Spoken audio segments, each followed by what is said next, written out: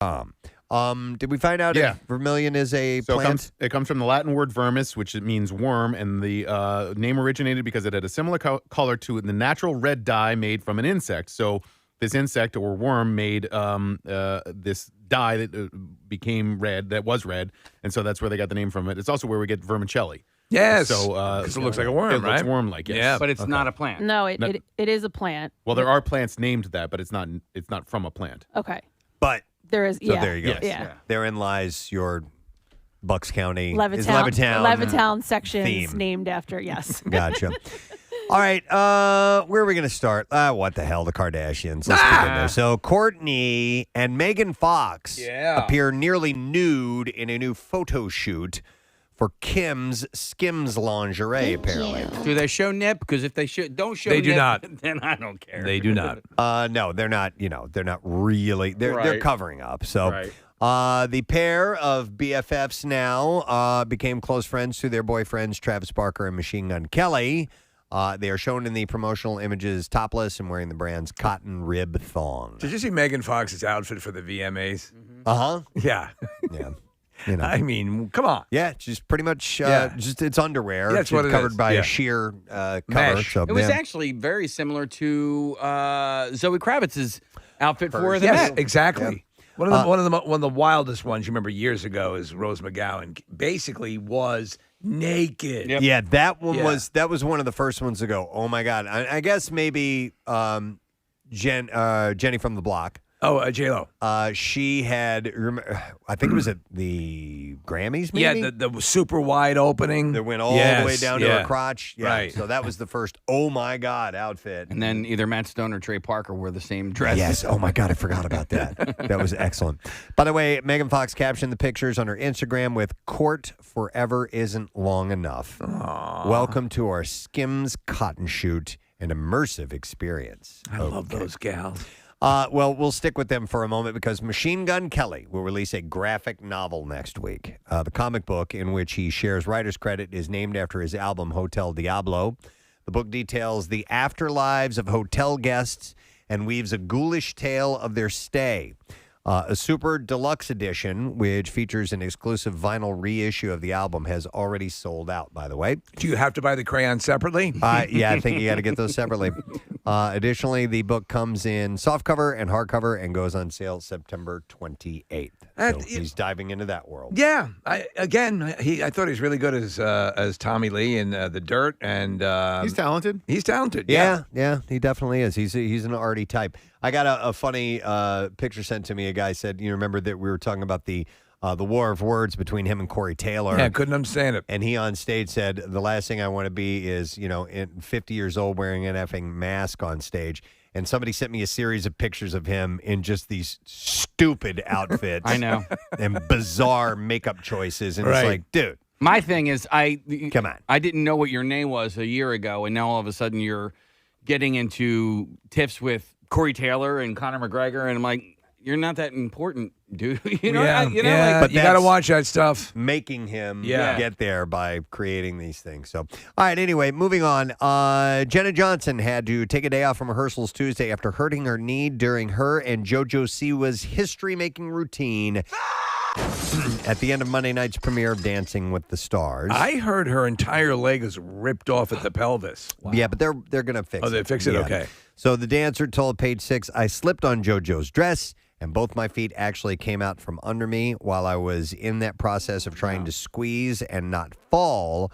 My knee kind of tweaked, kind of slipped out of place, and came back in." So she didn't get her entire leg ripped out. Okay, then I misunderstood the report. I probably should have read the report or looked at the report. Right. I watched that first dance number that they did together. They're really good. She's really good. I saw just a quick highlight of it, so I didn't see the full performance. But I think it's sort of stacked because she's a real dancer. That's right. She You know? started off Come on. like Dance Moms, Yes, right? yeah. So she's got a background. And they've had that throughout the year. Sometimes you're like, don't they have an unfair advantage? I don't like it. Yeah. I don't like it. However, she said that she has been icing the knee and will be able to compete in week 2. Johnson shared that Siwa checked in with her twice on Tuesday, both to see how she was doing and to make sure that she was practicing their next routine correctly. Sad news, and Steve, you're certainly familiar with Melvin Van Peebles. Yes, I am. One of the greats. The groundbreaking filmmaker, playwright, and musician whose work helped usher the blaxploitation wave of the 1970s and influenced filmmakers long after he died. He was 89 years old. You can't understand how important he was to that, what they call black exploitation movies. I loved all that stuff, all the stuff that he did. Just great. I assume he is related to Mario? Yes, He's he his is. father. Yes. Yeah. Okay. So his family said that Van Peebles died Tuesday evening at his home in Manhattan. In fact, Mario Van Peebles said, "Dad knew that black images matter. If a picture is worth 1,000 words, what was a movie worth? We want to be the success we see. Thus, we need to see ourselves being free." True liberation did not mean imitating the colonizer's mentality. It meant appreciating the power, beauty, and interconnectivity of all people.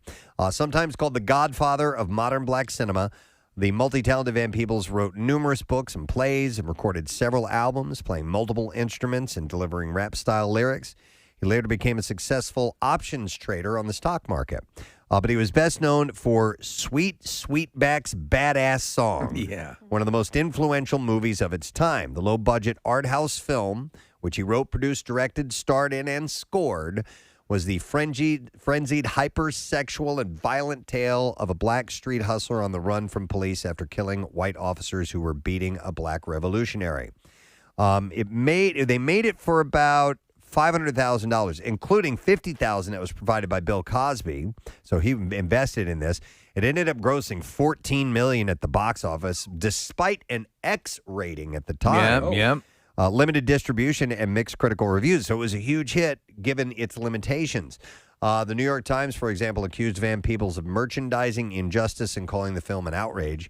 Van Peebles, who complained fiercely to the Motion Picture Association over the X rating, gave the film the tagline, "Rated X" by an all-white jury.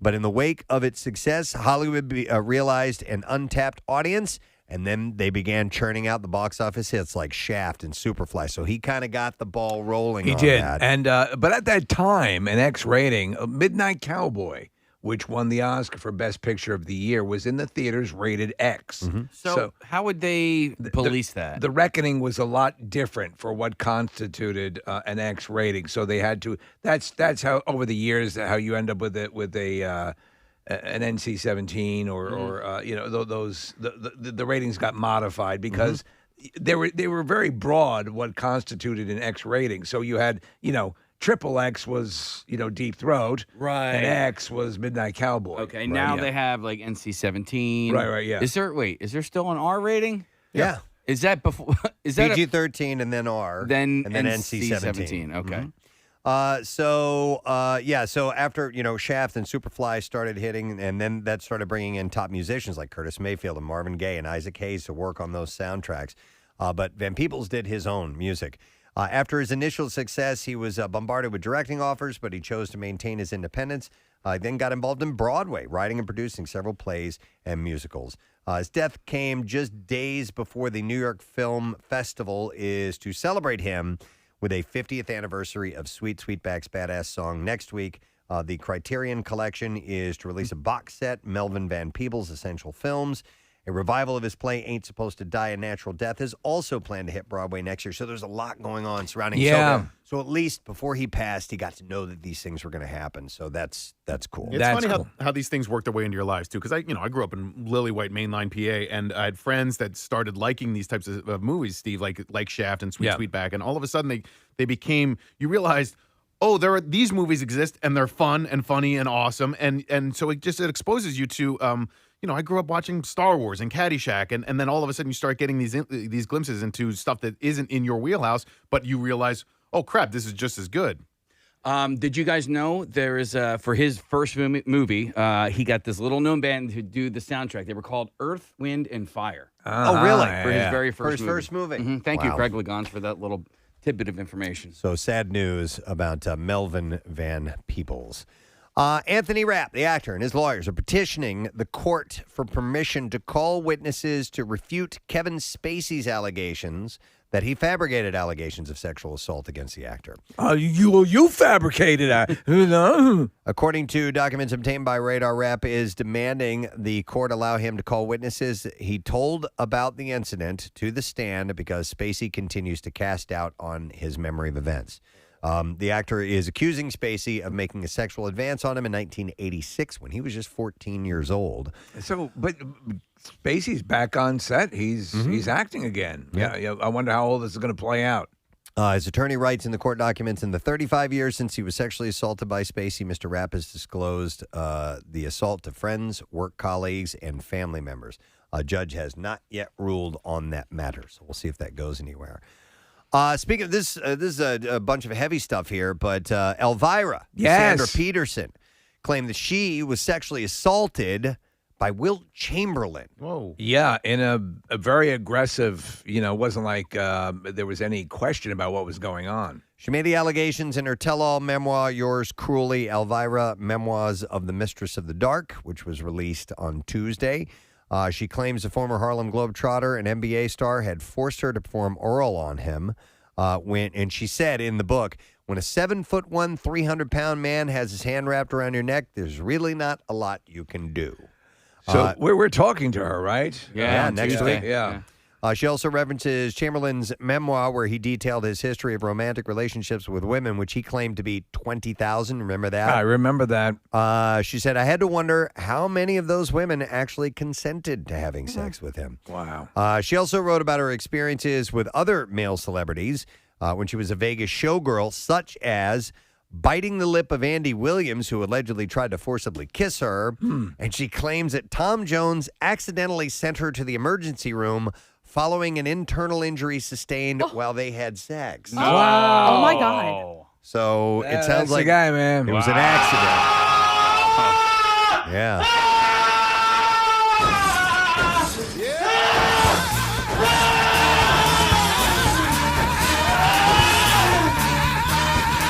Wow. Yeah. So we'll ask her about those things. Yes. Well, she's selling books and she's ready to talk. When we talk to her next week, for sure.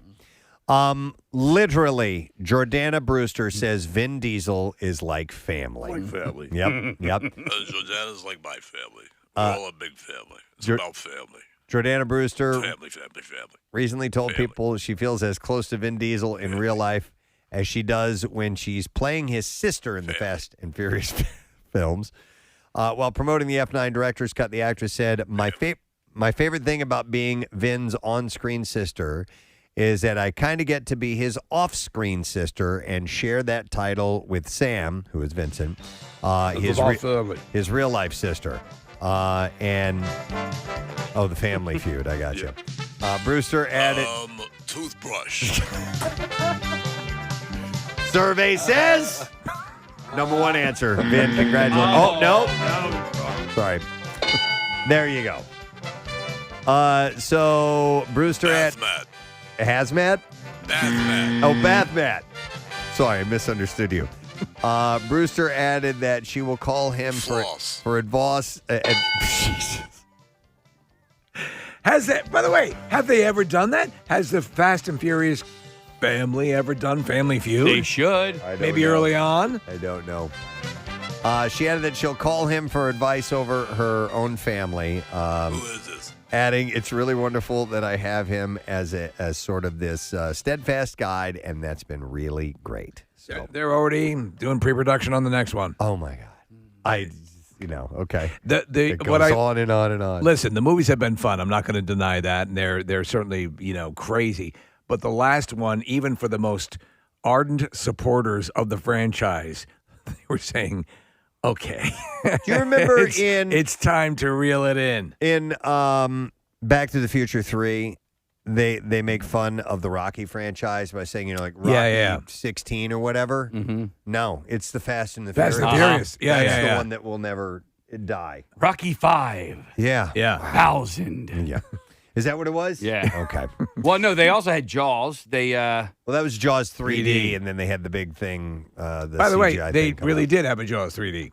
Yeah. Yeah, it was the third movie. Is Rocky 5000 Spaceballs? Or is that Back to the Future? I don't remember. Did they make fun of Rocky in Spaceballs? I don't know. I don't remember that. Rocky 5. 1,000. That's a good question. You know what? It is. It is Spaceballs. I thought so. It's the Yeah, the there it television is. reporter. Yes. And Pizza the Hut. That when he's reporting on Pizza the Hut, Yes. who ate himself to death. Right. And he reports on Rocky 5000. That's correct. All right. Glad we got that cleared up. We're moving on to another story. Jesse Tyler Ferguson says that his husband, Justin Mikita, never helps with the cooking. Oh, my God! Yeah. The Modern Family alum told Page Six, "My husband doesn't even do the dishes. He's useless in the kitchen. Nothing." Hate him so much. According to the outlet, Makita agreed with his husband's comments. Fortunately, Ferguson says he loves to cook so much that he would have gone to culinary school if it weren't for Modern Family. So he's the one who does. Somebody said, "Go dig up something. We need some extra. Right. We need to pad this." What's that? No, when these stories come out, they have their PR people will release stories. Yeah. It's And they an get picked excerpt up. from an interview. yeah. I don't have a lot of entertainment news this morning, so No I'm problem. going with Yeah, everything I got. But, we did discuss this on Fox Good Day yesterday about That we the did. thing, the chores that causes the most arguments Yeah. in a household, and dishes was number one. Dishes. Number one on I the would have list. thought laundry. Yeah. Jennifer Aniston recently opened up. Family. Laundry. Dishes. Jennifer Aniston Family. recently opened up to I don't think anybody else is playing. You're just the only Vin. one on He's set. by himself. You're doing great, though. Vermilion. The section across from where Kathy grew up. That's that Adam McKay show, right? I don't know. Jennifer Aniston recently opened to Marie Claire Australia about the rumors that she and David Schwimmer started dating after the Friends reunion that aired on HBO Max in May. It's just what people want. Yeah, she told the outlet, I was just saying I hadn't heard a word of this. Honestly, I was getting a couple of texts from people saying, I thought you were on a break, LOL. And I kept saying, what are you talking about? And then I went online to see what was happening, and I was like, that is the funniest rumor that I never heard that got shot down in the quickest amount of time. They addressed it in the special, though. I mean, they addressed they were there was an attraction, but they at every point they were dating people and they weren't single. So. Well, part of the speculation, I guess, happened after they had revealed in that special, which I didn't see, that they kind of had a little crush on each other during the first season. But of the nothing sitcom, came so- of it. Yeah, Right. so, Right. yeah. And I think they maybe decided that maybe this isn't the best idea in a work environment. Yeah. Yeah, not to eat crap where you work. Yep, Or you don't want something to do like that. that. Yeah. Chrissy Teigen was spotted wearing denim underwear Oh. to John Legend's OMG. Los Angeles concert on Tuesday. Is that a thing? I have Denim no underwear? idea. It's got to Well, be That incredibly sounds- uncomfortable. That sounds like the worst thing ever. Like, especially if it's like a thong or something like that. What? Like, can you imagine the chafing that would happen? Forget It's- about remember it was the, part of her outfit. They're Oh. actually Oh. denim shorts that are a thong. That are cut to look like a thong, Yeah. and they're Right. worn on the outside of some kind of leggings that she's wearing. I so, mean, yeah. Yeah. you look stupid. Yeah. Do you remember when we had Burt Kreischer in and he was wearing denim? Denim. They were it looked- shorts. No, well, it was Speedos. Yeah. But I mean, Yeah, it but wasn't that actual actually, denim. Yeah, it wasn't actually denim. Denim So- would cut you up. Oh, yeah. The 35-year-old model shared some pics of the outfit on Instagram where she's captioned the post with, I did not let these shorts chafe me for 4 hours to not get the pics. Picture. I mean, at least she's honest. So there you go. So, yeah, they would chafe you, and she was straight up about we it. should do a side-by-side of Bert's picture and Chrissy Teigen. Who wore it best? Who wore it best? Look, Tegan just had her cheeks chipmunked, right? She had That's her. right. Yeah. She had some kind of What was it? procedure done. She I forgot what it was like, called. Basically, face lipo. Remember? No, Kath. Remember? Oh, the because we talked about it cheeks. with the. I thought, well, the we're talking lines. about the thong and her butt. I thought you meant her butt cheeks. No. Right. Yes. Face cheeks. Let's see. Netflix announced Wednesday that it is joining forces with the Roald Dahl Story Company to bring some of the world's most loved stories to current and future fans in a new way. So Dahl's catalog includes the classics Charlie and the Chocolate Factory, Matilda, and James and the Giant Peach. All as made well. into movies. Yes. So they have, they've picked up that catalog, which means, I don't know if that means just those movies that were already made or they're going to create some new stuff. Didn't he write the Witches too? The Oh, I don't know. Maybe. I think he did. I think he wrote that as well. Yeah. Let's see. The third installment of the Harry Potter spinoff Fantastic Beasts and Where to Find Them will hit theaters during Easter weekend next year, it was reported, according to Deadline. The studio announced Wednesday that The Fantastic Beasts: The Secret of Dumbledore will premiere April 15th of 2020. It's about family. It's maybe about family. I don't know. He's still standing at the podium. He's still Sorting hat. playing. Everybody's gone home. Hufflepuff. Hufflepuff. Set is dark. Gryffindor. Hagrid. So, yeah, that's gonna be coming out in April of next year. I'll tell you this. I thought the first one was okay. I liked it, but yeah. The second Yeah. one was a little bit more interesting, but it just hasn't caught with me. Marissa, did you? Okay, she's gesturing. What's up? I have a little bit of breaking news. Breaking news. Well, hang on one All right, second hang on. because I need to hit. Do we have the a little bit of breaking news? Tiny breaking news. Breaking news. Breaking news. All right, what's the breaking news? I was just creeping on Chrissy Teigen's Instagram looking for a photo of these denim thongs. Do you guys know that Kristen Sujin, our old intern, works for her? No, Does anybody know who Kristen I don't Stewart remember I who do Kristen not. I do Stewart is. not. If I saw her, Not Gams. There was two redheaded yeah. interns Oh, at the same time. Yes. Yes. She's on her Instagram right now taking food photos. that was Chud. Chud. We had Gams and She was Chud. great. Yeah. Oh wow. Two she of the works best for- interns we've Well, ever had. she got Chrissy in that, Teigen? but she got in that industry. She got in that entertainment industry after she left us. She was working with she was working with Yes. Charlie Manuel's Yes. show. That's right. Yeah, Yep. she was on the Charlie Manuel show. She was living out in LA with Colleen Wolfe. Yes. And they're best friends out there, and I guess she's just in that world. And Well- she's doing video and photography for her. Contact her, and we should chat her up there, Yeah. Marissa, See how one of our interns is doing. so she can praise us Absolutely for setting her off on the right path. Yeah. All right. Well, that's cool. This has been breaking news. Breaking news. Sort of breaking news. All right, so let's see what else I got here for you. Eddie Murphy signed a 3-picture and first-look film deal with Amazon Studios. Variety reports that the comedian will star in 3 films for Amazon Studios and develop original film projects for Prime Video and the studio with the potential to star in them. Wasn't Coming to America produced by Amazon? That is correct. Yeah. So he's got a 3-deal setup now, and that means more good stuff from Eddie Murphy. Did you ever get around to seeing it? I did not. Okay. And I need to. I know, but I just kind of heard lackluster reviews. It's fun. Yeah. It doesn't sully the original. It's not anything revolutionary, but it sits right in the pocket. It's good. Okay. All right. Yeah. Maybe that'll be a weekend thing for me.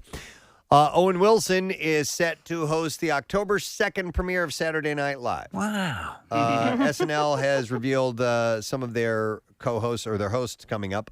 So also announced Wednesday was Kim Kardashian.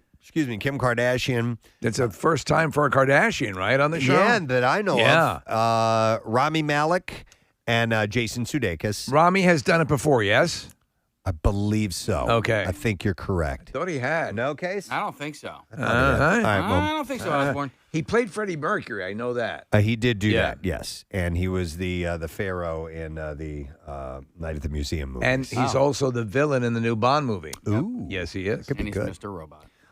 Jason Sudeikis also set to host some of the remaining October episodes of season 47.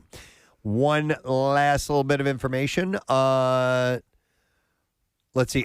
Dan Levy, co-creator of S's Creek, as we call it, has snagged a deal with Netflix, and it's said to be worth 8 figures. Wow. So- you mean numbers, right? Yes, that is correct. Numbers, not like Parabola. or any shapes or things like that. No, actual money. Okay.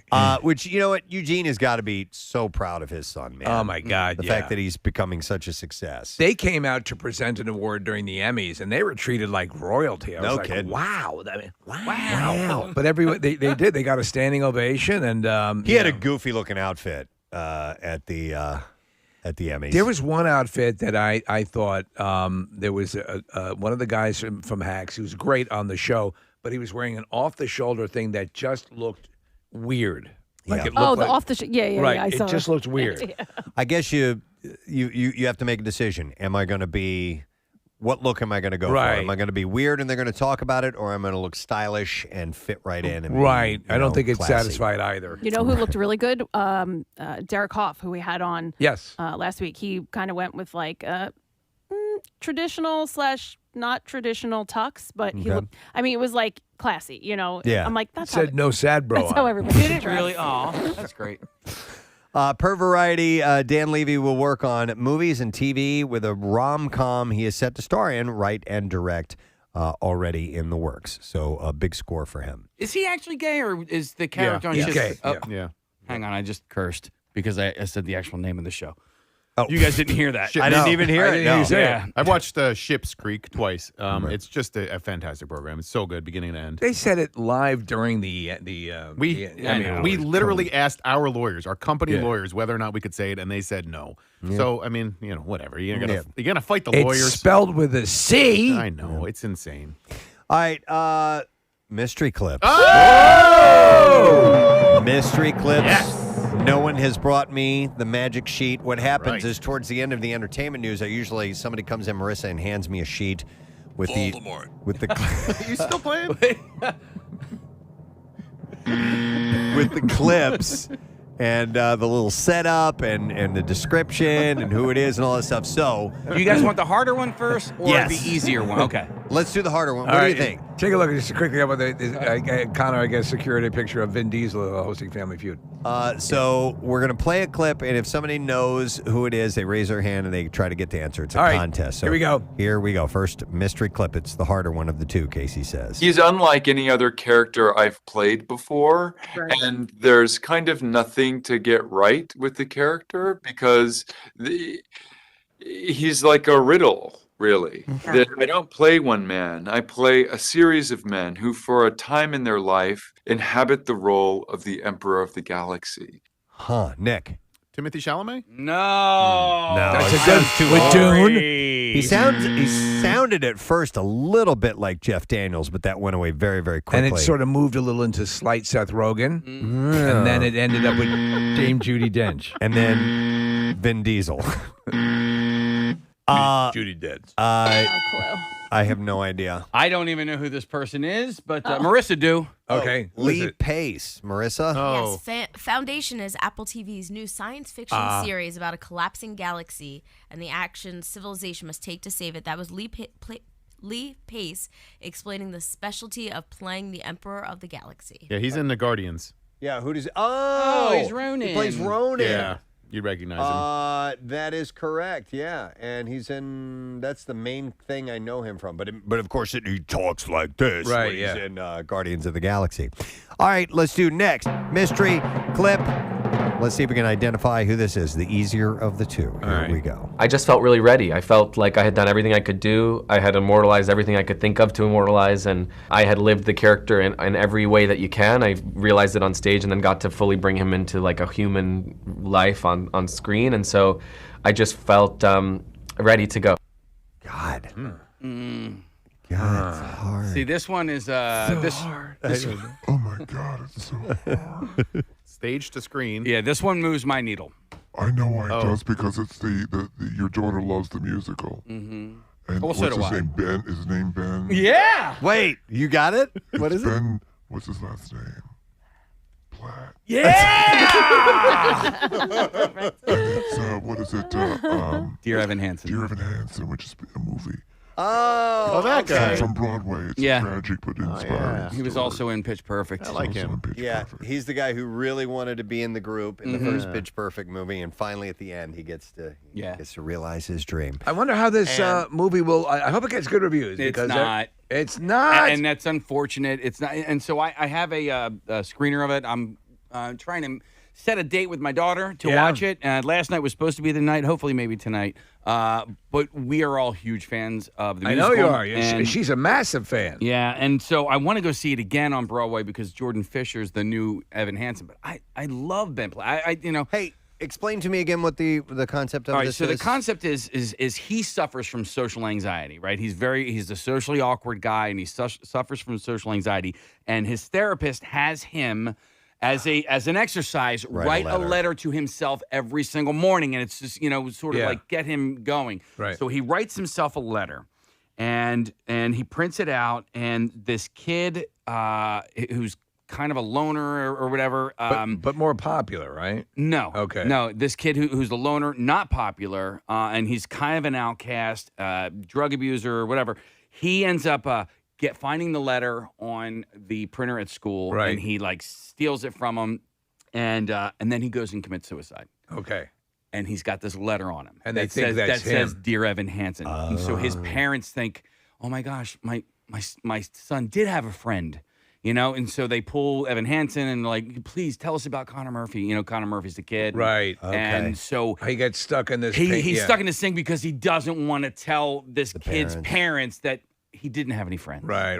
And so then it turns in this whole movement happens because like he becomes this champion of the school. Right, but he's sort of living a lie. And he's living a complete All right. lie. And Yeah. he's- I got chills so right now. struggling with that. It's basically F9. Yeah. Yes. It's about F9, family. yeah, it's about family. Dear Vin Diesel, you are bold and you are very strong. Dear Vin Diesel. My Vin Diesel's morphing into Stallone. I got to keep them separate, man. It is, you got, do. You got to keep them separated. I love both of those characters, but yes, if we learn gotta do more anything of from this. the Offspring, who's playing the Barbecue on Saturday, by the way, you got to keep them separate. right. Yeah. Vin has more of the bubble throat. That's correct, yes. All right, and that's our entertainment report for this Thursday morning, September 23rd. We should take a break.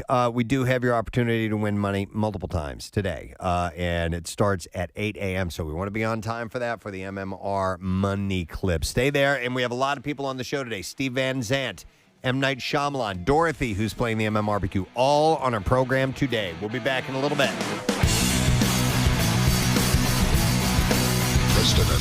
Preston and Steve. On 93.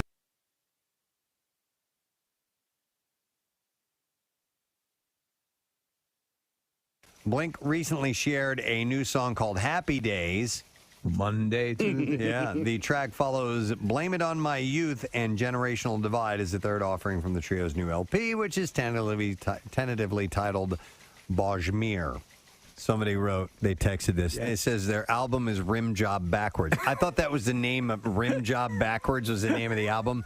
No, Bajmir is Rim Job spelled backwards. Oh, what? There we go. Thank you. We would not have known that. I like that. Yeah. Bajmir. Or you can name an album Rim Job Backwards.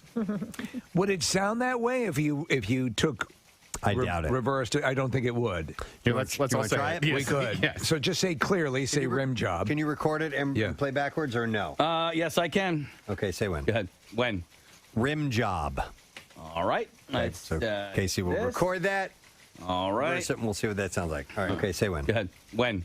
Rim Job. All right, you ready? Yep. Bajmir. Yeah. Bajmir. Yeah. Bajmir. There's a little in there, but Bajmir. Now let me say that forward. And see if it. Okay. Yeah. All right. Okay, ready? Yep. Bajmir. Okay. Okay, let's try that. See if it comes back as Try Rim. that. Go here and. Rim Job.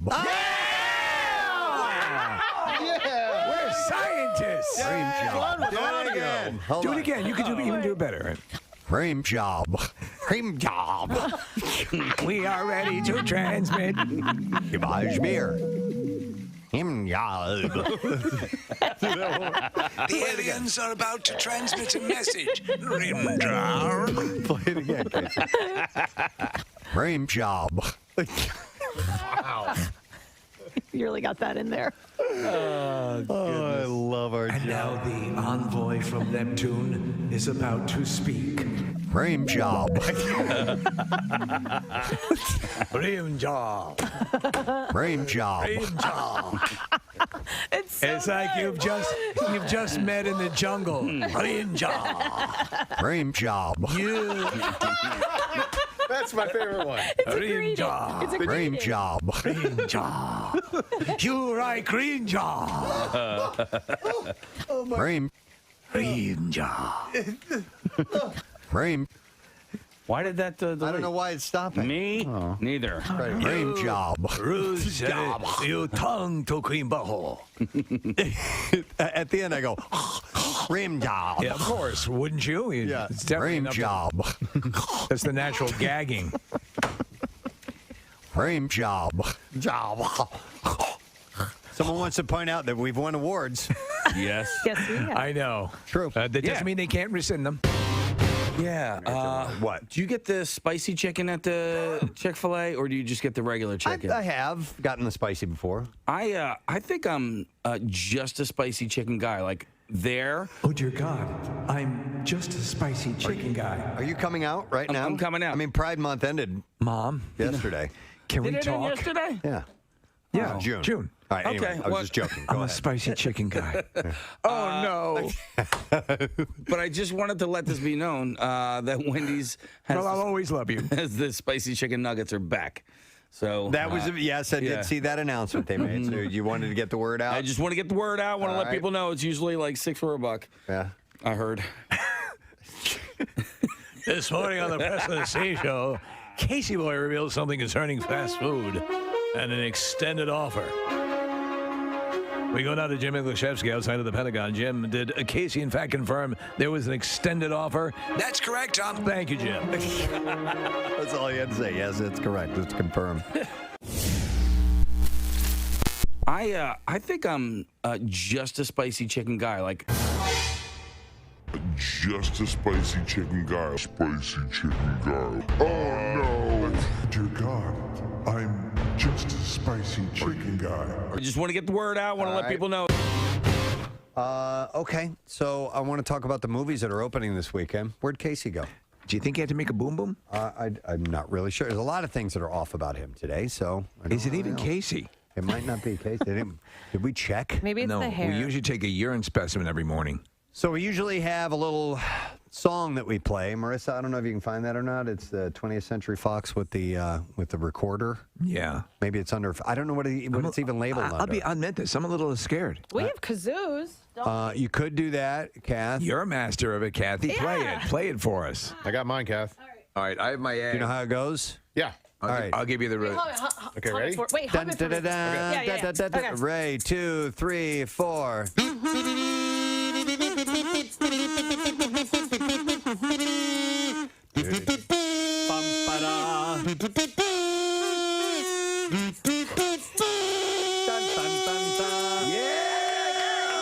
ladies and gentlemen. You were way better than me. Thank you.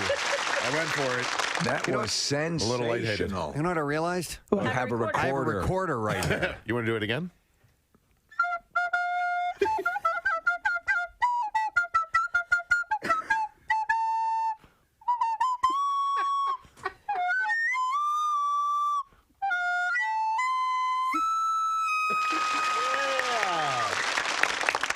You okay?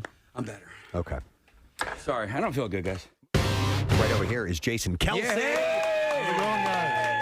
How you doing so far? You enjoying the off season? Yeah, it's good. You know, we just started up again about 2 weeks ago. This week was the first week on the field with the coaches. So, you know, we're kind of back at it. Kind of seems like there's really not any sort of real off season these days. The nature of the beast is that you just keep at it. Yeah, especially when you're playing playoff games and stuff like that. It shortens down. You know, we're probably 7 months out of the year working, but you know that's. I mean, pretty intensive work for 7 months. But Jason, is it a case of? I mean, and is it sort of better that way because you gotta do more getting up to speed? Yeah. If you take too much time off, and if you kind of sort of keep at it, you're always just a tick off, fighting weight, basically. Yeah, I think most guys lift year round pretty much. Yeah. I mean, you'll take a few weeks off here or there, go on vacation, whatnot, but most guys are always staying in shape. This time of the year is especially important for all the new free agents that we got in, all the guys that are trying to learn the terminology, the new playbooks. Well, your brother's like one of the best tight ends in the league. Yeah. He does a great commercial, by the way. He's tackling an eagle in that commercial, or have we talked about this yet? He's dancing in the commercials, the commercial that I'm talking about, where he's sort of fantasizing and he's doing like an end zone dance, and then you realize that he's like standing in the middle of a store or whatever. Yeah. So I wanted to ask you, because you guys are both at the top of your games and the top of your positions, who's the actual better athlete? Oh, Travis is not even close. Oh, really? Not even close. You got to call him as you see him. Yeah. Honestly, he's living it out in fantasy, and you're doing it. Yeah. No, he's a special athlete, and he always has been. Even no matter what it was, basketball, baseball, he's just had a knack for sports. I think that I've always been big, fast, and strong, but the type of athlete he is, how fluid he is, the way he moves, his ability to change direction and things like that. And spatial awareness. I mean, he's a tremendous athlete. Jason, you and Nick share something in common. You guys have both climbed Mount Kilimanjaro. You climbed Mount Kili? I did. Yeah, I did it for charity as well. The organization you guys did it with was Chris Long and Bo Allen. And the Water Boys is a fantastic organization. And, when I did it, I thought I never want to do it again. Because same here. Yeah, it is the hardest thing I've ever done in my life. Yeah. But now it's been several years and I want to do it again. And part of the reason why I want to do it again is because of the work you guys have done for such a great organization. And I love philanthropic climbs at all. And to do it and make it that challenging is really impressive. Tell me your impressions of the climb itself. Same as you. Yeah. The moment I started going up that last night, about halfway through, I was like, what in the hell am I doing? Yeah. You're in the pitch black. You're going. What route did you go up? We did Umbwe. Umbwe? Yeah. We did Wrong Guy, which is the only one from like the north side. Yes. It's the shortest, but I think... Is it steeper? I think it's at the top. It's a little bit steeper. Because everyone says like Nick was saying that basically as climbs go, it's a gradual, but there was one route that at the end, it's probably what you did, that it becomes a lot steeper. The summit is the hardest part of the climb. Exactly. And you're already tapped out because you've done a climb for several days in a row, and then it becomes the steepest part at the highest elevation. Yeah. Oh, that's wonderful. I don't know if it's any steeper, I shouldn't say that, but you do have to, once you get to the top, you don't go right to the peak, so you have to like walk around to the other side of the peak, which is a little bit more of like another 2 hours once you're already at the top, which is kind of like, well, why in the heck am I? Are you walking? I should already be here. Is that so you summit like at daybreak? So you get up at midnight the night before. That's what we did on this route. You have a headlamp on. It's the blackest of black you've ever seen. I mean, there's not a light on a mountain. Yeah, and you just start making your ascent. And at this point, it's a little bit too steep for guys like me to go straight up. I mean, the porters and guys who do this, I mean, it's nothing to them. They're walking up and down like it's just another day of work. Bastards. But, for us, we go like kind of like sideways in these skipbacks, and it took us 7.5 hours to get to Gilman's Point, which was the top of the Wrong Guy route, and then we had to walk another 2.5 hours to the peak. So I got to the peak around 10 a.m. Who else climbed with you guys? So it was me, Chris, Bo, and Haloti Nada were the four guys that have played with the Eagles. And Haloti? They said Haloti and Bo were the two heaviest guys that they've ever seen climb the mountain. And he announced his retirement from at the peak, at the summit. After the climb, the mountain is now 16,000 feet. As we're sitting here talking to you, the texts are coming in, and I wanted to find out what you hear most. Do you hear... hungry dogs, what is it? Hungry dogs run faster? Yeah. Okay. Or if I don't eat breakfast, I'm pissed off. Yep. Or from that speech, there were several highlights. Do people just yell those out to you sometimes? Absolutely. Okay. Yeah. Which one do you hear most? I was actually surprised nobody this morning asked if I ate breakfast and if I said or not. You've heard it enough, man. Thank you. I probably hear hungry dogs run faster though. Yeah. And that's not just from, I mean, that's still a mantra of Jeff Stoutland. I mean, he was just grilling some of the younger guys with it today, and or not today, but yesterday, about, we got some rookies coming in here. We got some new free agent signings. You want to talk about, hungry dogs, and he's trying to motivate people with it. I mean, it's something that, was such a big part, I think, with the team and the city, and it kind of all correlated together that I probably hear that one the most. That's Jason Kelce. Yeah! I did notice something else. More from the noticer. Mm-hmm. He notices so you don't have to. I noticed across an empty field. Down the dark alley. I do notice that I will use digital assistants from time to time. The two that I use are your fingers? No. And your toes. Not those digital assistants. I'm sorry.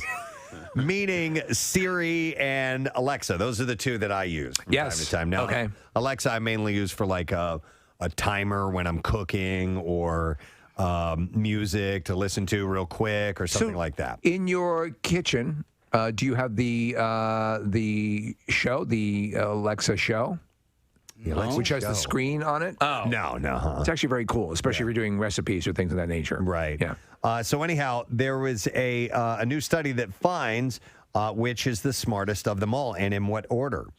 This is Loop Ventures. They did a study that had researchers ask the 4 digital assistants 800 questions, and they found all assistants were great at understanding the questions.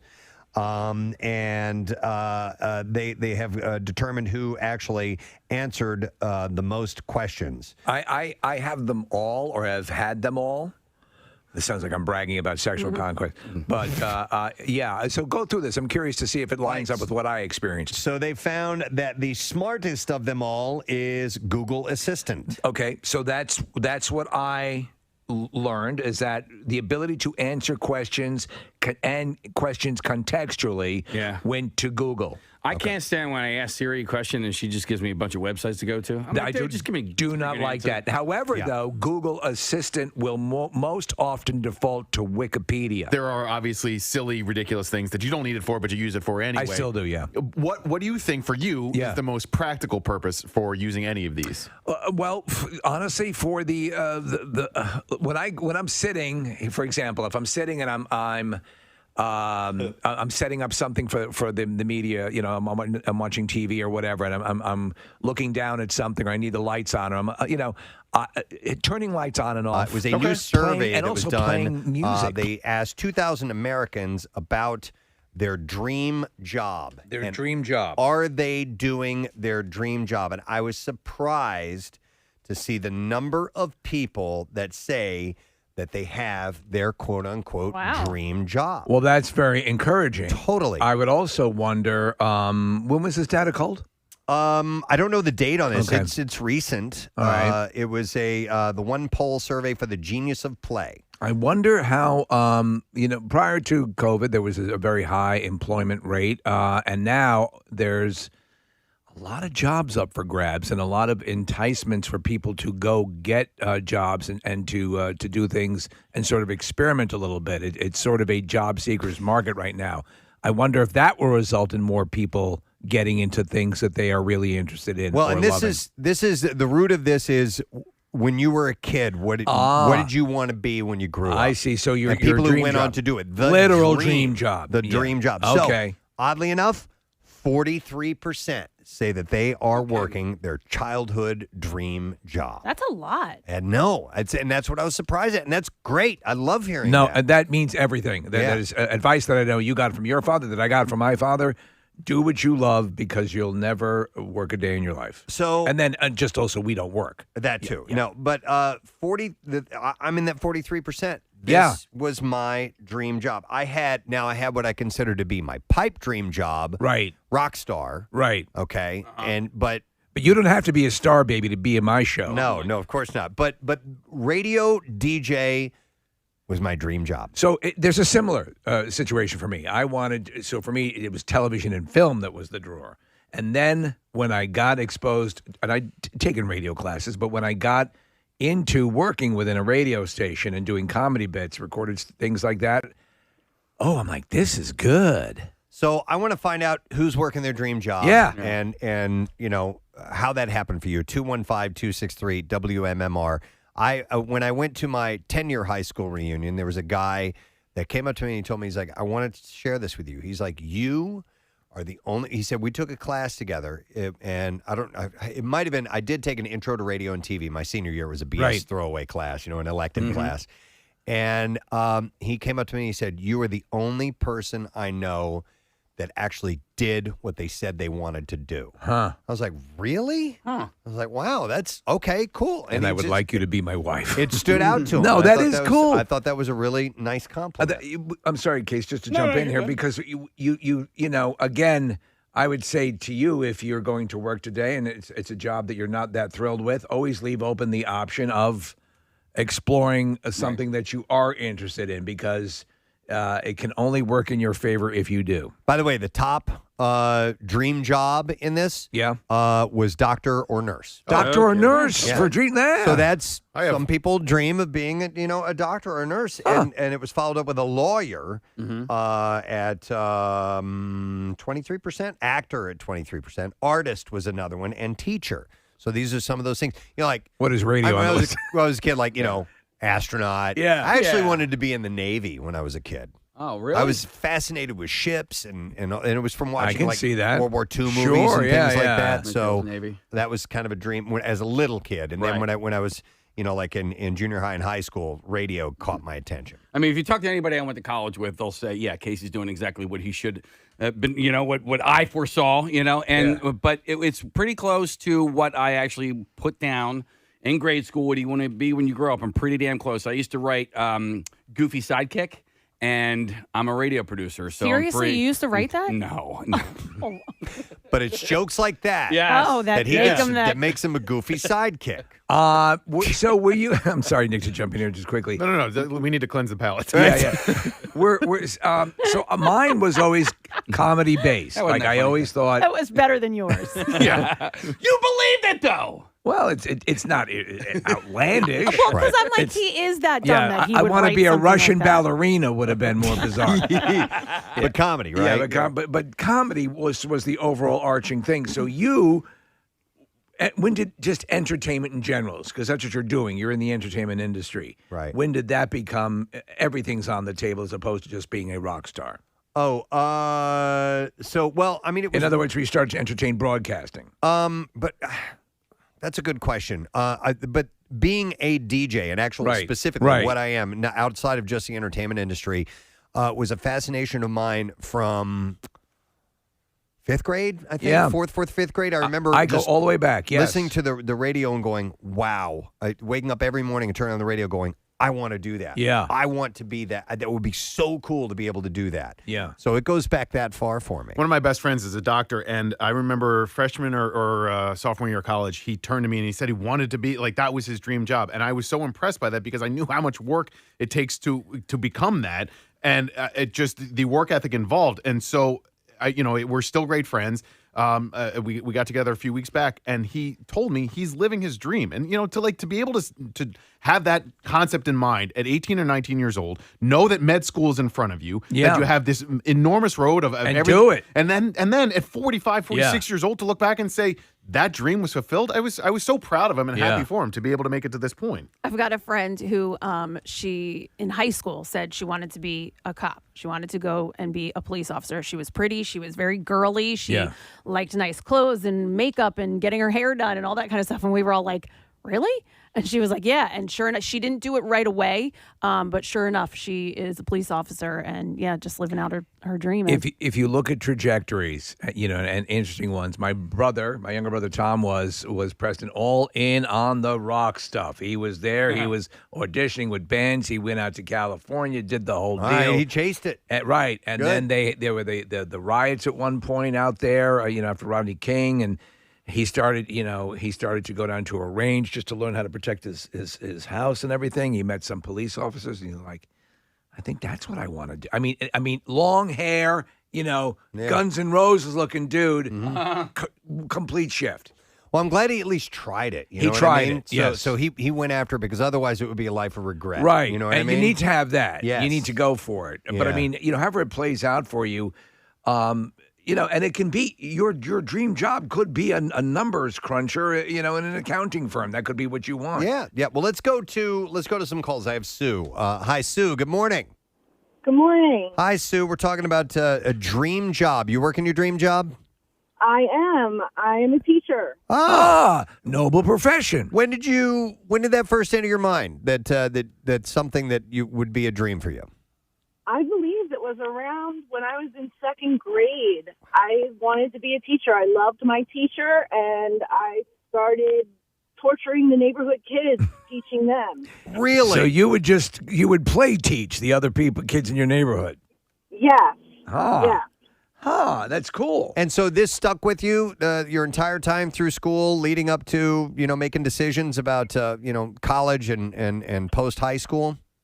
Yes, all the time, and never really changed my mind. Good for you. Got into teaching and always wanted to be it. That is it, and here I am 28 years later, still doing it. That's great, and that is a rare thing. Or maybe I'm wrong. I didn't think this many people, Preston, percentage-wise, would have their dream job.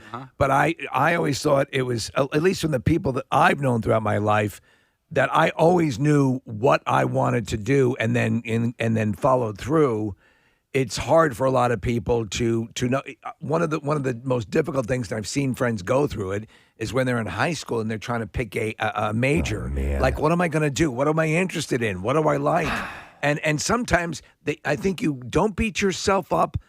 Oh, don't live life. Find out it's going to be a Whitman sampler of things. And there's way too much pressure to Right. find that stuff out early on in life, and you'll figure it out eventually. But if you don't know it at 18, 19, whatever age, that's okay. Yeah, you can kill yourself with stress. To be honest, the radio job dream.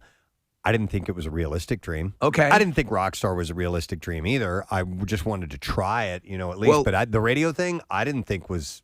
Did you know that there was work involved in? I mean, actual jobs besides being a radio DJ at radio stations. I am feeling good, and I hope you are too.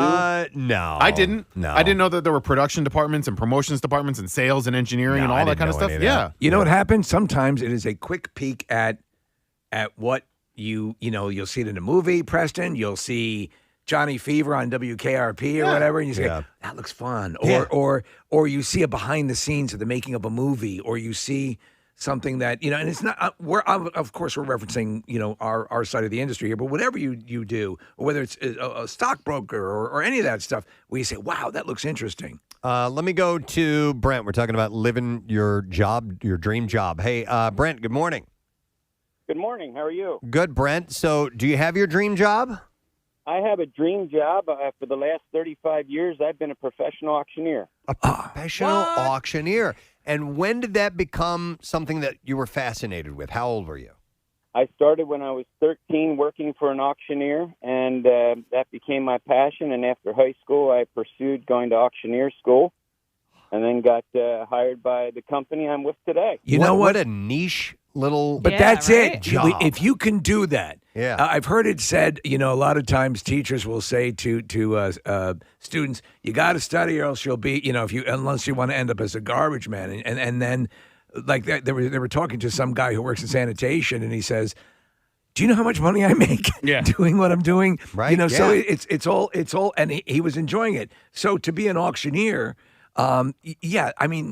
you're probably not competing with a large group of people who do it really well, so that's going to raise your stock. But did you guys know that there was an auctioneer school? Like, what is that like? Yeah, I had a friend who actually did that as well. But yeah, Brent, tell us Get your about class.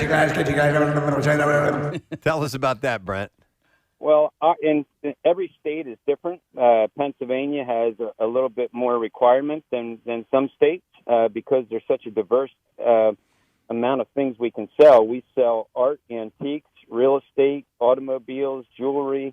There's not much we don't sell in the state of Pennsylvania at auction. Am I correct in assuming? Because I would just think there'd be just an overall auctioneer capability, which is you can go in for somebody and say sell this art or whatever, and they give you the information. You're saying that some states require that the auctioneer be well versed in what they're selling? You're licensed and bonded. It's more about you're handling the assets. I got you. Okay. Because automatically when we think auctioneer, we think about the cadence. We think about your county fair, and the speech. What is that called? The rambling, real fast talk. Chant. What the chant? The chant. Okay, so that's what I immediately think of. But it's obviously about the business of selling these. More things. like a Sotheby's, right? Like that sort of thing. Would that be correct, Brent? Well, they're less of a chant, less of a cadence. Right. Could you sell Casey off our show? Oh, wow. That might be a little difficult to get a bid. Oh my God! Wow. What did Casey do to All I Abby? did is wake up and come to work this morning. I love you. Relax. And try to make a couple of jokes, but All you want to do is trying to get your gun, dude. Spread some sunshine, Casey, and then this dark cloud comes in. He's so mad. He's getting so mad. I'm not mad. Hang on a second. Okay. My feelings are hurt. There's a difference. Oh, there you go. There's mad, and then there's sad. Namaste. And Kathy, you and Do you Brent want me to give you a joined up, hug? and you guys have completely taken the wind out of my sails. There's no anger here. Okay. I just want to crawl into a hole and drink a bottle of poison. So thank So you for that, guys. So get to work, Brent. Wow. Brent, so do you do that chanting stuff? I do. In 2007, I was the state champion. What? And last year, I was inducted into right. the Auctioneer Hall of Fame for Pennsylvania. That's All right, well, awesome. we're going to have to ask. I Yeah, don't know there's- if you can read something or auction something right in front of us, but can you do something for us? Can you give us a little bit of your style? Oh, sure. Yeah. How about $100 bid? $100 now quarter, $100 bid 25 and 50, now 75 and 2, now 2 and 2 and a quarter and a quarter and a half, 250 now 75, 275 bid at 300, $300 bid and a quarter, and I sold it. There it is. Awesome. I That's good like stuff. that. That's an interesting little melody you have there, and it wasn't too fast. Some of those guys, if you ever Super see, fast. especially like livestock auctions, Oh, forget it. I have no idea what language they're speaking. I'd go to one of those things and I'd spend $250,000 on a piece of veal. I wouldn't know. I can't keep up with the bidding and the responses. Those are too fast. Yeah. Oh, that's cool, Brent. And yeah, we're looking at 2020. Brent Souter. That's your name, right? Yes, that's correct. That is, we're looking at the Hall of Fame. A fellow Hall of Famer. Yes. Wow. All right, Brent, congratulations on having your dream job, man. Thank you, sir. All right, we'll That see is you. cool. There was an auctioneer that used to sit courtside at the Sixers games, and everybody knew him. He had season tickets. He was there every game. He was such a nice guy. And you wouldn't know that that's what he did, but he Right. did a lot of the charity events. And, he was very showy. He would show up in a crazy suit, and he would do the auctions for the charity events. But, I mean, he did the super, super fast talk. So it'd be lucrative. Yeah. Yeah. All right, so we're talking about the fact that this poll asked 2,000 Americans who has found and is doing their dream job. 43% of the respondents said that they have their dream job, like from a kid. To me, that's good news. I love it. So we're taking calls on this. I'm going to go to John next. Hey, John, good morning. Good morning. What's up, John? How you doing, brother? Good, man. So as a kid, what did you want to do? Truck driver. Ever since I saw BJ and the Bear. Dude, yeah, BJ and the Bear. I can understand that because that looked like a cool sort of life. Being out on the road, man. Yeah. And you love it, John? I love it. Yeah. I love it. And I drive locally now. I can't. I have 2 huge dogs at home, so my wife would kill me if I went over the road and left her with 2 big ass dogs. Did you used to drive nationally all over the place? Yeah, I did that for about 3 months. And when I came home with another puppy, my wife said, "If you leave me, I'll kill you." Well, let me ask you: at any point, did you own your own rig? No, All right. sir, no. All right, no, but sir. still, that's cool. What's so great about your job, John? What do you love about it? I love driving. You Yeah. just love driving? I can see that. Yeah, getting to see. Did you? Go ahead. I'm sorry. No, I'm just saying. Did you get to drive? Were you long haul at any point? No, well, I did like Alabama, Okay. Massachusetts, Connecticut, Ohio, Texas. Yeah, man. All over. I love the roads. The things you see, the sights you see, it's beautiful, man. That makes complete sense to me. Yeah. Yeah. That's excellent, man. Well, Yeah. congrats. I love hearing that people love what they do. There Thanks, was a man. monkey on BJ and the Bear. Yeah, too, right? that was the bear. Okay. I would love to be able to take my 2-year-old dog, but he's such a retard. I think I'd drive my truck. Thank you, John. I want to go to Steve C. It says here. Hi, Steve. Good morning. Good you morning. Good you morning, sir. Good morning, it.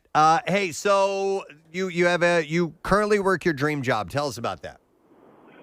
Yep, I'm a physician at the University of Pennsylvania. Oh.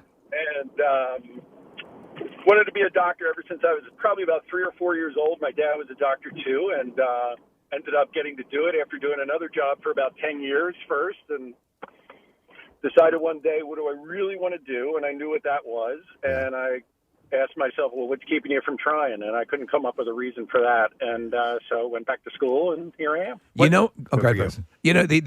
Dr. Mike was and is a trumpet player, and I assumed at some point he was entertaining the notion of doing that for a living. They were, he's part of a band that would play weddings and things of that nature, and then decided later on to get involved in medicine, and he loves it as well, Steve. So kind of the same trajectory. Yeah, it's a wonderful life, but you have to love doing it. And Yeah. I know that's because the hours are long, but I can honestly say I don't go to work a day in my life. So that's good for you. great. Steve, what age did you decide that? Did you change your mind? I guess I was about 32. Wow. And then you went back to med school? Well, went back, took night classes to complete all the prerequisite science courses, and it's amazing how much better your grades are when it's actually you're paying for it. That's true. Yeah. When you actually are interested in it too, you know. Oh yeah, and so I went back and did all that, and then applied, and I figured, well, if I get in, great. If I don't, I already got a good job. And good for you. In. So here I am. All right. Thank you. Appreciate it, Steve. Congratulations. I thought there would be a little response on that. You know what? And so here's a little tale for you if you're listening. And what we do is interesting to you. It's not something that you can do like he did. Wait till later on in life and then go, you know what? I think I'd like to try radio. Right. It's unfortunately it's one of these things where you got to get in it early. Yeah. Unless you can work for no pay for a long time. Well, because internships are the way you get into our business, and you need to do it when you're a student. You're exactly right. However, in the world of broadcasting, podcasting, and things of that nature, I should say, they do provide an option and opportunity. But for what we do, it's you got to get in a little bit earlier. I kind of look at podcasting as kind of playing what we do, unless all of a sudden it becomes incredibly successful. Because listen, if you're doing podcasting, you're not going to get benefits. You're not going to get all these different things. You're not going to get security of payment unless all of a sudden you're one of the rare ones that, like a Rogan that all of a sudden explodes. And yes, I can make a career out of this. It's more of that's the way I see it anyway. Yeah. But radio, if you can get with a company and you get a full-time job and you get benefits and things like that, it's a little more feasible to make a career out of it. I know you guys know my story and, how I contacted you and all that kind of stuff, but I don't think I told you what preceded that. So I always wanted to be in TV. That was what I went to school for. I started in high school, and that was my dream job, and that's what I was going for. And I used to drive every single morning on 95 from Bucks County into Center City for my job, and I think I had to leave an hour and a half before because I would sit through traffic. I was driving in rush hour. I had to pay for parking. If you didn't get there at a certain time, you'd then have to park at the meter. You'd have to run in and out. Now, that's a city job. It's not necessarily a TV job. But that was during that commute, I would listen to Howard Stern. Right. And I'm like, you know what? I wonder if radio would be better. I don't have to get up and do my makeup and make sure I'm dressed and wear heels. And all. Yeah. I'm like, that would be a really cool job. And my friend at Channel 10 was the one that said, hey, Preston and Steve are talking about you. And I'm like, who are they?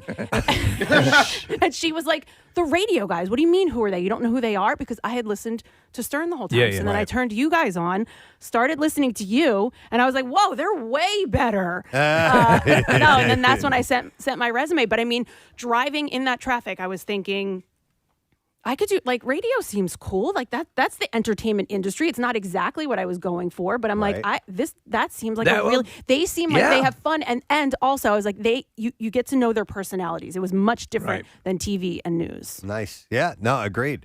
I will go to, we're talking about getting your dream job. I'm going to go to Janet. Hi, Janet. Good morning. Hi. Hey, Janet. Gadzooks to you. So you have your dream job. You wouldn't be calling in if you didn't. Tell us. I'm actually on my way from one client to another. I'm a pet sitter. A pet sitter. And when did that become a dream of yours? Well, I grew up, my dad and his wife had ranches, so I grew up around animals and horses and llamas and all kinds of fun stuff. Oh, my. Llamas. And, alpacas, goats, and lots of dogs and cats. So I kind of retired from corporate America a couple of years ago, and this job fell into my lap, and I am just thrilled. It's so much fun. You know what? Also, on the consumer side, finding a reliable pet sitter means everything. So, are you booked up? Well, oh Lord, it's great. Well, during COVID, it wasn't great, but now everybody's free to go and everybody's going. So, yes, I'm very booked up. All right, because I need someone to sit my alpaca. So she had a second career being her dream job. That's Thank great. you, Janet. We appreciate that. I wanted to also get a couple more calls because we don't have much time, but this one sounds really interesting. I'm going to go to Jessica. Hi there, Jessica. Good morning. Good morning. Good morning. So what's your dream job? I am a professional ballet dancer. Aha! Wow. Ballet. And who do you dance for? Well, currently I have sort of switched dream jobs. So my entire career, I worked for an international touring company based out of Philly, and got to see the world and dance and do what I love to do. And then as I got older, I'm close to 40 now, my dream job shifted, and now I am a dance movement therapist. So I provide therapy and counseling using dance and movement as a medium for expression and healing. That's awesome. Question, Jessica. Did your dream job turn to be out as fulfilling as you hoped it would be? Absolutely every single minute of it. Wow. Jessica, what age did you start ballet? Probably when I was 4, like all little girls start dancing. And Yeah, that's when I started. To do anything else, and it was incredibly hard and difficult to get your foot in the door, but I was so fortunate to be able to actually make a living doing what I love to do and getting to see the world at the same time. Wow. Yeah. That's really cool, man. I mean, because that's a stereotypical little girl dream. I want to be a ballet dancer. I want to be a ballerina. I want to be an exotic dancer. So you either do the Nutcracker Suite or the Bust-a-Nut Suite. Right, one of the two. Yeah. Well, that's great, Jessica. Thank you. Congratulations. That's Thanks cool. for calling in. Yeah, We appreciate that's it. a lot of work, man, ballet. And the whole, I keep coming back to us because we were fortunate that we were in this category, but and I had asked her, is it as satisfying as you hoped it would be? And like our job is, to me. I mean, other than the getting up early thing, but I've worked all up and through the clock on the radio throughout my career, but I love it. It's as fulfilling and on some levels even more so than I thought it would be. That's why the need is strong to encourage people, and when people come for career advice, to consider those things. And it's not really do what you love. And you're hearing a broad variety of things that really rock people's worlds. So consider something, and it's not. Go for that thing that catches your fancy, because chances are you're going to do it and do it well because you love it, and subsequently the pay will probably follow. I'm going to mention, because we have to take a break for the money clips, but I'm going to mention a few of the people that are on hold we didn't get a chance to get to. Otto works for an auto manufacturer. That's his dream job. Chris is in psychotherapy ever since he was a teen. Always wanted to, people would come to him for advice. He's got to do this. Lorraine always wanted to help kids. Now she helps athletes get into college. Paul, friend watched Top Gun, wanted to be a fighter pilot, and now teaches pilots. Cool. Christian is in law enforcement and just got out of the military, wanted to do both. Brian is retired from military, now runs heavy equipment at a coal mine, which is his second dream job. The military was his first dream job. Wow. Carl is a union supervisor for electricians, and it was his fascination since he was a kid. So it's awesome. There are a lot of people working their dream jobs, and if you aren't, then maybe you can, because we have heard a few calls of people who pivot, and you can and maybe make that move. So I think that's really encouraging, like you said, Steve. Pivot! To hear that people are working there. And Casey jotted this down. Chuck D'Amico, all he wanted to ever do, work for WMMR. Yep. Yeah. Lives his dream job, which is now a nightmare for him. But he works his dream job as a kid. So that's cool. That's encouraging. And I was happy to see these results. 43% of the people working say that they are actually doing their dream job that they thought of a kid. Here's what as a kid, here's what I'd like to do. So thank you for sharing. We appreciate it. We got to take a break because we got a bunch of things. Bizarre File and Money Clips are coming up next, and then a whole rundown of guests after that. We'll be right back. Preston and Steve on 93.3 WMMR. 93.3 WMMR presents Money Clips. Wow, we have a lot. The word of the Lord. The Romans are the low-hanging fruit in this scenario. Forgive them, Father, for they know not what they do. David actually slung some fruit instead of a rock. Who had the roast beef? But, I give this resurrection an A+.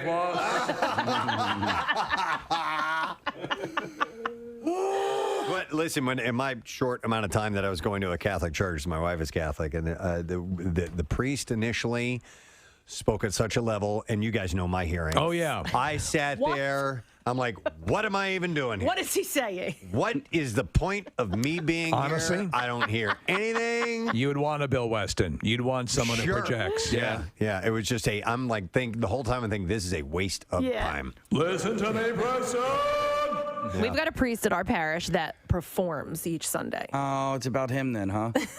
He's very nice. He shakes everybody's hand afterwards, and he's a nice. But it's. I'm going to improve you want on a the show, Word of God. and you want to be able to hear. You can come to my church, Preston. Right. Okay. Does he do close-up magic as well? No, but he's interactive. Yeah, the yeah. kids get to come up on. Watch me kick the cap off this bomb. Now, as Jesus kicked the Canaanites. Steve, he kicks the bottle. He kicks the cap off of the wine. Snuffs out the candles. That could work too. Yes. That could work too. I mean, who wouldn't find that entertaining? Kicking a few Eucharists into the mouth. Watch this. When I was on Hold that Eucharist up about just so. You can travel down a street named after you. That's pretty cool. Yeah, it's pretty cool.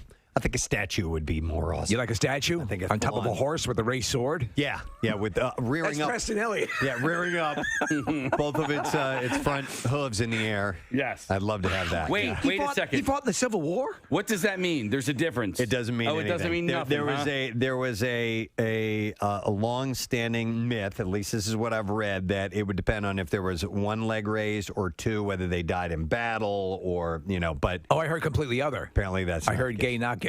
You're gay or not gay? Gay general. Gay general. Oh, she's on one foot. Ladies and gentlemen, this general was gay because both the horses' front hooves are up. I don't think that's accurate. No, trust me. No, it's true. Yeah, I read a book. Yeah. What does it mean when all four hooves are on the ground? Polyamorous. Yeah, exactly. They could anything. Anything goes. They're just looking for love. All right, so they're gonna fix that. Bi-curious. If they're standing alongside the horse. Thank you, Kathy. You know what's interesting is sometimes when just by knowing that something still exists, even though you don't really use something any longer, can be comforting. And then when you find out when that thing is going away, even though you haven't used it for a long time, it's very sad. What? Mad Magazine is going to stop publishing issues this fall. Yeah. And we were subscribing a few years ago, like 3-4 years ago. My kids, like one of them picked up, saw a Mad Magazine, got it, liked it, and I'm like, oh, done deal. We're signing up for this. I love Mad Magazine. Mm-hmm. And we haven't been subscribers for a couple of years. But when I heard this, I was so bummed out. I loved Mad as a kid. It was just my favorite thing to get in the mail. Likewise, Mad Magazine was the best. I also got Cracked Magazine. Yeah, I did too. Then I progressed into the National Lampoon. Mm-hmm. So that was, and that helped instruct my comedic chops along the way.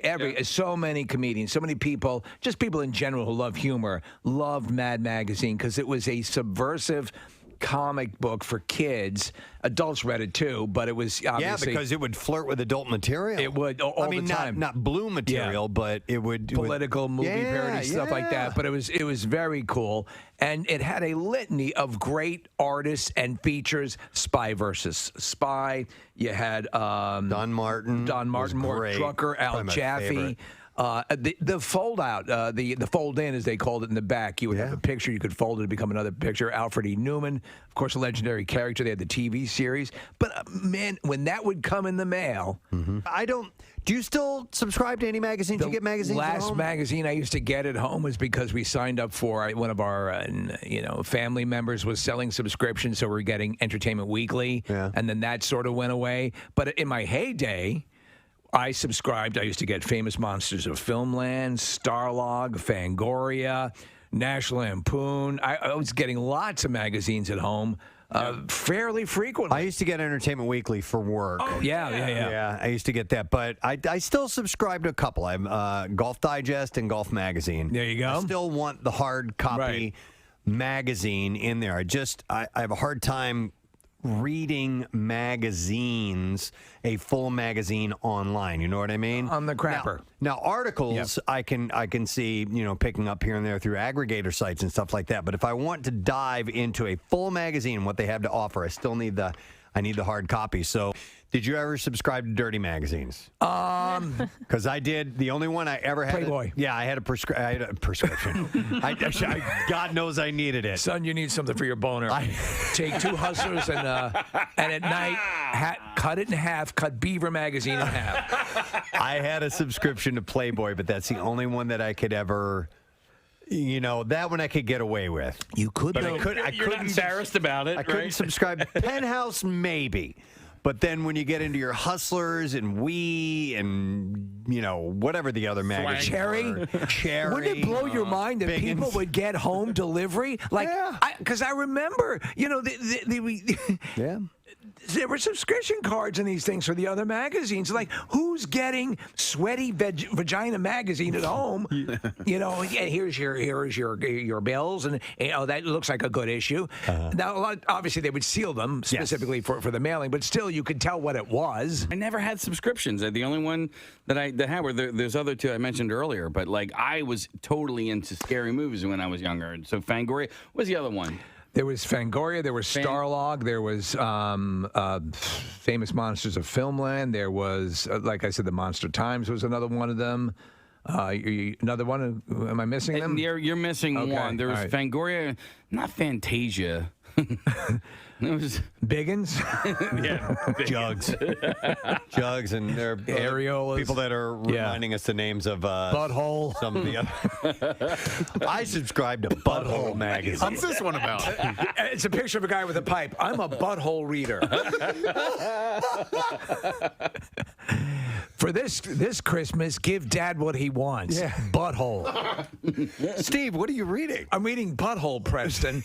She's telling me how I can set up my stereo. Apparently, you have to run the cords through your butthole. Oh, yes. Oh, what are you reading there? Oh, I was just reading Butthole magazine, telling me how to get a more effective home theater. Apparently works better if you put the cord through your butthole. Oh, my God. Oh, this is the 10 tastiest cheeses for the holidays. Many of them are better if you put them in your butthole. Some guy with an ascot on. Everything. Lord Buddington. An ascot. And butthole. An abscot. Oh my God. Okay. You know what? I think now that I'm reminiscing, fondly about Butthole magazine. No, I'm pretty certain it had to have been Mad Magazine. Had to have been my very first subscription to anything. I'm going to say likewise. Yeah. I loved it so much. And there's just, do you remember when you would see something in it? And it's not like you could do today, obviously. You would look at this, you'd lend the magazine. I never read it. Oh my God. Yeah, I don't, unfortunately, the only thing that I know that what you're talking about is Alfred E. Newman and that little thing in the back. But Preston, so Case, not only would you have the picture in a lot of these cases, but what you would love is in the background there'd be like flies with little fly lines around them. Or there'd be these little things that they would do to just augment the picture that made it great. Yeah, agreed. And the artists were great. There were almost little Easter eggs throughout as well, and outside of the frames all and over things the like place. that. Yeah, so you really had to. You could spend a lot of time reading the magazine. It wasn't just you pick it up and tear right through it. I mean, I would hang on to them and go back and see things that I would miss the first time around. I remember laughing out loud, as a kid, and one of the first times really laughing that profoundly. And that carried over to National Lampoon, which, again, great memories of that. And Nick, you saw the documentary about. Yeah, with Will Forte. Yeah, and they phenomenal. I remember they did a piece on, it was an old-style brochure for the largest ocean liner ever built. I think it was called the Tyrannic. And the artist illustrations were done in that sort of Art Deco style, where, they drew the ship on such an enormous scale that you were just howling with laughter. Yeah. You can't describe it. You have to see it. But to have that reaction from a magazine that you're sitting there, to read something and laugh that loudly is just... you don't get that. Mad Magazine had published 550 issues prior to its reboot, by the way, which was in 2018, I believe.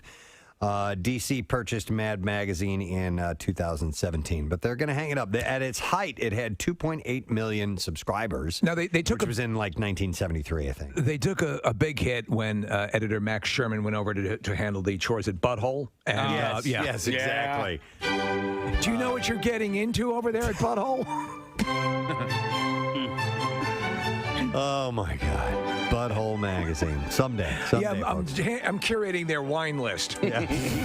Apparently, it tastes better when you drink it out of someone's butthole. But it's sad.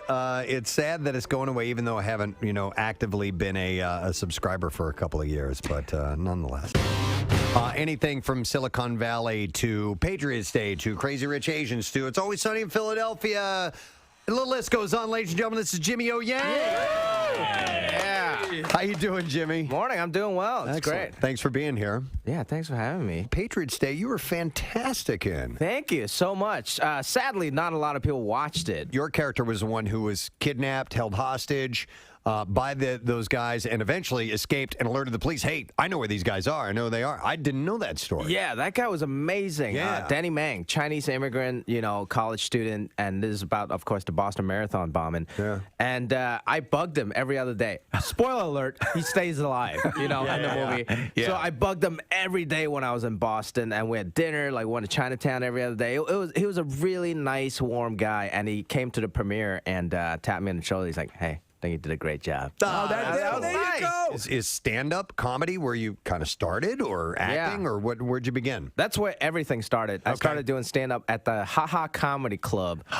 In L.A. I had to pay $5 for 5 minutes of stage time. You were born in Hong Kong, correct? I was born in Hong Kong, yeah. Came here. I know you have a book called How to American, An Immigrant's Guide to Disappointing Your Parents. Yes, that's true. And so you're working at a financial firm, or where was it? It was Smith Barney, which was under Citigroup. And I graduated 2010 from college, which is right after the financial crash of 2008. It's a perfect time. Nobody in finance was hiring, and nobody was going to trust a 22-year-old kid with their money. Right.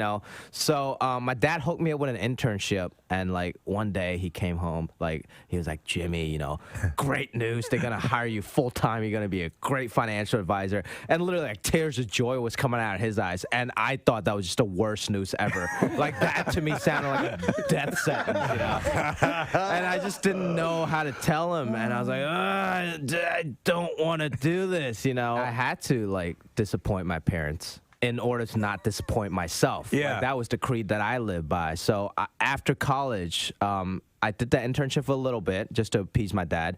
And then after that, I got 3 jobs when I graduated. I was a used car salesman.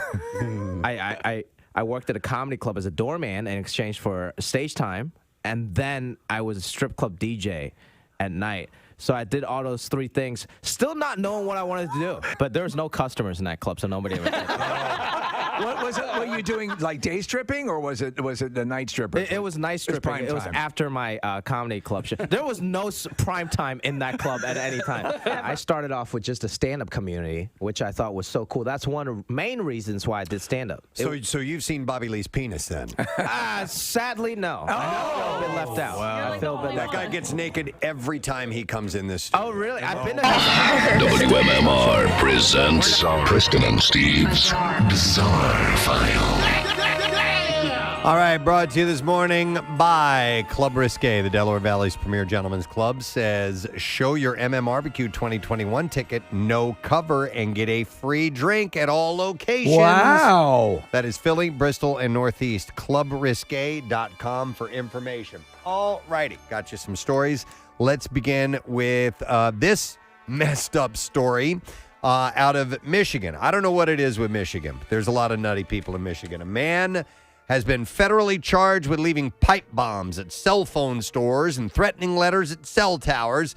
Allegedly, the man carried out these acts as part of a moral campaign to end porn and cursing. So, is it working? But also to get a $5 million payday, too. Oh, see, that makes it less noble. Law enforcement arrested 75-year-old John D. Allen later that same day. Allen had his initial appearance in district court where he's charged with extortion and attempted damage or destruction of a building used in interstate commerce.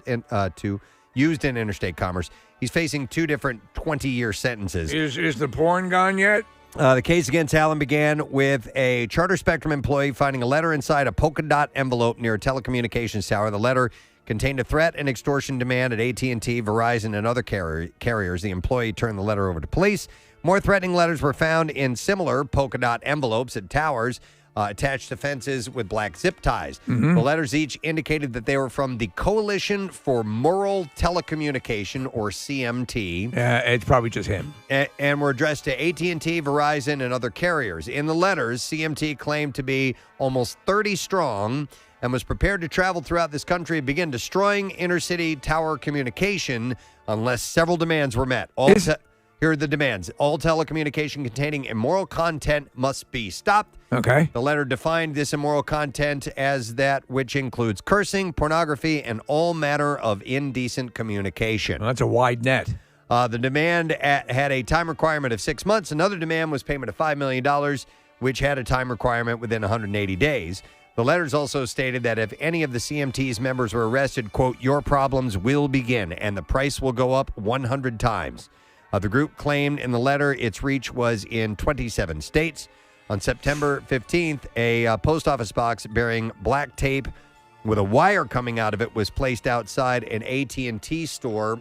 By the way, isn't CMT country music television? It is, yes. In Sault Ste. Marie, later that same day, a similar box was placed outside a Verizon store in Sheboygan.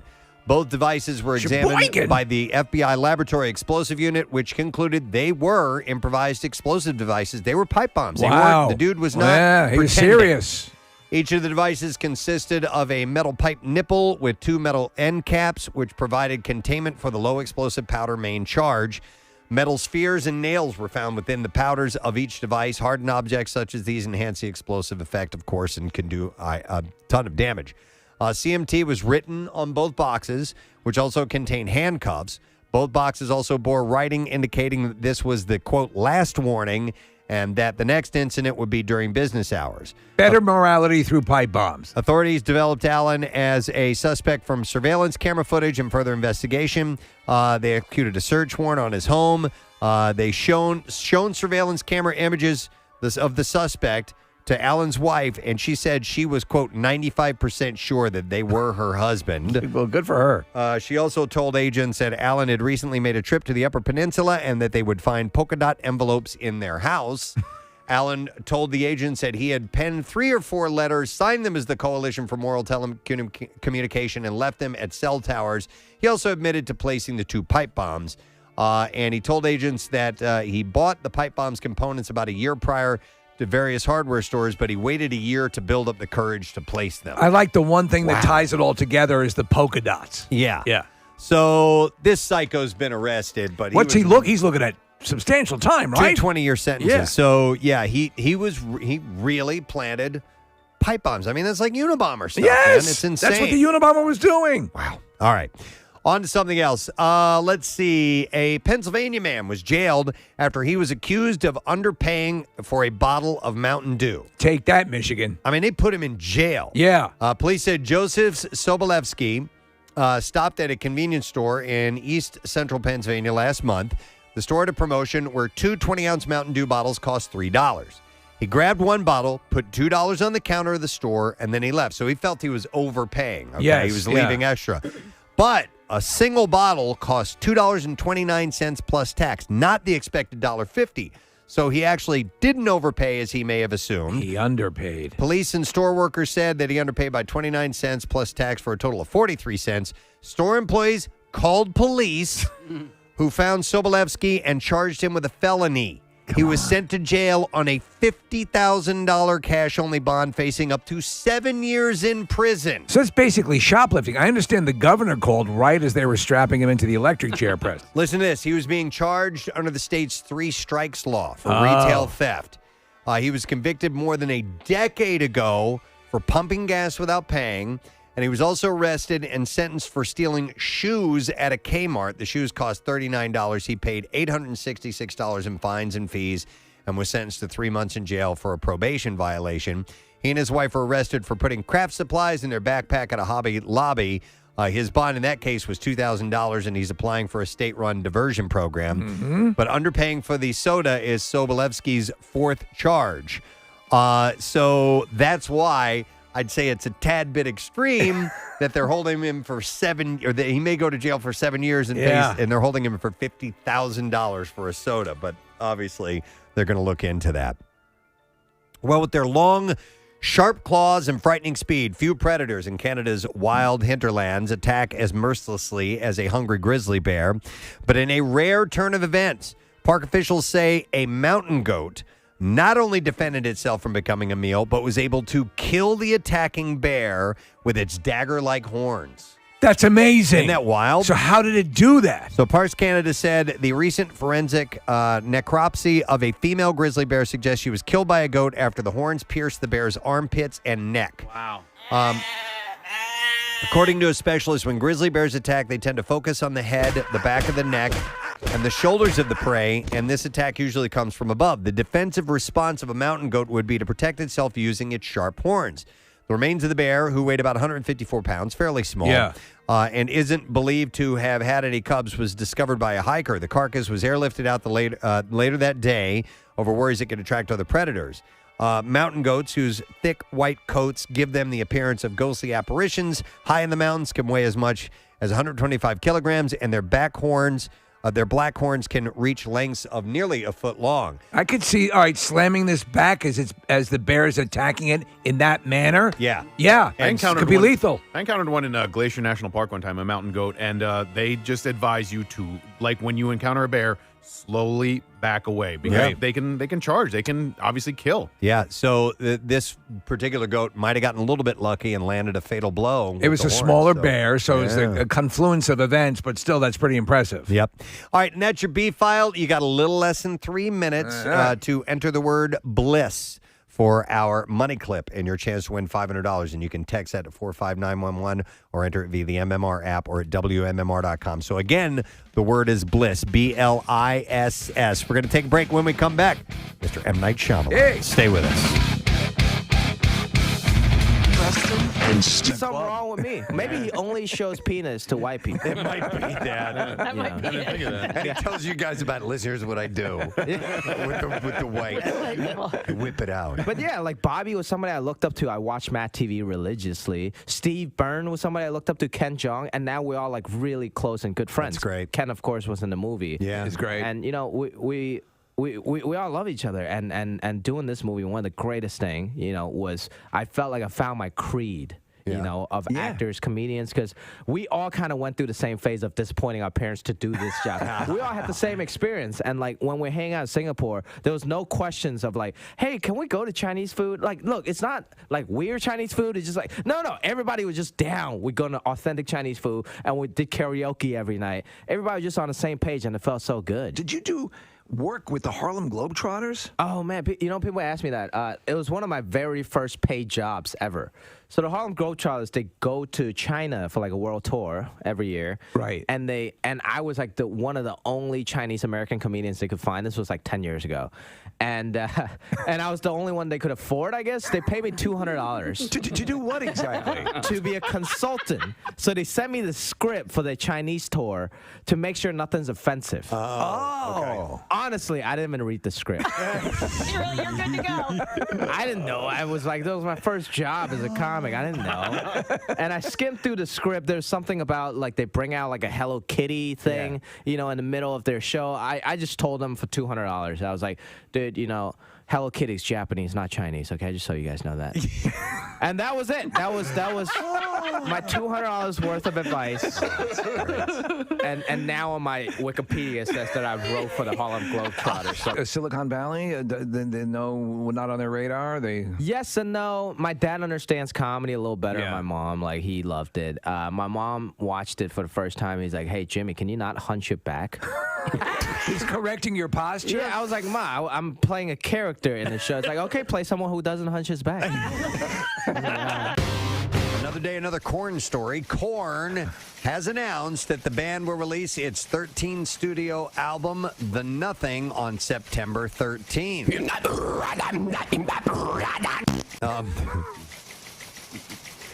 The follow-up to 2016's The Serenity of Suffering has been preceded by a first single called You'll Never Find Me, which arrived on Wednesday. Again. Oh, okay. Jonathan Davis said, deep within our Earth lives an extraordinary force. He's right. Very few are aware of the magnitude and significance of this place where good and evil, dark and light, bliss and torment, loss, gain, and hope and despair all exist as one, pulling at us every moment of our lives. Welcome to the deep, dark caverns of energy.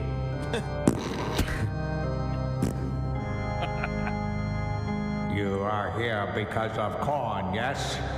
You are one of us. You make the hallowed sound. It's not something he Everyone. said.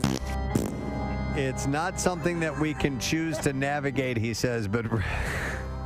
What a bunch of crap. And it's the only place where balance between these dynamic and polarizing forces exists, where the soul finds its refuge.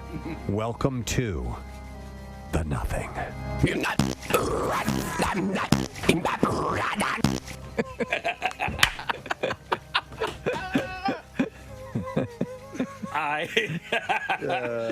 you just make that? I just made that. Put it at the beginning. One more time. Yeah, all right. We are in the nothing. Play the ceremonial sound.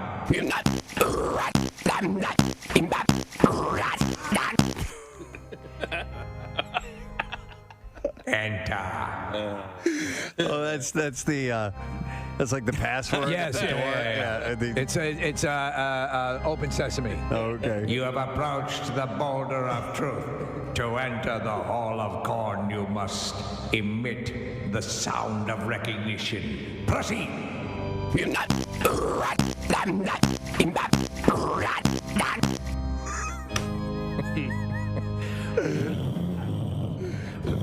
Slowly, the boulder rolls to one side. Enter.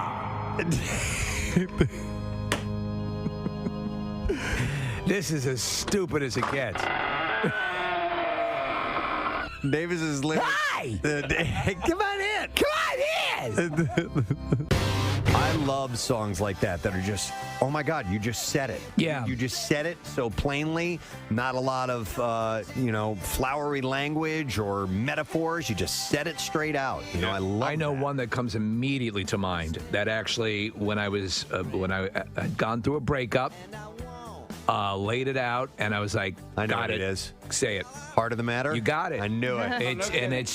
It's the economy of words. Telling you. The message. Yeah. It nailed it. I agree. Don Henley. Yeah. And it's so plainly speaks. And he managed to make it all rhyme. And he too. made it rhyme. How the hell do you do that? These guys. But I wanted to throw this out as a subject of the song that gave you the strength, whatever it was. Jim, you're on the air. Good morning. Hey, guys. Good morning. How are you? Good. What's up, Jim? Hey, so 15 years ago, I was working for Johnson & Johnson, and we were working on a new Tylenol product, that's Tylenol Rapid Release Gels. Yeah. So I'm down in Puerto Rico. I was down there for about 18 months, away from my family, the whole deal. And we were having a lot of technical problems. We're really dejected because we're thinking we're going to have to tell them to delay the launch and everything. And we're winding up the day around 8 o'clock at night. We're on our way to a small hole-in-the-wall restaurant, and as we're walking into the restaurant, we hear Rocky Going the Distance. It's ready to release the Tylenol! And so forth. And You got a headache? Are you ready? You got a headache? You want an immediate relief? Then you got to have Tylenol! Rapid release! Come on! Rapid release! You can't wait? Your head hurts! But it Jim, was the weirdest thing, and in Puerto Rico of all places too. It was hilarious. Regular Excedrin stinks. but it gave you the strength because you were missing your daughter, and you just to keep on going, right? I love you. Exactly. I miss you so much. But Daddy's working out. Rapid release Tylenol!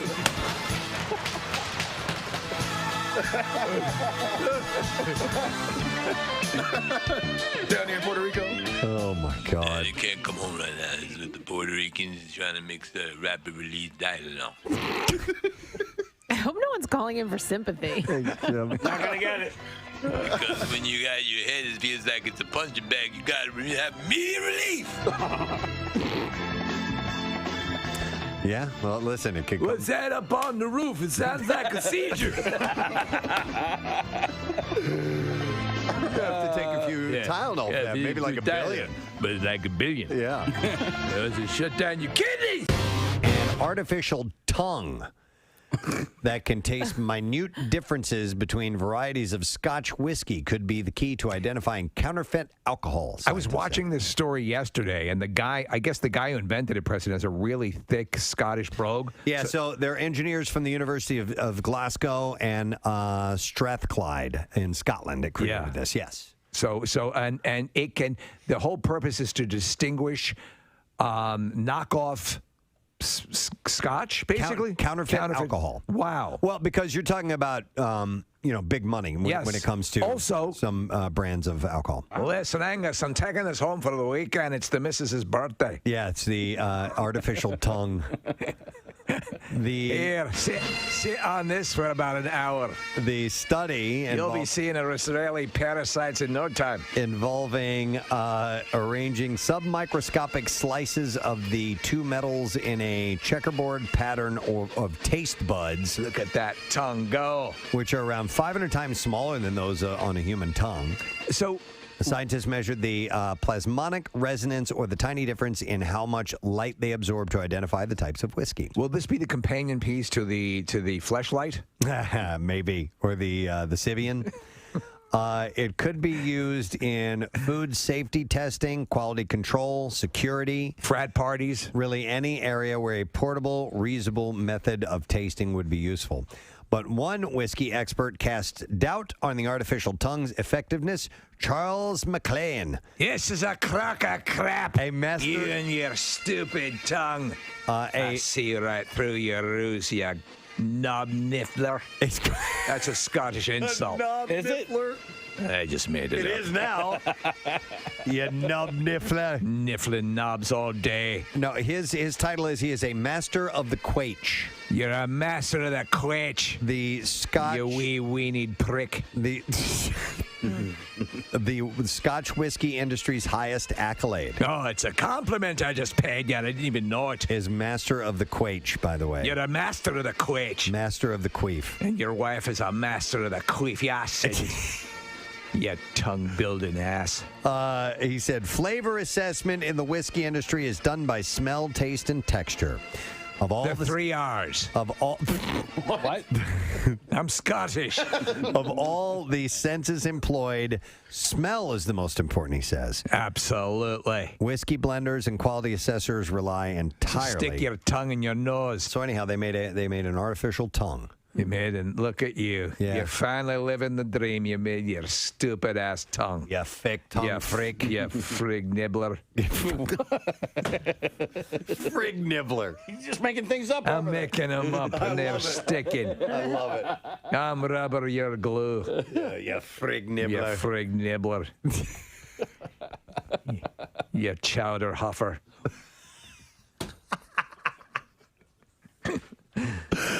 When an angry Scotsman says it, it carries more weight. You lollygagger. He's a carb tickler. That's a compliment. Here's the thing. When I make jokes about people that have disabilities, never the person with the disability gets mad at me. Well, there you go. Ever. There you go. It's always the person who knows the person with a disability. It's always the person who is like, my son. Do you get extra firepower because you are a person of smaller stature? Yes, I'm a dwarf, midget, person short stature, and I know it's my voice. You can't tell. I'm not on the radio like, oh, plus some stuff.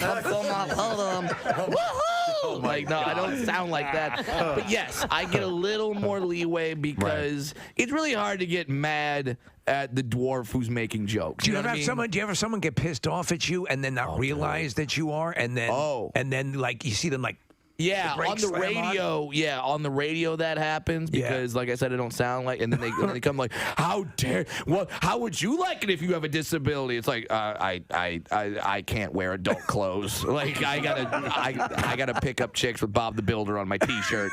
All right, yeah. Like I did a show a few weeks ago, and there's a guy in the audience, and he was in a wheelchair. And he didn't have any legs, right? And I immediately started making fun of him. Right. And he laughing. You can tell he's laughing because the chair was moving back and forth real fast. And the audience got mad. And like one dude stood up. He's like, "Stop making fun of him. What if he gets mad at you?" And I was like, "I'll run up some stairs. I'm not worried. This guy's not gonna do. He's not a threat." So yeah, like it's always the people that don't have the ailment that I'm talking about that get mad. Do you ever get hit up for do scripts come your way for yeah. And what's the most bizarre you've gotten sent your way? Oh my God. Because you know you had when the Hervé Villechaize story was being done, right? Well, yeah, because that's Dinklage though. Yeah. That's the problem. He produced it. He's the Dinklage is the top guy. I hate Peter Dinklage. It's strictly jealousy. It has nothing to do with him as a person. He's probably a delightful human being, but he's in everything. If they made a movie and called it the Brad Williams story, it would be starring Peter Dinklage. It's madness. What's the craziest thing you've been offered? Yeah. Well, the craziest thing I was ever offered, and I actually did it. So this one dude wrote me and said, "Hey, I'm doing a horror film, and I need you to be like a monster or whatever." Really? And I was like, "All right, cool." And I had to sit in the chair. They put the mold all around me. You have to sit there for however many minutes. It's claustrophobic, right? Yeah, so the mold sets. It's really kind of scary. And then you do it, and then he goes, "Okay, this could be the monster mold." And I did the film. It's like some low budget independent. Yeah. It's nothing anyone's seen. What I didn't know is that the guy took the mold and sold it to somebody. Our next guest is on to talk about a very cool event that's coming up in October. We've been to it. It is a great time. Dare I say, Cheese's crust. Is it a great time? Yeah. It's a reference to Servant for those. He knows. It's Shyamalan. Please welcome M. Night Shyamalan. This morning. Hey, Night. How you doing, man? Good. I miss you guys. We miss you, man. How has your summer been enjoyable? It's been really great. Busy. You know, like the desk is covered. Here's the new movie. Is that Labor of Love? I gotta just whip this by real quick. This is the scripts for Servant. Everything's all over here. They're editing upstairs, and it's been a very busy summer. Good one though, and that release of Old was the main thing. When is that going to be available for streaming and everything else? Blu-ray purchase. They did a fairly traditional. We fought for it, a fairly traditional release in the theater. So I think it's coming out on Blu-ray soon, and then in streaming and all that stuff in a little bit after that. So they were really gracious to give me the full window. Yeah, I think your mindset was in the right place. And things just, they kind of a little bit still fluid, and they had a big success with this recent Marvel film. And people are showing that they are interested in going back. So that's got to be encouraging, because I know you believe, as do we, that theater experience is really critical. Oh yeah, no, that's the art form that I do.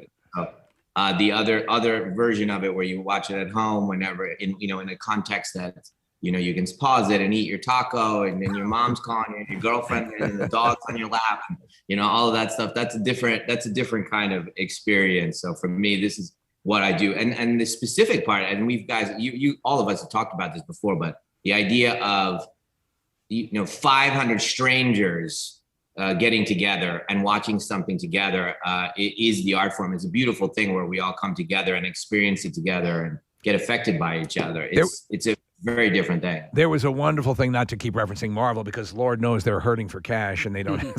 But they did do something that did celebrate that. They released just a teaser trailer that showed the crowd, theater audience reacting to a specific scene in Endgame. And when everybody's like, "Oh my God," and you get that whole thing, it's just, there's nothing that can compare to that.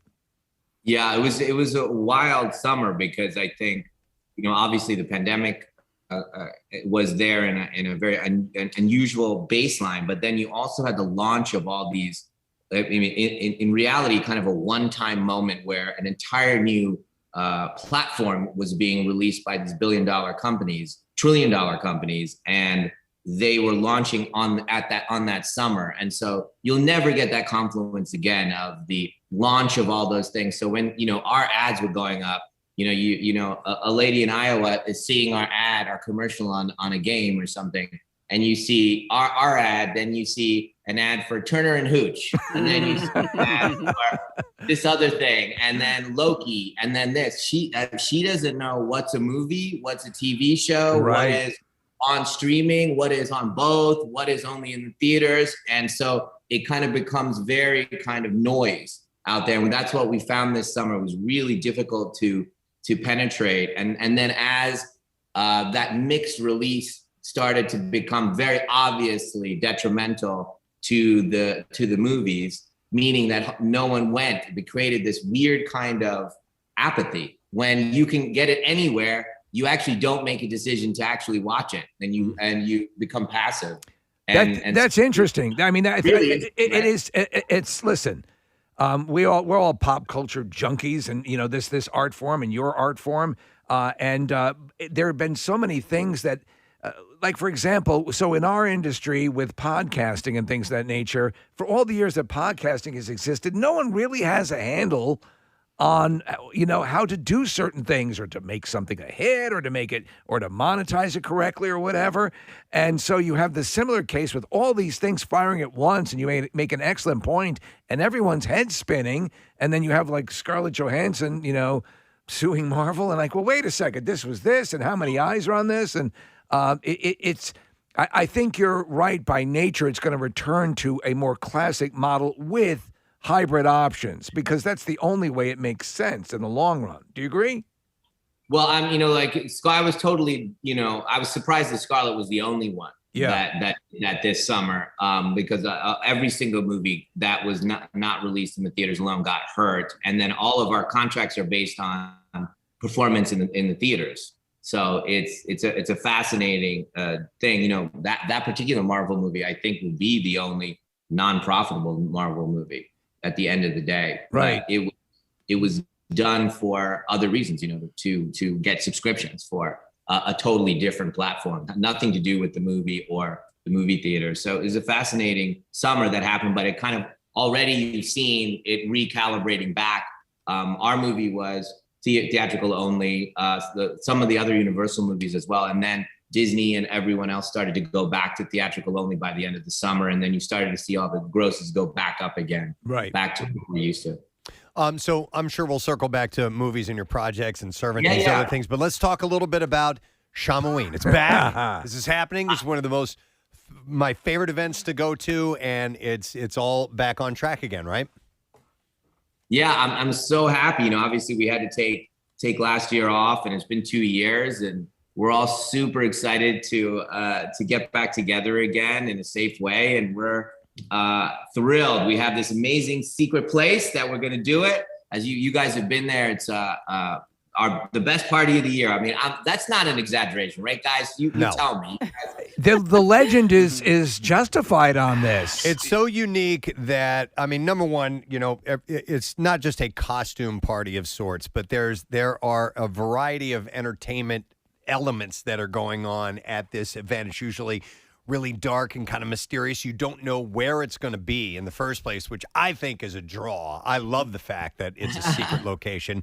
And you never know who's going to be there. The food's fantastic. The music's great. We're doing shots with Night. I mean, it's a great freaking time, man. It's fantastic because, even like celebrity friends that come, they'll wear masks and you won't even know you're next to them, which is the best part. And I'm like, dude, you could take off that mask and over back behind the bar and, breathe and, Jamie Kennedy wore his mask all night. We had no idea that we were hanging out. We were hanging out with him, and it was a Michael Myers mask, right? Yeah. And Through the straw. He was eating pretzels through the little mouth hole in the mask.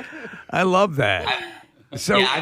I've had friends come and you guys don't even know they were there. They just come and they just wear their masks, their costumes, and they're there for like 2 hours, 3 hours, and then they bolt. And then I'm like, all these people interacted with them and had no idea. It's pretty fun. The one year we went, I forget which location it was at, but the place literally kicked us out. They were like, everyone has to go, like at the end of the party, not if the party was over. It was like, we have to close our doors. We cannot serve you any more alcohol. Everyone needs to go. Oh, that's a good sign. Yeah, when you're closing the place, that's always a good sign. So, definitely, it's packed. It's usually like, when the lights come back on, and normally it is in a club, the lights come back on, and you're like, oh, everybody looks horrible. Well, this one, like everybody's makeup's running. Looks like the wig is this way, that way. It's so fun. Those are my favorite photos. Looks like the morning after a bad date, right? But the great thing is that it's an incredible party, but it is for an incredible cause. And why don't you explain the beneficiary of this event? Well, the M. Night Shyamalan Foundation, all the proceeds go to that. And we've raised so much money. When you guys come to this event, you're supporting our foundation, which what we do is we support leaders around the world. So essentially, we go and we find leaders in anywhere in the world, in Philadelphia, all around the world, and we vet them and support them. And if we find that they have... I'll get that. Somebody's got a call. I was like, what? Is that Samuel L. Jackson? Blinding Edge Productions. Sam, I'll call you back. Also, Nick Fury.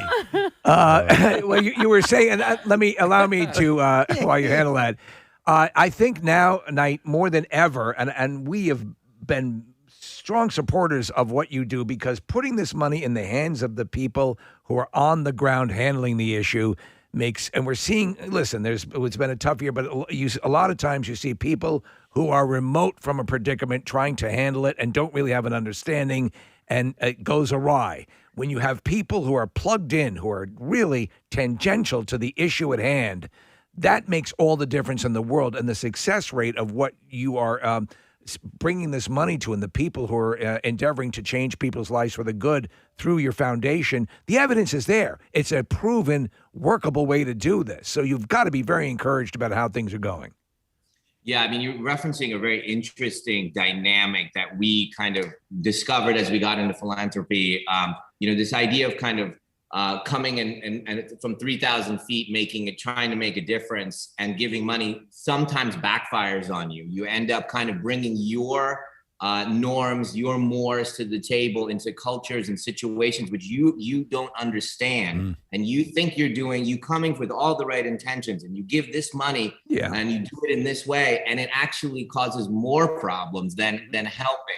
And what we found has worked over, trial and error over all these years. We found that finding leaders within the community that have moved the needle for justice and to help their communities and have made discernible difference in those communities. We vet those individuals, and then we ask them what do they need, and we give them the money, and we don't prescribe. And what we found is by going through that movement of an embedded leader in those cultures, you have enormous impact in the community, massive return on your philanthropic investment. And so it's kind of, it's my philosophy as a human being, believing in the agency of people, whether it's an inner city child and what they're capable of, or a leader in, you name it, in Syria or in South America or in Philadelphia's school system.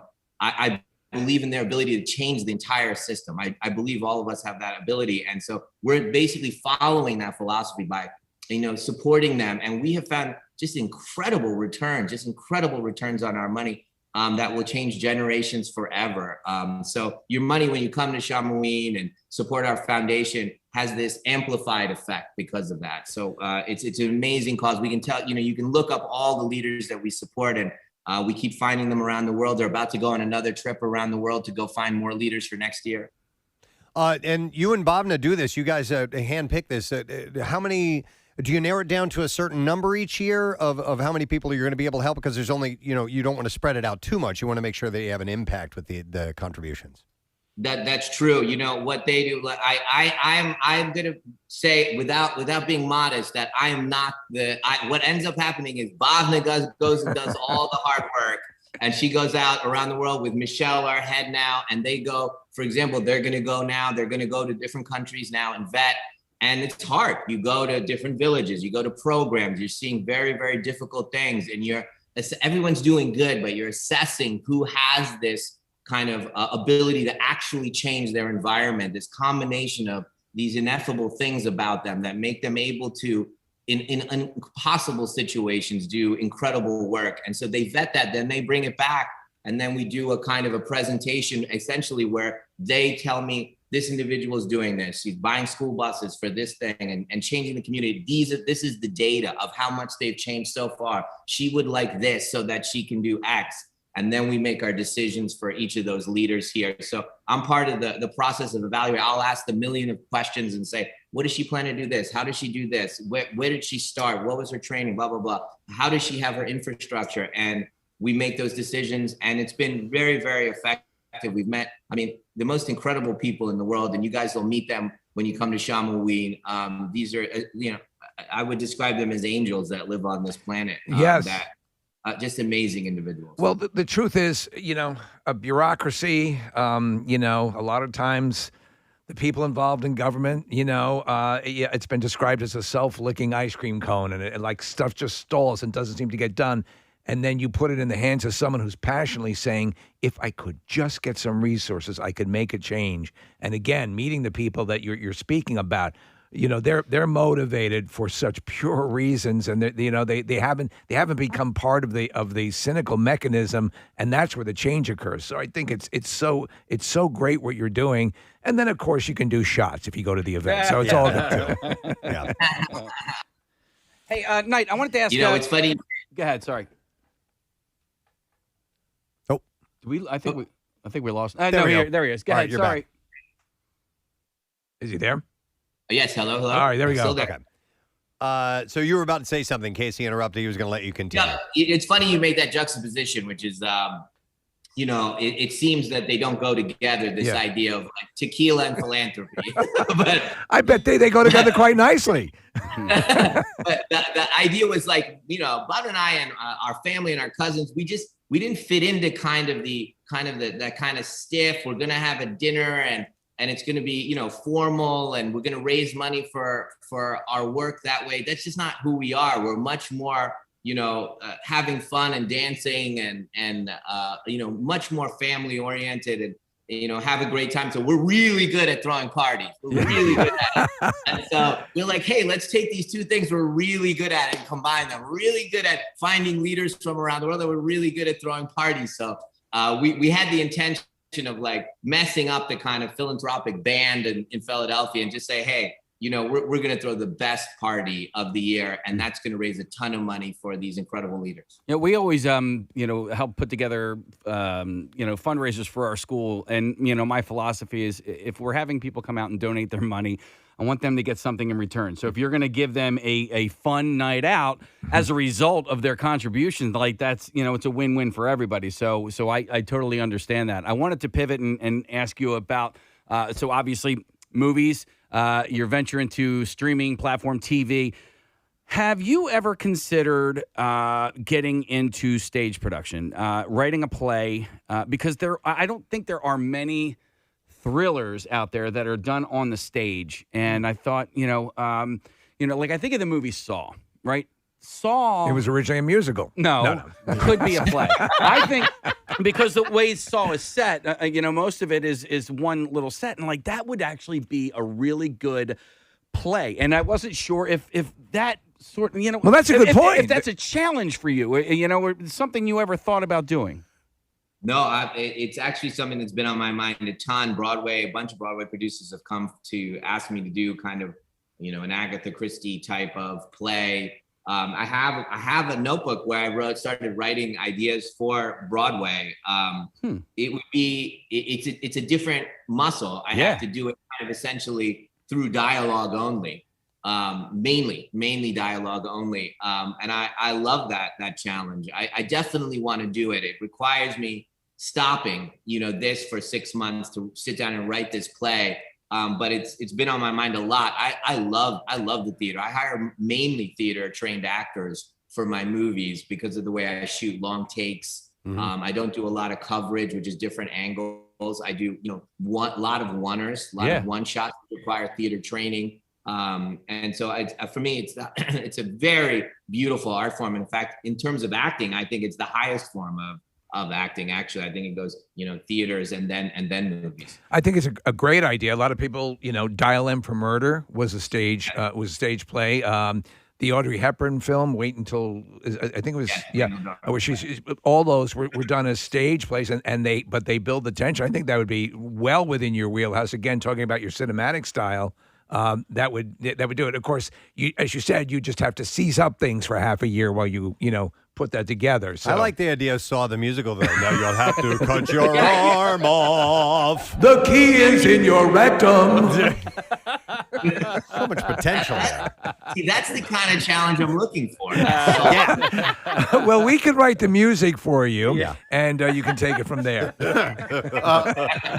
Knight, I saw that you tweeted about it. And I know we've talked about it before, but you were on Norm Macdonald Has a Show, and it's just that the episode where you were on, and I know that David Spade felt the same way. Like you weren't even sure you were on a TV program at that point. But Norm was such a transcendent and interesting and unique talent, and I'm just curious as to what your thought process was like when you went on to that show, and if there were any stories from that show itself that you haven't shared with the public before.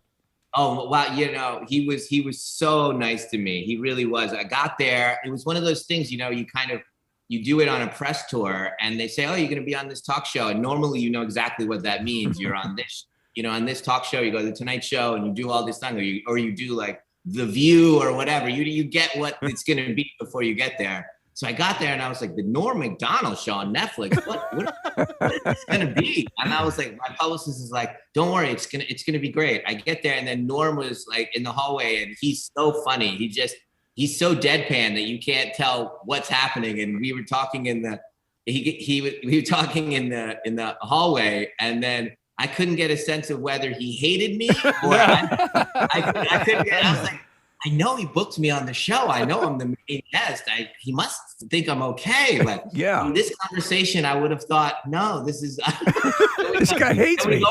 We go on the show and we start doing the show, and it's so loose. There's no structure of any kind. You can't even tell whether we started or what's going on. It's real. And my publicist is on the corner. And I keep shooting these looks like I'm going to kill you. You're fired. So you can be walking right now. And yet something beautiful started to emerge from all of this unstructured kind of insanity. Like there was like a 20-minute thing on his watch wasn't working. He just kept on going on and on about his watch. And I was laughing and I just let go in a way. And that's the genius. We stopped, thinking. And it was just two guys goofing around as if we were on a couch somewhere, goofing around and nonsensical. And there was this beauty that came out, and probably a truthfulness about me. And when I left, it was a funny feeling. I felt like it was one of the most intimate interviews I'd ever had, which is so strange because it was during when it's happening, you really feel you're lost. You just completely. I've never had that feeling before. That's great. And he's so off kilter in this wild way. He never lets you get into rhythm, but so smart. Like every subject I could mention, he knew everything about that subject. So just a true loss. I'm a beautiful person and an incredible talent. I was very lucky to spend that day with him. Yeah. We have a little bit of time left, and I want to make sure we get to. We're gonna, go back to details. By the way, for Shyamalan, we'll post on PrestonandSteve.com and how you can get tickets and VIP and all this other stuff.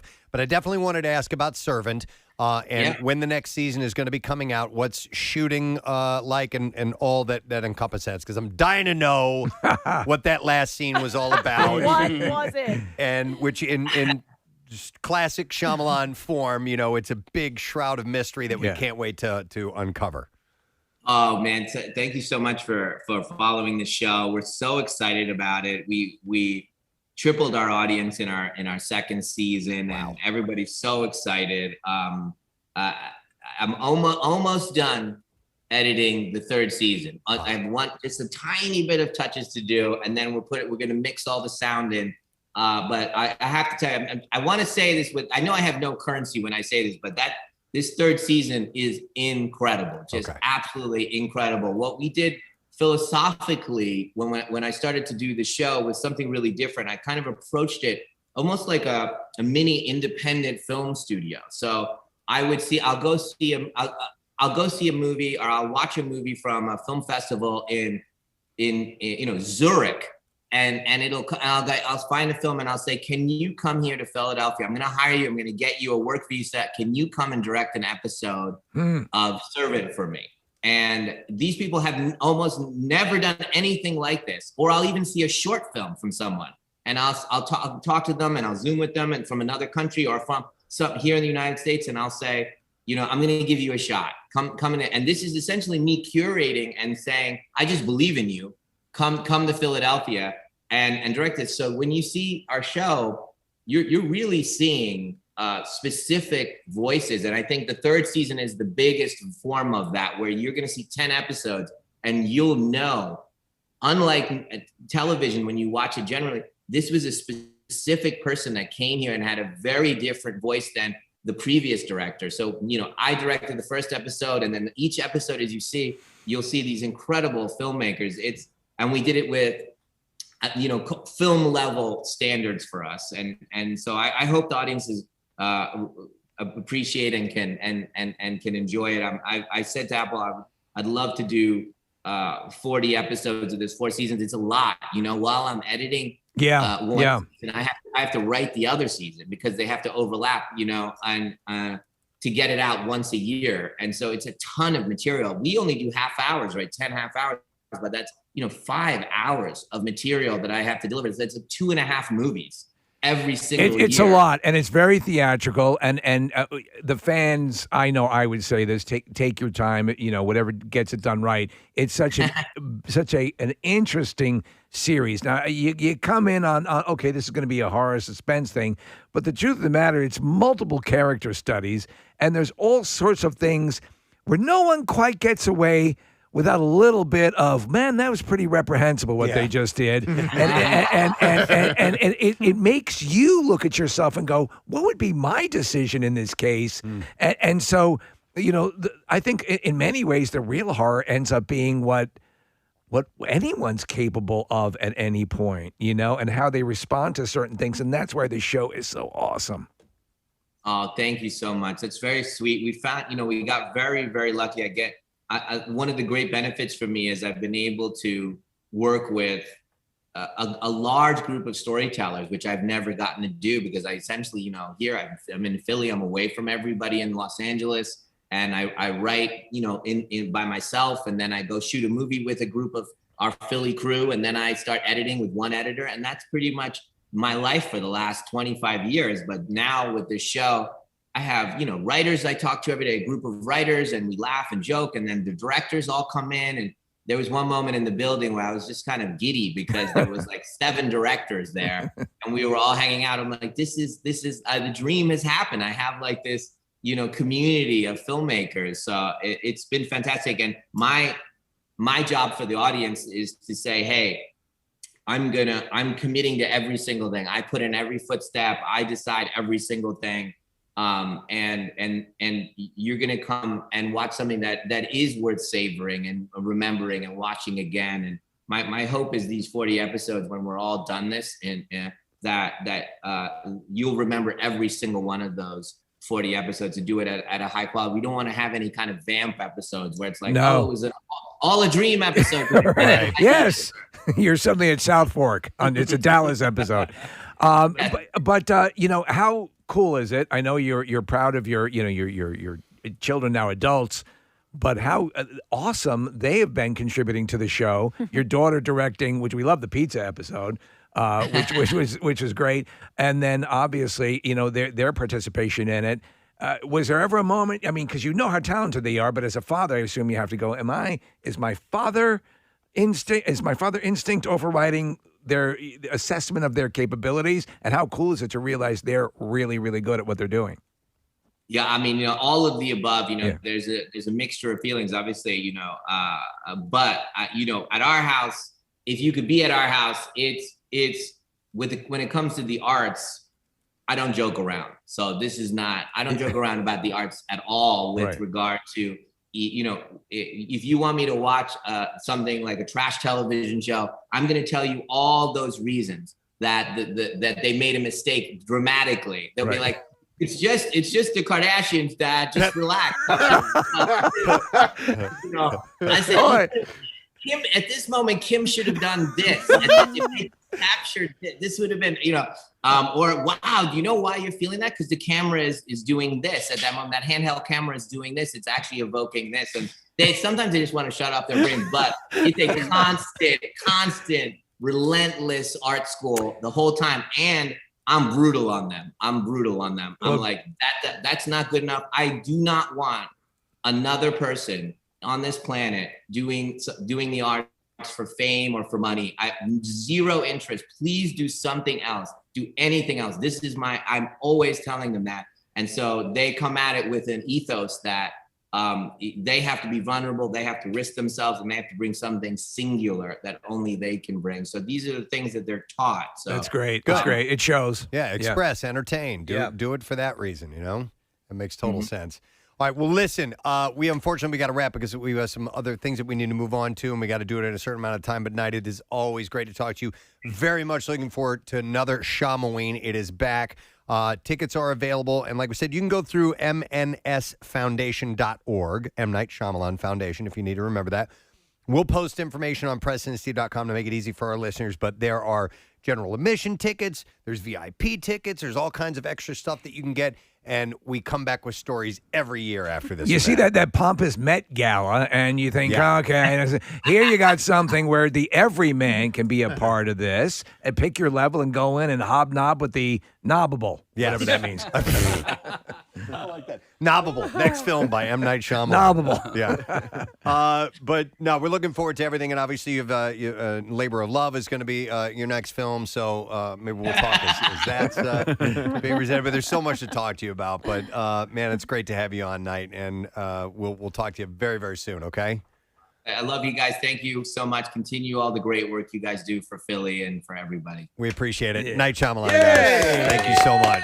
Always great to talk to him. Fantastic. We could geek out forever, but we got to take a break. We got a little Steven coming up, and we also have to talk to Dorothy, who's going to be at the MMRBQ. We have another chance for you to win the money with the money clip, so we'll take a break, and we'll be back in just a second. Make sure you stay with us.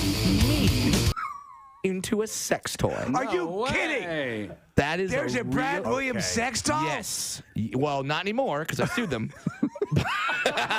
Were you flattered? Unbelievable. Were you slightly flattered? Slightly flattered, but like, dude, it was freaky because someone gave me the website. Did you get one at least before you sued him? Because you could literally go F yourself. Yeah, exactly. Oh, yeah. My wife could have something to do while I was gone. But yeah, like I looked at this website.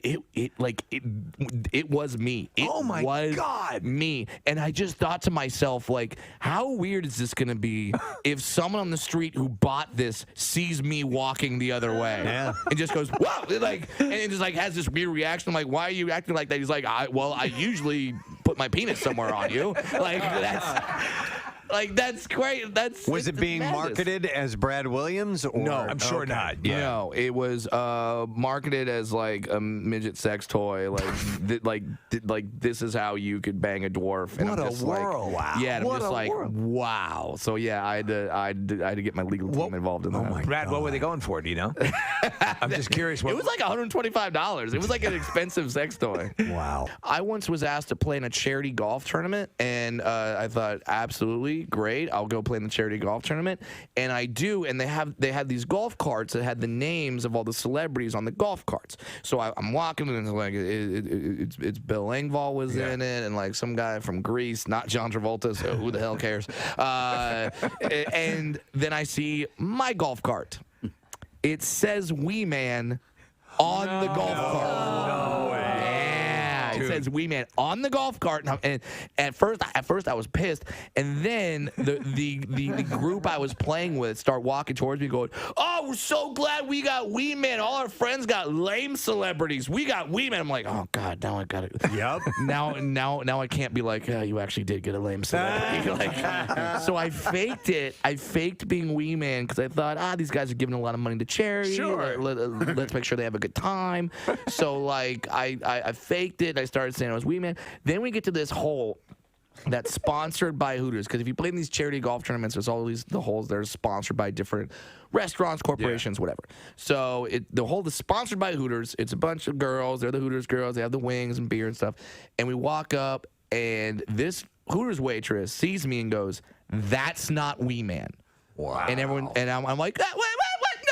No, I'm Wee Man. Like, yeah, because now this has gone down. There's like 12, 14 holes. I can't just suddenly turn around. So I'm like, no, what are you talking about? I'm Wee Man. And she goes, no, that's not Wee Man. I had sex with Wee Man. Oh, God. You are not Wee Man. And I'm like, what? So I run up to her. Oh, my God. I grab her by the wrist, and I kind of explain to her the situation. And I'm like, hey, I know I'm not Wee Man. These guys are doing it for charity. Think I am. The freaking charity thought I was. Yeah. Like, so it's on them. This is not me trying to do this. Just play along. And then I peeled her off like $40 because when you give $40 to a Hooters waitress, they'll do anything. So did she immediately, was she receptive to it, or did you have to work her? She immediately flipped around and was like, oh, okay, totally get it. And she's like, never mind, I was wrong, Wee Man. And I thought, kudos to her. Yeah. Because she's, first of all, she blatantly just yelled out in front of a group of strangers, I had sex with a midget. And then a few minutes later says it to the same strangers, I had sex with a midget and forgot which midget it was. So that's kudos to her. Yeah, that's worth $40. That's worth $40 just for that moment. But then, oh my God, here's the best part. All right, it's not done. Here's the best part. I like, so now the problem is solved, and now the guys are like all teeing off, and I go to the back and I kind of go to her and go, hey, so you had sex with Wee Man? And she goes, yeah, I had sex with Wee Man. And she goes, he came in the restaurant, he chatted me up, and it was good. I recognized him, and then we had a little fun. And then she goes, here, I'll show you a picture. And she busts out the picture, and she shows me the picture, and I look at the picture, and I go, that's my dwarf friend Sean. Oh, yes! That's not Wee Man. That's not She Wee did Man. not have sex with Wee Man. She had sex with Sean. I like Kevin Costner, so I'm sticking to it. You know what he's doing? He does the voice of the dog in The Art of Racing in the Rain, that new movie coming out. The Art of Racing in the Rain. What's that about? So it's one of these endless series of stories like a dog's purpose of dogs. I'm a sucker for all of them, but this is another. You're hearing the dog's thoughts. Right. And Milo Ventimiglia, and who is the girl from Mean Girls? I know who you're talking about. Yeah, you know what I'm talking about. I love her to death. Amanda Seyfried. Amanda Seyfried. Yeah. And so it's actually my wife's favorite book. But I kept seeing the commercial. I'm like, I know that voice. It's Kevin Costner. Cool. I would love to see what they're actually thinking. Why don't you lick her butt? Go ahead. Never mind. No, you'd love to see what? It's about the dog thing? Yeah. All right, what? Don't worry about it. Okay. Just It's move the on. story of a dog and his thoughts. Lick her butt. Go ahead, lick it. You love it. I licked mine. I love that. Hey, where do you want to go for dinner, buddy? Doesn't matter. I eat frozen turds. So when are you going to lick her ass? Get off that! Lick her butt already. Yeah. Oh, my God. Hey, buddy. All right. I love you, man. I know you're getting up there in years. Yeah. Did you lick her butt yet?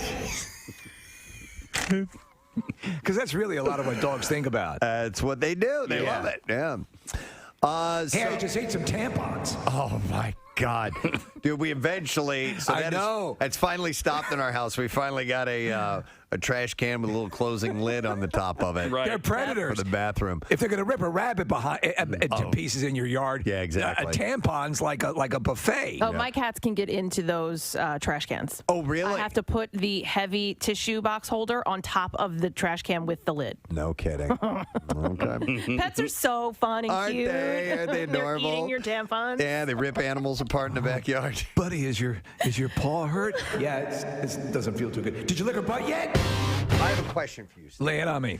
Should I get into the Bachelorette stuff here in a little bit, or we can? We did it as a separate segment We can parse it out here if you want. All right, so Jed, pop the question. All right. We got the clip here. Now, this is the dummy who is a up and coming musician, and to this point, the only thing he's sold is a dog food jingle. Hey, that's an accomplishment. That's it's not even a good dog food jingle. I would love to see throughout the series when he's talking to the camera and saying, I'm really just looking to find someone that I can fall in love with and all this. And at the end of this going, well, I really did this for my career because I figured it would boost my visibility a little bit. Right. That's really what I was doing. But if you're trying to paint yourself as sort of an emotional, in-touch singer-songwriter, and this is the way you treat this girl, it's not going to really work for you. Oh, we have his jingle. Marissa just sent over his dog food jingle. Here we go. All right, here we go. Rain or shine, kind of love like nothing you've seen before.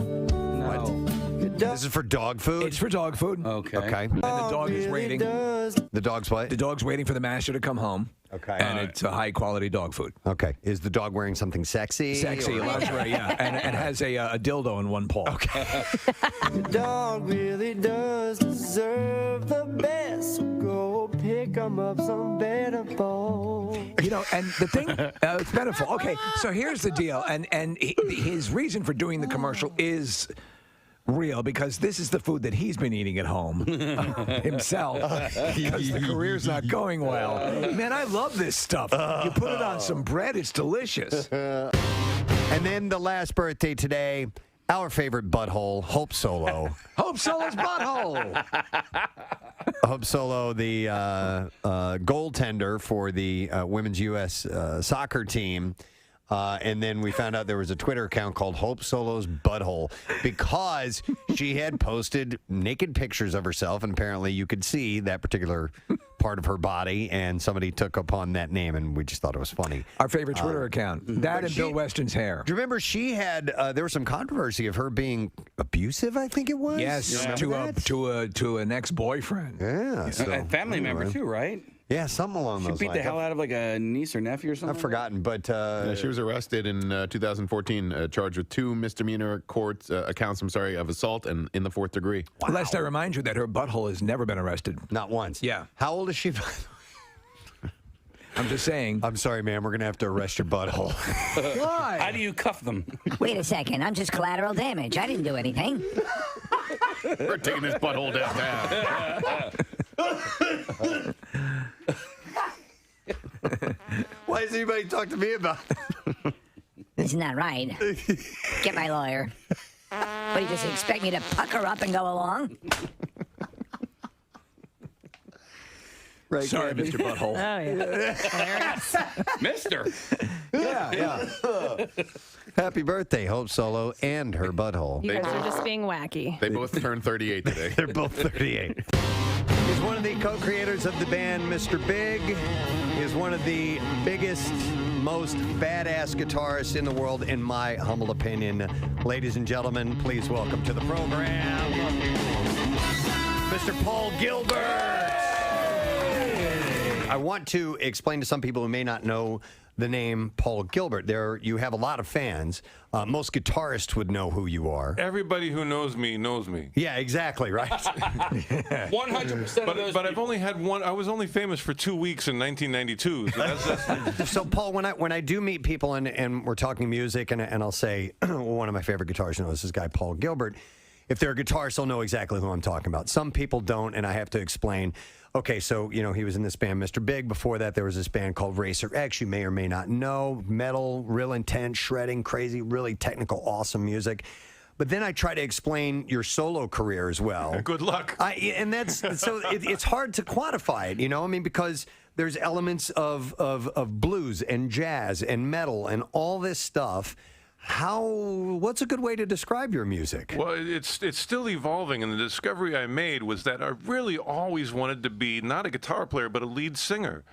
Because when I was a kid, those were the records I had. My parents had the Beatles records and Stones and bands that had lead vocalists. And I liked Led Zeppelin because Robert Plant had a great voice. Now, I didn't have a particularly great voice, and that didn't stop me from trying. Right. But it also didn't stop me from kind of not doing as well as I would have liked to as a lead singer. So the discovery that I made on this new album, Behold Electric Guitar, is that I can actually play the vocal line on the guitar. So, take it like a really challenging vocal, like, the hey, mama said the way you move, which, with my little falsetto is not so great. Right. But, you play it on guitar.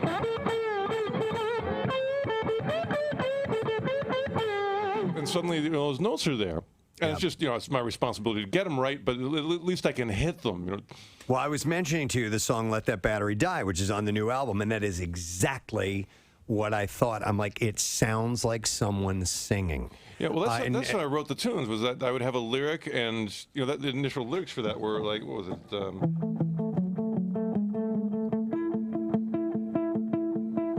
My battery is low, but my mind is high. And, again, I'm squeaking it out. Yeah. But with the guitar, I can get a lot of control and a nice tone. And so for the first time in my life, I'm actually able to connect my inner melodic generator with an instrument that functions. Can you give us a little of the Rocky you were playing before, the Rocky theme? Oh, yeah. Yeah.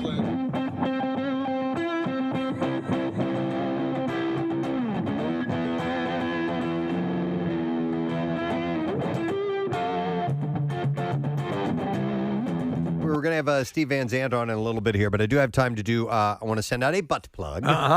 And this concerns, this has to do with the band Froggy, who we had on earlier this week. It's an email from Lynette, who says, she sent it to Kathy, says, hey, I know you guys talked about the group Froggy on your show on Friday and their 7-Eleven Nacho song. My daughter, Catherine, is a part of a group called Youth for Unity, and they're sponsoring a show this weekend in Doylestown, and Froggy is one of the main performers. The event is billed as the Queer Prom Concert, and all proceeds benefit the Rainbow Room in Doylestown. It's an organization that gives LGBTQA teens a place to meet, learn, and advocate for themselves. Catherine, who is 14, is one of the main organizers, which I'm so proud of. And she says, anyway, I was wondering if you could mention the Youth for Unity event featuring Froggy. Tickets are available on Eventbrite, and she sent over a link. And do we have that posted, Nick? I'll grab it and post it if I haven't already. And so the Queer Prom Concert is this Sunday, 2 to 5 p.m., and it will be at the Moravian Pottery and Tile Works Museum. I've been to that place. It's really cool. Yeah. And they have like an outside area courtyard. So I'm wondering if that's where the concert will take place. Nice. Maybe. It's on Swamp Road in Doylestown. So we'll make sure we post that information. But that should be a lot of fun. That's this Sunday. And speaking of Froggy, it's Brooke's birthday from Froggy today. What? Got a text from June, her mom, who called in last week. And so happy birthday, Brooke. You know what that means? Time for a pizza ball. Yay! So, anyhow, I wanted to mention that. There you go. All right, so I have a few other mentions, but I think our guest is ready to go. Yes, and this is audio only, just so you know. All right, outstanding. That's fine. He has his book out, and it is titled Unrequited Infatuations. I bet this is going to be good. I'm looking forward to it. An epic tale of self-discovery by a self-confessed rock and roll disciple. From all kinds of musical endeavors. Please welcome the one and only Mr. Steven Van Zandt. Yeah. I said musical endeavors and acting endeavors as well. Of course, many endeavors. Steven, good morning, sir. Good morning, gang. How we doing? We're doing good today, man. Absolutely. Hey, listen, excited about the tales we're going to hear in this book about your life. Is this the entire Steven Van Zandt story, or how are you kind of describing what we're going to read in here? Yeah, it actually is. It's from the very beginning until pretty recently, actually. And, just basically used the quarantine to put it to good use, Yeah. And, it was really, I don't think it would have gotten done ever if it hadn't been for the quarantine. But it also helped, 2017, 18, and 19 being very, very productive years for me. I reunited the Disciples of Soul and ended up putting out 2 new records, Summer of Sorcery and Soulfire, and ended up, releasing 6 album packages, including my remastered stuff from the 80s. So it had been a very, very productive 3 years, which I think also helped me, reconnect with my work and then get a chance to write about it. Well, I think we're going to see, and we are seeing a number of autobiographies coming out post quarantine because it seemed to be the right thing to do. But I think even presented with that option and that extra time, Stephen, the sitting down again, going through your life and saying, what do I want to include? What do I want to edit out? How do I want to go about this? It make my head spin. How did you approach it? Yeah, no, you're exactly right, man. It was tricky. I mean, it could have been, believe it or not, it could have been 2 or 3 times longer. I mean, we left out a lot of stuff, and it's still 400 pages. I had a terrific editor, first of all. Ben Greenman was extremely helpful in keeping me on the path because I can digress in a minute. I could have digressed every single page. One story leads to another story, leads to another story. And I was trying to, obviously the narrative, the basic narrative is important, but more important to me was the other stuff, the history that I observed along the way. I wanted to share that because I pretty much have been there through the entire rock and roll era, except for the first decade, Other than that, I was just I was there. And the other part is, the various crafts that I've been involved with through the years. I wanted to share some of that so the book could hopefully be useful to people. And so what ended up happening is, the first half of the book is kind of, the music, the music adventure as most people would know about it. But the second half of the book becomes a whole new odyssey. It's a whole nother adventure once I leave the E Street Band, and that's where things really start to get interesting. There's something inherently. We had JJ French from Twisted Sister on yesterday, and we were talking about rock biographies, rock documentaries. There's something very life lessony, I think, for some bizarre reason. I don't know what it is, but I think there is inherent, and it's part of any form of entertainment where you're trying to claw your way up and get a career going. But there's just something about music, and the rock stars that I think appeals to a lot of people. And some of our Preston, we'll talk about our favorite, books and rock books and documentaries about this. There's something unique about that singular drive to succeed. And when did you in your life say, okay, this is going to be my direction. Music's going to be everything to me? Well, it started off that way. I mean, it hit me the minute I saw the Beatles on TV. Yeah. And then 4 months later, the Rolling Stones, which completed the picture for me. So that was from what? I'm 13 years old. So from then on, that's all I wanted to do. And that is the focus. And sticking with it and achieving success. We had a conversation earlier about doing dream jobs and doing the thing, and how that is the goal. And there's a surprisingly high percentage of people who have their dream job. But then acting comes in, as we were adding as well. I mean, there are multiple things that which to you presented the greatest challenge of the two, of the acting and music. Well, music had just become such a part of my life that you really, it was just at that point in my DNA. Yeah. The acting thing was a complete gift out of nowhere from David Chase, very late in life. I mean, he handed me that gift in my 40s. Yeah. And and that was a whole new craft to learn. And that though wasn't the end of the story. And one thing again led to another. And what happens is that the story ends up being a bit more universal than even just music or acting. It becomes a search for one's identity, for one's purpose in life, searching for some kind of enlightenment, and I think that's where it becomes more universal. You've learned life lessons. I was reading an interview with you. You were talking about your relationship with Bruce Springsteen and how you were not afraid of Bruce, and you sort of gave the explanation of what you were talking about, saying you had the ability to say to Bruce about a song, that it may not be your best, and you may want to rethink this. Do you remember what song in particular you were talking about when you first said to Bruce, this may not be it? Yeah, well, I always forget this title. I think is it Ain't Got You? I should know that, shouldn't I? But yeah, I talk about, we've had three major sort of, fights in our life, and I talk about all three of them in the book. And I think it's Ain't Got You. Right, it was Ain't Got You. Yeah. So that's what I thought. Yeah, it was just one of those moments when we had been apart for a while, and and he played me the new album, and and he was trying to come to grips with being successful at that point, which was really weird after struggling so long. Right. Keep in mind, we struggled for 15 years before we broke through. That's a long time. We started playing when we were 15 years old and didn't have a hit till 1980, till Hungry Heart, really. So suddenly we're quite famous, and so he was just still coming to grips with that. So that's what that confrontation ended up being about.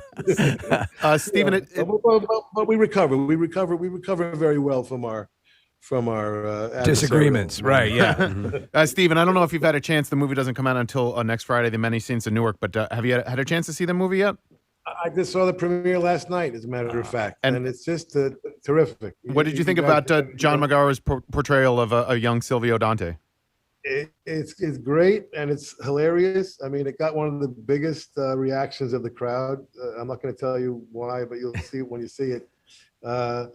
He's just great, and I knew him. We were friends ever since he starred in David Chase's first movie, Not Fade Away, which people should check out. And he just did a terrific job. The whole cast is amazing. I mean, people are going to love this movie. It's funny how Silvio Dante is the character that people always reference, and it's there's a great stellar cast, but there's something about him that made him the everyman of that collection, and it's got to amaze you how popular that character has been. Yeah, I think people just reacted to the friendship and loyalty that he had for Tony Soprano. He was the only guy who did not want to be the boss, and he was the guy that Tony relied on the most. And, Right. People respond to that. Nice. Well, I think we're going to respond to the book, too, because you've got loads of great stories and some stuff to find out. Like, I want to find out why you left the E Street Band, so I got to read the book. Yes! Unrequited Infatuations, an epic tale of self-discovery by self-confessed rock and roll disciple. Stephen, we love you. Thanks for coming on this morning, man. Thank you. Always good talking to you. All right. Excellent. Steven Van Zandt. He's a nice guy. He is a nice guy. The book is jammed with stuff, and he wasn't going to give up some of it because obviously he wants to read the book. But apparently the the sessions with Bruce where they disagreed.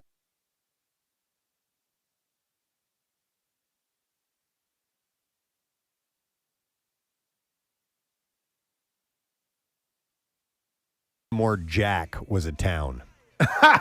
Really? Yeah. Yes. I got a wife and kids in Baltimore Jack. I mean, he doesn't say it like, Yeah, in hey, I got a Baltimore. wife and kids in Baltimore Jack.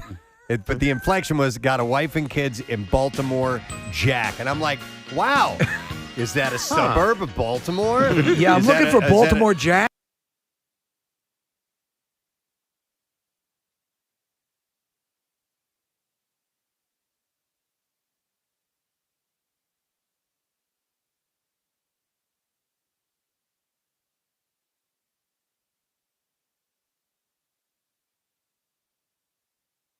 Yep. All right. Hey, I have a couple other butt plugs. All right. And shart outs. And this event actually is today, and I apologize for being late getting to this mystery emailer who sent this to me because I don't have the email that accompanies it. But it is the 9th annual Feels Like Home Gala. It's today at the Philadelphia Cricket Club. And the proceeds this evening provide housing, case management, counseling, financial education, and job training to help individuals in Philadelphia who are exiting homelessness. Oh, wow. Or exciting homelessness? Exciting home. Probably exiting. They want to help out. Thank you. Yes, exiting homelessness. All this exciting homelessness. This is the most exciting homelessness I've ever experienced. So you can go to DePaulusa.org to get information, and I apologize that I did not get to this sooner, and I think this came from Jessica Dorsey. And a guy named Richard Frank also sent it over, Preston, because I got the same thing, and that information is up on the events page, the community events page at PrestonandSteve.com. So if you need any info, starts at 6:30 tonight and goes until 8:30. All right. Then we have to really sell the sizzle here. I have a shart out to do. Let me see if I have right. any more butt plugs. These are mainly shart outs. I have a bunch of them I have to try to get to before tomorrow. I mean, listen, you handle as many as you can. I got this from Taylor Hugo. He says, I hope this finds you well. My wife, Christine, is a religious listener to your show. There are few moments during the day and night when she doesn't have your podcast on. Instead of watching TV, she listens to repeats in bed before going to sleep. Wow, that's erotic. You guys are literally the first thing she hears in the morning when she wakes up and the last thing before she goes to sleep. Wow. This last week, we celebrated 17 years since our first date in high school. Man. And this Saturday, the 25th, is our 6-year wedding anniversary. We had purchased tickets and planned to attend our first MMRBQ to celebrate with you all. Unfortunately, my wife suffers from a rare medical condition. One of the side effects is her lungs can collapse spontaneously. Oh, my God. After spending time in the hospital last month, we thought that she was in the clear. However, we had to come back to Penn this week as a result of another collapse. And as I write this, she is in surgery to hopefully provide a more permanent solution to her lung issues. She's an amazing wife, the best mother ever to our 2 children, Layla and Ethan, and loves all of you and your show so much. Whenever possible, I feel a hearty shout out to my wife, Christina. Will really help her heal up.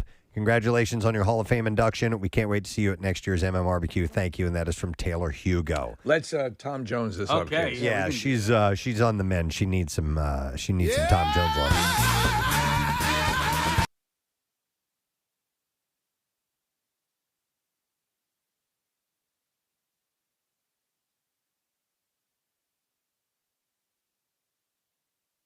Says, hey, this is Ilana, Ilana, and I want to shout out to my buddy and coworker, Philly's finest, Anthony Johnson at Arch Precision Medical Solutions in Huntington Valley. And she says, keep on reaching your goals and go Eagles. And that is from Ilana. So here you go. Shout out for you.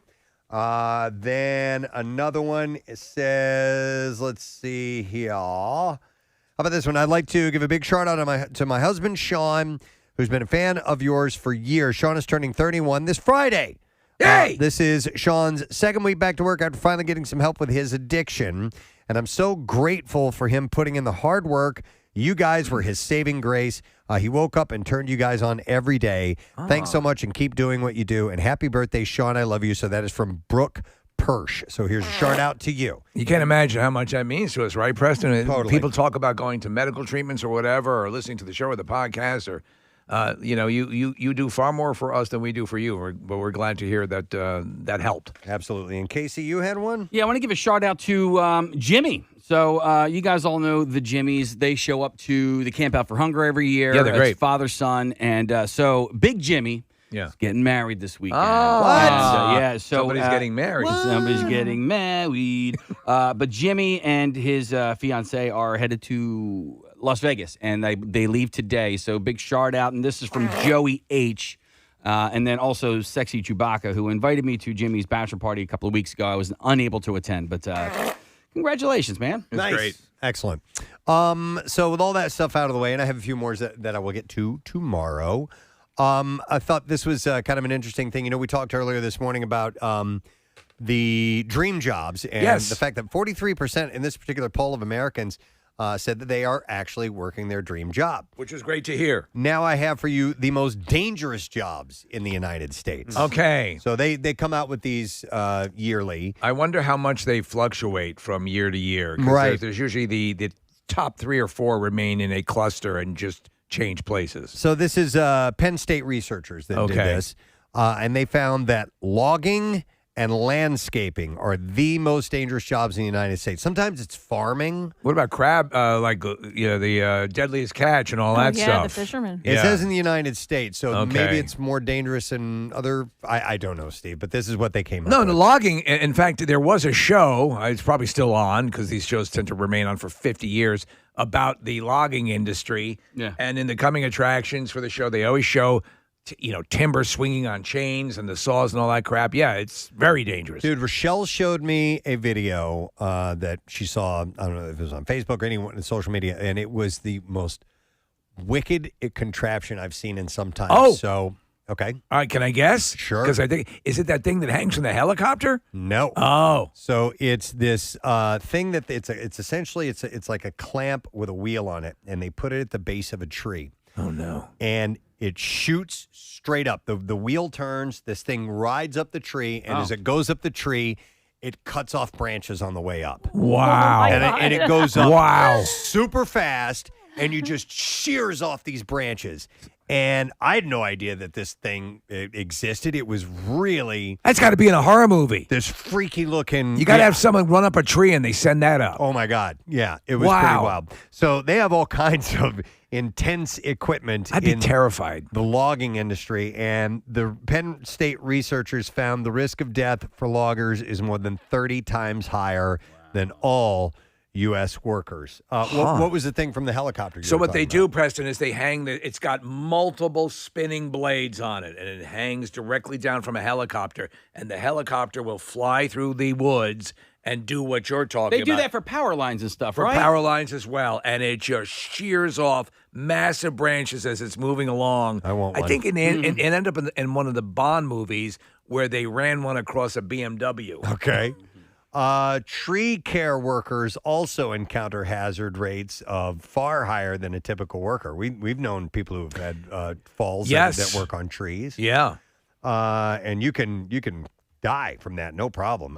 For the study, researchers looked through a U.S. Occupational Safety and Health Administration database. Where does radio fall in that? For deaths from tree falling between 2010 and the first half of 2020. Overall, they found 314 deaths, with the leading cause being struck by a tree. By a tree. Most often in the head. We're looking at the device you're talking about, Preston, here, the one that climbs up the... oh, no, that's a different one. No, that's not it. But it's kind of doing it, though. Yeah, that looks like it's stripping it for the logs. The trees stay alive. It trims the trees. It doesn't. okay.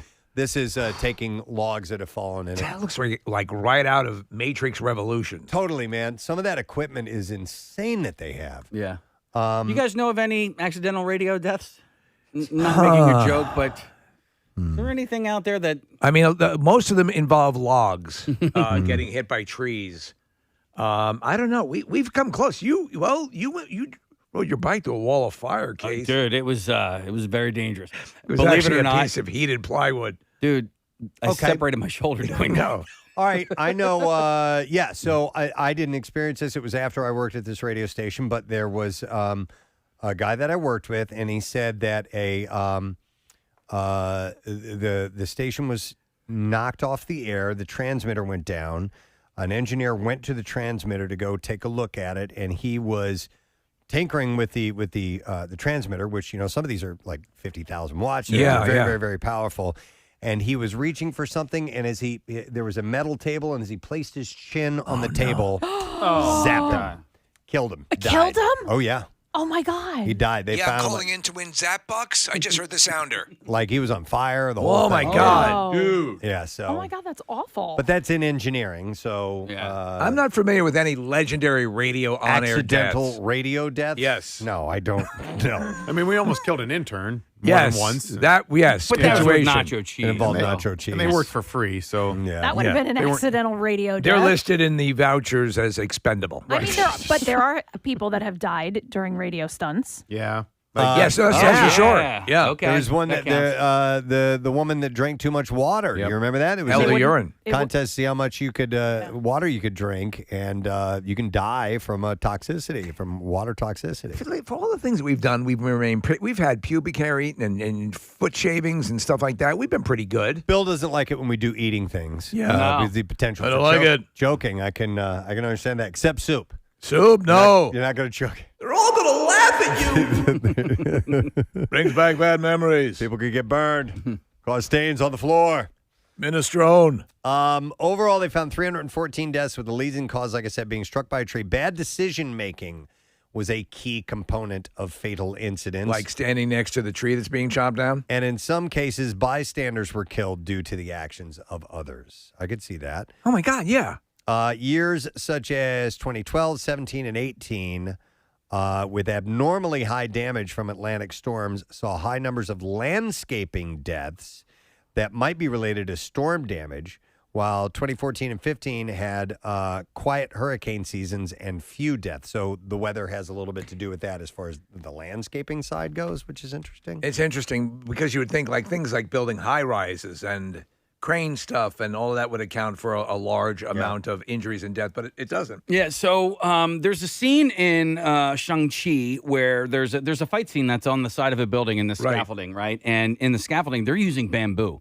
And what I found after doing a little bit of digging is that's a common thing, bamboo scaffolding. Bamboo scaffolding, really? Mm-hmm. It just seems very impractical to me, but there's a lot of it. Yeah. Yeah, maybe that's the reason. Is it dangerous? To me, it seems like it's way more dangerous than having metal scaffolding on the side of a building. Because you get a lot of pandas loitering. Yeah. Right. That's interesting. I don't know. Maybe it's stronger than we realize, I guess. Yeah. If it's green still. I don't know. Hang on a second. I'm going to go to Ryan. Hey, Ryan. Good morning. Hi. Good morning. How you guys doing? It's good, man. What's up? To bother you at work. Well, thank you. It's all right. What's up, buddy? I had to call in. So I was a landscaper for like 15 years, and yeah, you get cuts and scrapes. Chainsaws are extremely dangerous. I was also a firefighter, so yeah, you deal with plenty of stuff in that. But I've been roofing for the past about almost a year, and I've been in the hospital twice. Like firefighting, nothing. Landscaping, nothing. But I wanted to tell about my most recent trip to the hospital. It involved a hammer falling on my head from the top of a ladder and ending up with 8 staples. Whoa. Okay, so I immediately think of falls, which obviously happened, but I didn't think of stuff falling and hitting you. Yeah, that doesn't really happen. It was a dumb accident, and I was very lucky. The first time I went to the hospital, that was a fall. Yes, that was falling off the roof. I was fine. I went to work the next day. In fact, I finished the day, drove home, and then went to the hospital myself. Even I'm the type of person that when I got out of the hospital with the hammer injury, I tried to go back to work. Right. They wouldn't let me, but I worked the next day and kept going. Surprisingly, it really didn't hurt that much. It didn't hurt that much. Wow. It was bizarre that it didn't bother. So 8 staples. Any concussion? Nothing. Didn't knock me out. I drove myself to the hospital. Oh my God! A nice calm drive. Bleeding. From the head. That's dangerous. Yeah. But a firefighter, nothing. But roofing, that's how you get injured. Yeah, I think it might not be for me. I don't know. No, it's like hiking and Nick. All right, thanks, man. Appreciate it. Have a good one. Yeah, you too. Do they have like firefighters that out west, that fight the massive forest fires? Is that on the list? Because that to me seems like inherently smoke jumpers. Yeah, smoke God jumpers. Almighty, yeah. No, this is just according to statistics of injuries, and I guess it depends on how many deaths overall there were. Because there's probably more people working logging regularly than there are smoke jumpers. Yeah, than there are smoke jumpers. So just out of sheer numbers, now maybe out of per capita, if you were to take the ratio of the amount of people that do that work and how many people get injured, it might be different in that regards. But yeah, so there's some dangerous gigs out there, and I'll bet landscaping alone, man, not just I think these cover deaths, but injuries. People got to be losing fingers and all, breaking bones and all kinds of stuff doing that kind of work. I mean, there's a lot of heavy machinery. All right, anyhow, just thought you would find that interesting. We need to take a break because we need to stay on time. We have more money to give away in the form of MMR's Money Clip, and we have the Bizarre File, and we're going to talk to Dorothy, who's at the MMRBQ this Saturday, and the weather's looking great. We'll be back in a moment.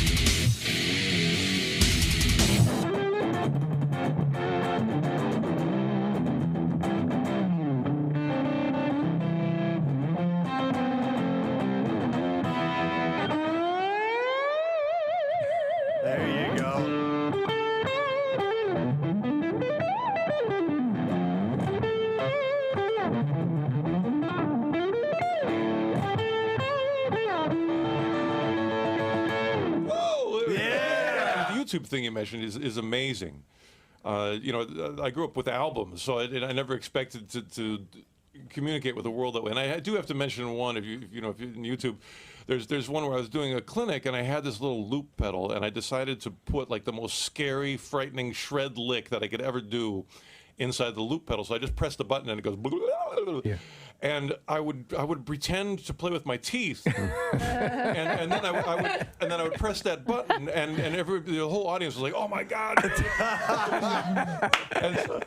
and so of course he's playing with his teeth. Yeah, he was playing sweep picking with his teeth. How did he do that? And it was a guitar clinic, so everybody raised their hands and goes like, "How did you do that with your teeth?" And I said, "Well, it's pretty impressive to do sweep picking with your teeth, but I said it's really impressive to do it with your ass." Oh, yes. And then I just wiped the guitar, That's on my backside. Yeah. And I'm still a fan of the Beatles and Led Zeppelin and Aerosmith and the regular rock bands. And so now I can step on stage and really be the lead singer via my guitar. Hey, I had a story that keys off of teachers, and I thought this was kind of interesting. This is out of, where is this? Somewhere in the South. I think it's in the... is it Florida? No, it's North Carolina. The teacher at Northeast Carolina Preparatory School in Tarboro, North Carolina, had apparently punished one of their students. By punish, I mean making them write a phrase over and over and over and over again. A la Bart Simpson. Because he called her ma'am. Ma'am? Yes, ma'am, and she didn't like it, and so he had to write the word ma'am numerous times. His teacher asked him to write it. He told his mother that he had to return this with the parent's signature after he repeatedly called her the word despite being told not to do so. Okay, well, if she told him not to, then... Yeah, he completed his assignment during class hours, which made his mom worry that maybe it had interfered with some of schoolwork. Yes. According to the mom, Mrs. Wilson, the teacher also told the young boy that if she had something... she would have thrown it at him. I'm sorry, said to the boy. So if she would have had something, she would have thrown it at him. After the mom signed the paper, she had also had the boy write down the definition of ma'am, which is a term of respectful or polite address used for a woman, according to Oxford dictionaries. There's some people that hate being called ma'am, and I hate it. My wife uses ma'am as a sign of respect when she's on the phone with someone asking for help. Yes, ma'am. Yes, ma'am. Yes, Thank ma'am. you, It is, and especially as you start to go south, you're going to find it is a term. It is a respectful way to refer to people. Yeah. I would it's a weird thing, and I know, Preston, you're right. For ma'am to set someone off? Yeah, I don't know. I've always known it as a respectful way to refer to someone. Maybe she's younger and she doesn't want to feel old. Yeah, or something like that's that. how I see it. I see it as an older woman. So when I remember the first time he was a kid, probably a high school kid, called me ma'am, and I was like, oh my God. I mean, I didn't tell him, don't call me that, but it made me feel old. It's not. Did he just say ma'am? Yeah. Pretty much. Well, I never. Was it the word that set the teacher off, or was it the fact that the kid was repeating it over and over? I don't know. Well, it had to be the initial thing graded on her because she asked him to stop saying it. Yeah. But if he's used to saying it as a sign of respect to, like somebody in an authoritative manner, then you just got to get that flag out of your butt and get over it, right, Press? I would think so. Yeah, get the flag out of your butt. Yeah. Did I say that one day? Yeah. Okay. I was walking, I was hiking around the area, maybe on Friday, said hello to this young feller, probably 13 or 14. How are you? How's it going? Very well, sir. I'm like,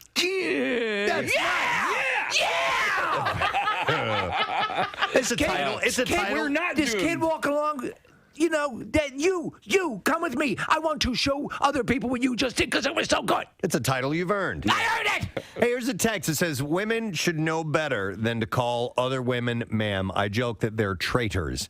And then she writes, it's well known that most women don't like it. What do you mean? How do you know that? Because that extensive survey she took. Yeah, exactly. Maybe amongst a handful of your friends or something. But what do you mean most women? Yeah, but I would agree with that. But how do you know most women? Because anybody, just anyone that I know, it's not like I took a survey, but anyone I know would agree. Then it's got to be everyone. Yeah, and you know what? Here's the thing, too. I think it's, no, but I do, like you said, it's regional. Do you know what I mean? It's I could see that. In the South, yes, they do that. They're here, not as much. But I've born and bred at, Northeast, and ma'am to me was always a sign of respect. And I would say ma'am. Or maybe is it an older thing? Like I don't know. Like I don't know. I just. You keep going back to old. No, the standard thing would be pretty good, ma'am.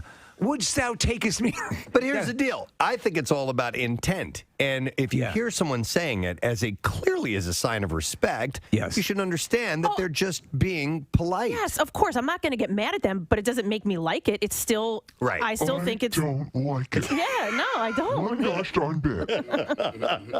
Looking at my activities list. Oh, God. No, I listen, and if it rings to your ear and you don't like it, you can simply say, "Oh, it's okay. You don't have to call me ma'am, or I'll punch you in the throat." Yeah. I would never read it as an insulting thing. That's a way to show respect. It's your own fault for being old. Jesus Christ. No, What's with you in that aging thing? It's not insulting. It's just. We just don't like it. And that's fine. But all right, it's your personal I don't preference. think somebody saying it to me is insulting me. All right, but what But do I you just want don't your like server? it. What do you want your waiter or waitress to call you when they go up Sugar to your teas. Yeah.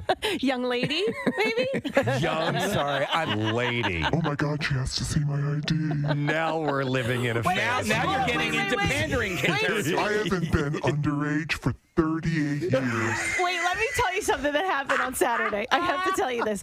So I went out for Preston. I went out for my birthday, and we went into the bar, and they were carding everyone as we were walking in. And I was with Elisa. We're both 40, and she goes, "Oh, let's see if we get carded." So we walk up to him, and we stand there, and he goes, "Hi," and so we were like, "Do you want to see your ID?" He goes, "Sure, if you want to hand it to me." See, he did. I want to see what you think of this, Kathy.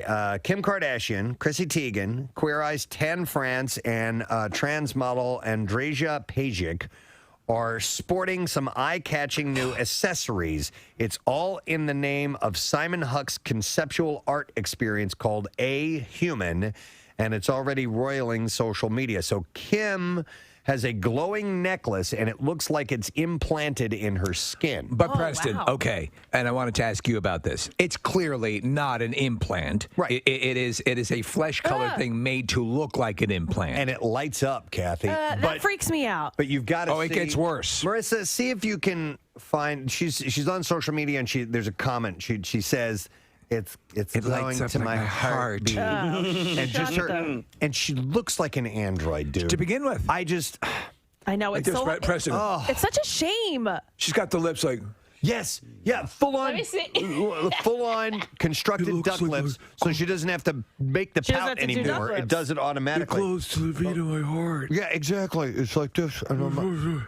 Who finds that? It's dysmorphia. We're looking at video. Look at this, Kathy. It lights up, and it looks like it's under your skin. Yeah, that's kind of. Kind of wild. Well, there's a couple of different ones, Preston. So Chrissy Teigen had one. There was a disgusting one that I think it might have been the trans model had, where it looks like almost like mushrooms growing out of their neck. Oh, yeah. This is just somebody who has a lot of money, so is going to pay them to do this. This isn't going to be a fashion trend. But you can't. Be too expensive. And Yeah, exactly. no, it's not. How would you pay to get this put on? It's got to be a fairly And if elaborate it is, process. it's going to be so quick. Well, now I'm just kind of thinking out loud here, guys. Here's our fashionista. Well, I mean, for the people who don't have that kind of money to spend on a glow necklace, okay, and that's all that is just a stupid glow necklace. What if it was like some sort of like thing that you could insert glow necklaces into, Kathy? Right? What do you mean? Yeah, So you know what a glow necklace is, obviously, The right? things Like you crack? yeah, the glow bracelets. Yeah. What if it was like just a vessel that was like decorative that you could insert the glow And make it necklace? different colors? Well, I see what you're saying. The Not- pitch here, though, is that it looks flesh colored. It looks like you have altered your skin. You're saying not looking like it's implanted. not like no, but accessorizing your glow necklace. Like what Twinkie wore in Buck Rogers. Here's the audio of her showing it off. Here we go. My necklace glows like a heartbeat. It moves to the rhythm of my heartbeat. Oh my God! Shut up!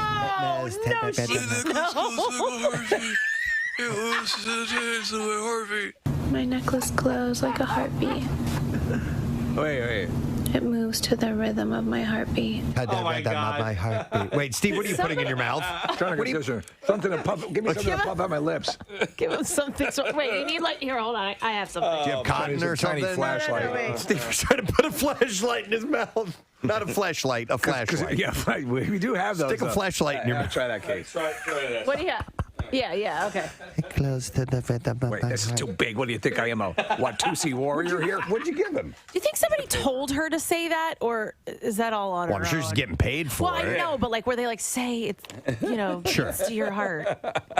Close to the rhythm. My necklace glows like a heartbeat. It moves to the rhythm of my heartbeat. You look like Bill Murray in where the giant plant when he goes to the dentist. Little Shop of Horrors. You look like Little Shop of it goes to the beat of my heartbeat. It's right under my neck and it glows and it pumps to the heart of my heart. Glow, turn on my heart light. It moves to the rhythm of my heartbeat. Oh my God! Shut up. Yeah. Well, this person Simon Huck is a conceptual artist, so it's. I'm a conceptual artist. I don't want your neck to glow. Stop it. Okay. They don't see that outside the bubble. All right, the so rest of the world is like, what are you doing? I'm looking at one. Nick pulled this up. It looks like she has feathers growing out of her chest. Yeah, Yes. Steve, this is Chrissy Teigen. Okay, so Yeah. Nick, do you have the other ones as well? Kind of cool. This is no. That's cool. She only posted one. I mean, it looks like studio makeup done for a movie. Yes. For a horror movie. Yeah, a horror movie or some sort of fantasy, sci-fi thing. So why not be like the large singing plant from Little Shop of Horrors? Yeah. So meanwhile, Seymour? so Teigen, sported a featherhead breastplate, they called it, while Tan France wore a piece made to look like ruffled skin with bioreactive crystals, and Pajik wore horn-like sculpted shoulders. That's it. Okay, so the one that looks like mushrooms growing here, if we can get that one, I think it looks kind of really like Casey. You don't like things that look like openings and circles and indentations in a body. Wouldn't it be awesome for like the socially elite for it to become fashionable to wear like a horn out of your forehead? Preston, wouldn't it? Like the You're Hunger not Games? far. Yeah. Preston, the bagel thing. Yeah. The Japanese were doing the bagel implants on the forehead. But I'd like to see like a rhino horn coming out of their forehead. Oh my God. Charge. Rhino. That's so rhino. All right, anyhow, the full exhibit of futuristic clothing-like objects inserted under the skin opens in New York City next week. The entrance fee to even see this stuff is $40 if you want to go check it out. $40 to see these incredible expressions of self. Ewan McGregor is in talks to reprise his role as Obi-Wan Kenobi in a series that centers around his Star Wars character for Disney, according to the Hollywood Reporter. It is Obi-Wan Kenobi, attorney at law. It's a departure. That would be. Yeah. I think you should let him off with time served.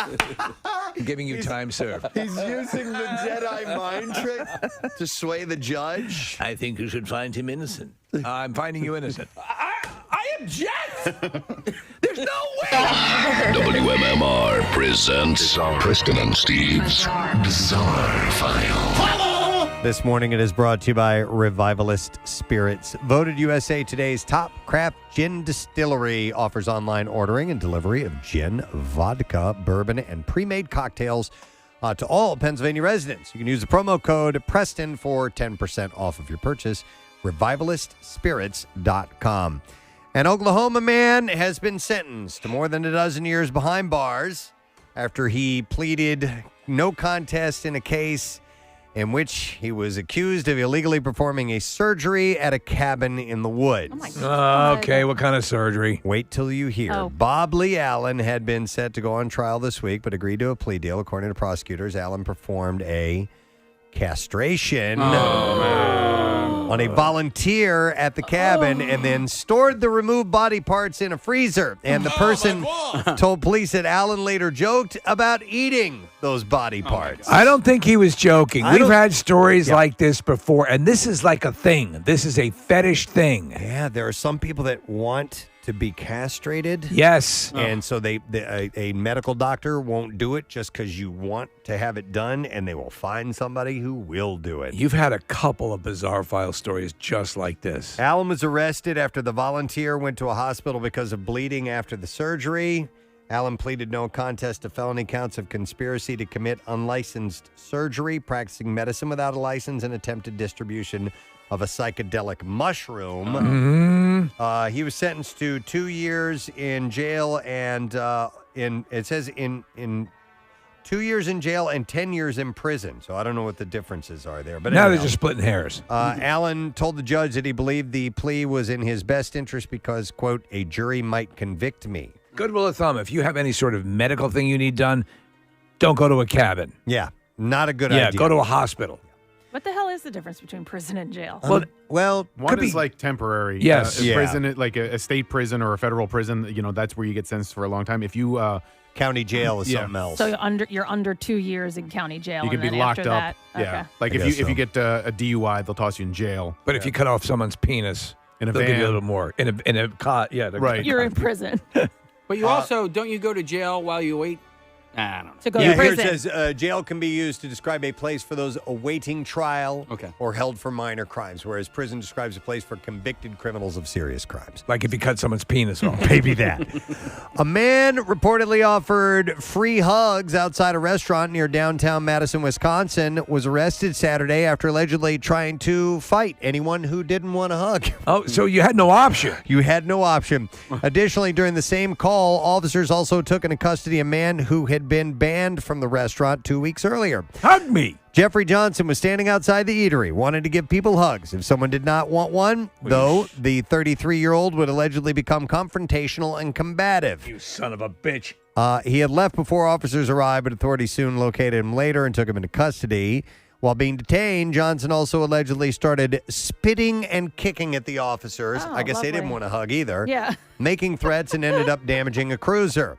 And while at the restaurant, officers also arrested Jason Stone for coming to the restaurant twice that day, despite a reported previous ban on ever returning. You bastard! This is a hot spot, apparently. Yeah, in man. This place. The 38-year-old Stone was booked on a count of trespassing as well as 5 felony bail jumping and 5 more misdemeanor bail jumping allegations. Busy guy. Wow, I guess so. Let's see. How about this is kind of weird.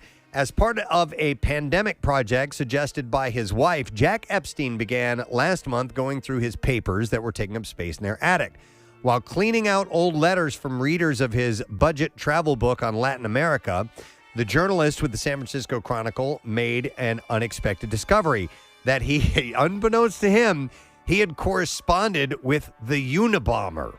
What? Epstein told CNN the letter was from 1979 and read something like, I'm looking for a refuge in South America where the closest person is 5 miles away. You seem to know South America well. Can you give me some advice?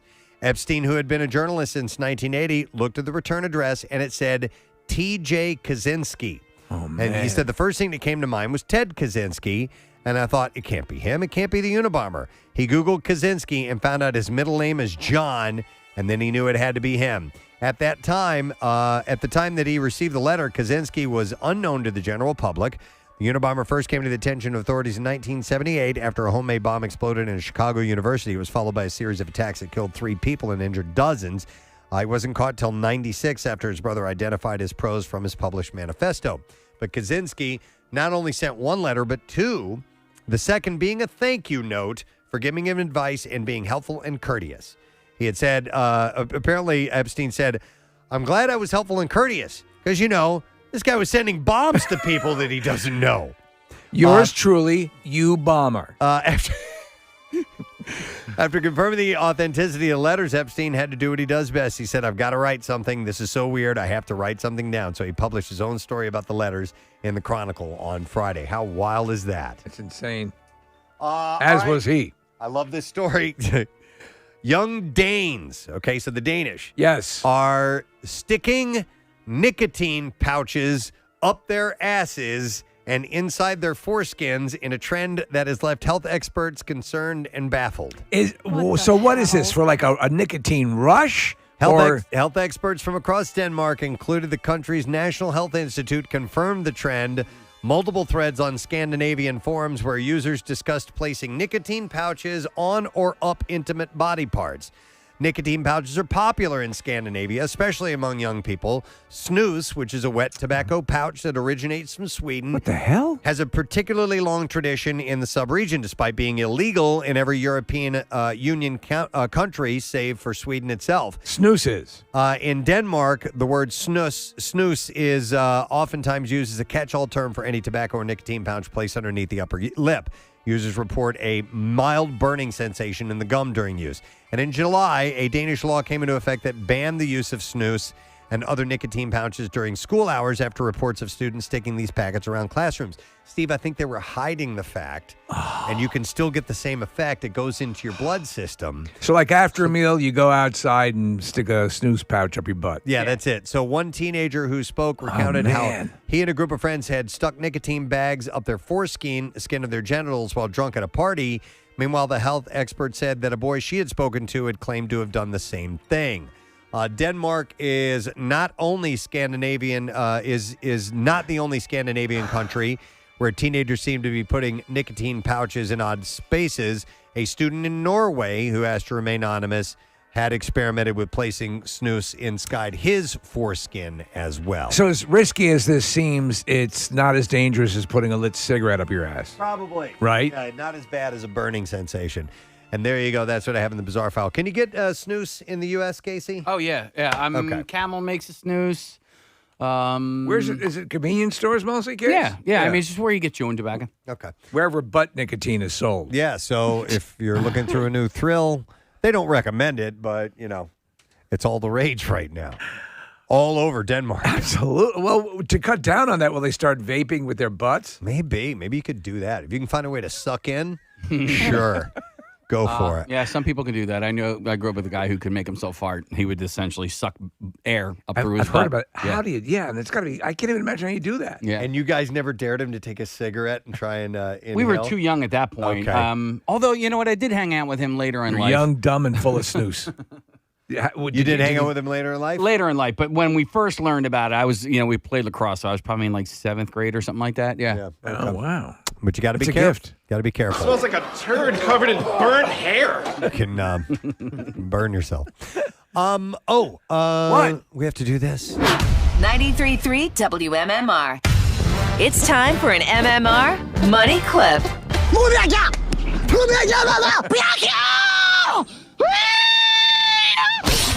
Now, here's your Money Clip keyword. The word is budget. B-U-D-G-E-T. We're going to give you until 15 minutes after the hour to enter that.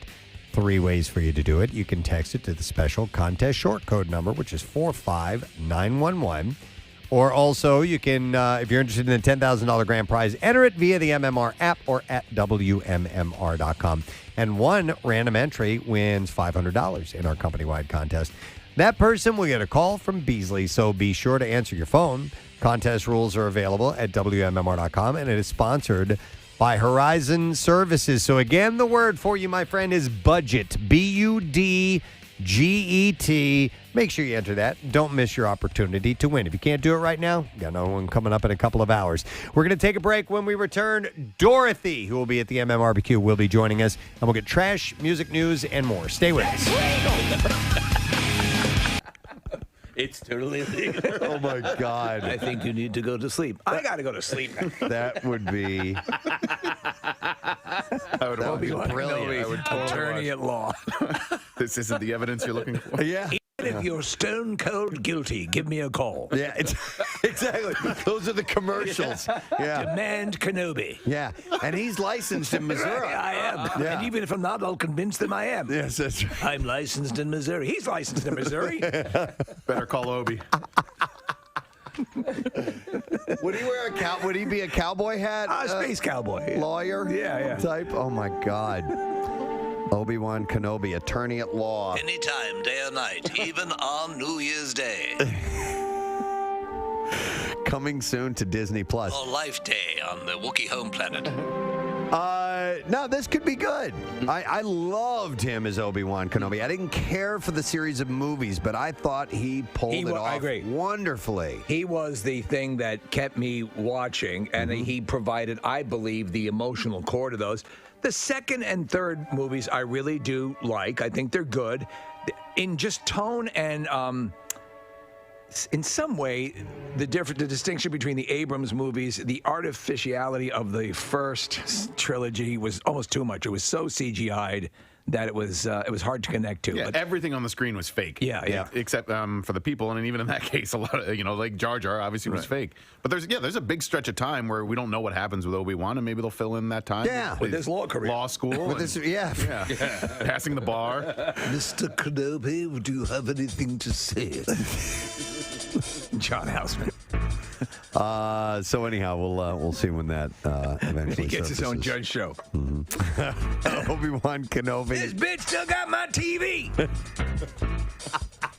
Give the TV back. He's settling these small claims cases. This bitch still got my TV.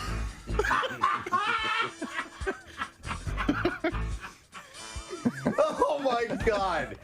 Oh. I suggest you return the TV. Give me the TV. Miley Cyrus, you know about all that went on. Yeah, she is officially living her best life after splitting with husband Liam Hemsworth. Soaking in that post-breakup glow with a potential new fling. The mother's daughter singer and the Hunger Games star called it quits on Saturday after less than 8 months of marriage and many more as a couple. The two announced that they've decided to, quote, focus on themselves and their careers in a joint statement. The thing that is wild is, I guess about 4 months ago, she said she was bisexual, right? That she enjoyed relationships with women as well. And lo and behold, right? I'm sure you have the information there. Well, yeah, so she is seemingly taking an on-to-the-next-level approach. As hours before the news broke, she was spotted kissing Caitlyn Carter. Carter recently ended her not-so-real marriage to reality TV star and Kardashian step-sibling Brody Jenner. Can you imagine? The two have been vacationing in Lake Como, Italy with Cyrus's sister and were seen packing on the PDA at the Il Sereno Hotel over the weekend, where onlookers said they were not trying to hide it at all. Oh, this is all happening on Instagram. I've got to follow her, Preston. I'm missing so much. Are you ready? So here is her inspirational message. She wrote, do we have music that would... I think you should cue...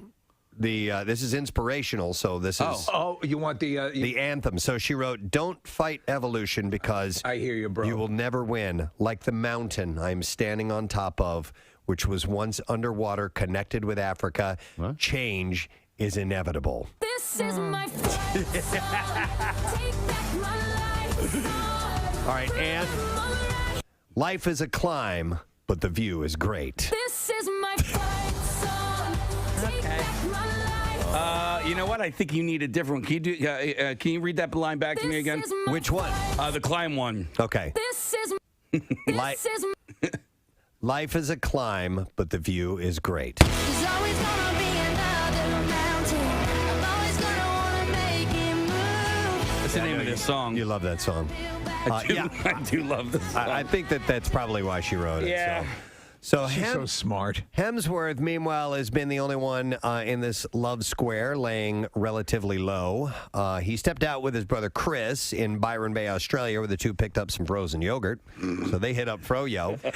Hey, you want some yogurt or something? Hey, we'll get frozen yogurt. But he did break his silence a little bit. The 29-year-old was, like I said, was hanging out with Chris. And Man, just let me eat my yogurt. It seems Liam isn't quite ready to jump back in, and Liam told Daily Mail Australia when asked about the split, "You don't understand what it's like. I don't want to talk about it, mate."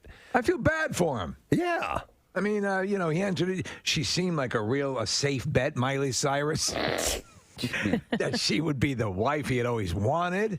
But no, listen, the heart wants what the heart wants, Preston. And this heart wanted another chick. I guess so, right? It's. I was about to say it's so funny, but not funny. It's just ha funny. No, like I make you laugh. It's interesting to watch couples in an off again, on again relationship, and you and your friends who know these people know. You know. Yes. It's never going to work. It's never going to work. But then one of them goes, "Let's get married." Yeah. And now I'm going to be serious about it. This is it. I'm diving in. And they think that is going to be the Band-Aid, that's going to be the big, the impression of commitment. Yes. Yeah. Let's have the trappings of commitment without the commitment. And then they don't realize after it just goes back to the same old crap, and it didn't. And there you are eating yogurt with your brother. Yeah, exactly. There you are eating froyo with your brother. It's also funny to watch the reactions because he's laying low, not saying anything, not posting anything on Instagram. Meanwhile, Miley is going nuts on Instagram. She's finger blasting somebody in Lake Como. And they're both, she and this Caitlyn girl are both posting a ton of hot photos of themselves. So in order for them to get validation post-breakup, they need to post these superficial shots of themselves. Right. Whereas Liam is just like, I'm going to get some frozen yogurt. And not for anything. Just, I don't know, live your life how you want to live, but maybe be a little respectful of the marriage you just had. Right? I mean, just take a little bit of a breather before you're squatting on each other's faces and pictures on Instagram. So they were married for roughly 8 months, but they'd been together on and off for more than a decade. Yeah, a long time. Anyhow, some question whether their elaborate ceremony in Nihi on Sumba. This is all made up. Is this all? Are these real These words? are pretend places. You're our geographer. I know places, but this one's a mystery to me. In Nihi on Sumba. How do you spell? Where'd you get married? Nihi. How do you spell Nihi? Nihi. Oh. Yeah. Oh, I thought you said Ehe. That's a town one over. No. It's like Shelbyville and Springfield. What? That's how they sound in Ehe. Oh, Nihi Sumba. It's all. Oh. All right. Is it an island nation? Yeah, it's in. It's right next to Nelby Tai Tai. It's in Indonesia. Oh, dear Lord. Nelby and Tata. Is right next to Nihi on Sumba. Yeah. Just south of Iso Tai Tai. Where y'all going? What? That's the main city. Yeah. I'm going into where you're going. Wait. So people are wondering if their ceremony in Nihi on Sumba in June of 2018 was legally binding or not. They might not really be married. Okay. So that was a big story. It really, it sort of rocked my world. Let me ask you this, then. You all worked in besides, did you all work in, regular restaurants? Fast food, yeah. For servers, how commonplace is it to, on the way from the... No. Not the way, but we talked about this. Maybe on the way back. Maybe up on the counter. No, on the way out. Yeah. Because the way the kitchen that I worked in, you'd put up, order up, you put it up on a counter. Like there's a whole plate of fries. And it was still in the kitchen, so it wasn't in line of sight for the customers. So they could probably grab a fry and eat one on the way out, It was never that for me. You never did that? No, but I never. But I sucked all the nitrous out of the whipped cream. Really? I watched. Dude, my waiter just took a dump on our table. I watched one waitress. She had like 3 or 4 different whipped cream things that just was like cream juice because it had no nitrogen. What's going on here? These are all broken. Do you remember? Dripping. I don't know. have no idea. I have no idea Casey. what's going on with you. That's messed up, man. Casey, at a place called the Coffee, you remember the Coffee Beanery? Yeah! All right, so the same thing happened. I wanted whipped cream on hot chocolate. Oh, my God. The guy's like, he's going through the cans. I said to him, what are the odds that 6 cans of whipped cream have no propellant in them? And Steve, did you know that when you do nitrous, it's like sulfur hexafluoride? Yeah. It makes your voice sound like this. Did you folks like some espresso? Just side note, that stuff killed brain cells so fast. Oh, my God. It was so stupid. Dude, also, I watch people in the parking lot doing these things and walking at the same time. Rule number 1, sit down first. Because you're going to fall and smash your face into a parking block. Oh, yeah. I gotta get to surgery. I'm a neurosurgeon. Preston, you know that thing that you got me where you can stick your phone in the vents of your air conditioner? Yes. I saw somebody that has. That's how you heat up your chicken? No, Steve, it's even more ridiculous than that.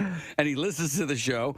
I'm not going to out you, but he has one of these things that goes into the vent that you put in Air freshener? No, barbecue sauce or honey mustard or something like a chicken nugget. He has like a caddy? Get out of here. I swear to God. I like that. I like that. Because That's great. It's exactly what it looked like. It's like having a Fixins bar on your dashboard. And I made a joke about it, like, hey, I can't believe you have a barbecue sauce holder here. He goes, yeah, I found it on, it was like, ad on Instagram. I was like, that's actually what this is. Steve, that's like getting a limited edition, like Jeep or something. This is a Roy Rogers. Right, Roy Rogers. Look at this. This Signal squirts horsey sauce. Yeah, the rear view, Preston. It's like you're chatting with you before we went on air. And can you tell us the name of your cat, please? His name is Wesley Stripes. Wesley Stripes. That's He's brilliant. So sweet. He's the sweetest cat. Oh. I've never heard him hiss, not once. I don't think he knows how to hiss. Sometimes they don't. Yeah, we have 9 cats, and there are a couple of them that don't know how to meow, so they just kind of open up their mouth and nothing comes out. Oh, you have 9 cats. 9 I'm gonna bite my tongue. Well, listen, yeah, you're going to be back in Philadelphia, and we're excited about that. What has been the extent of being on the road this year? What's that been like?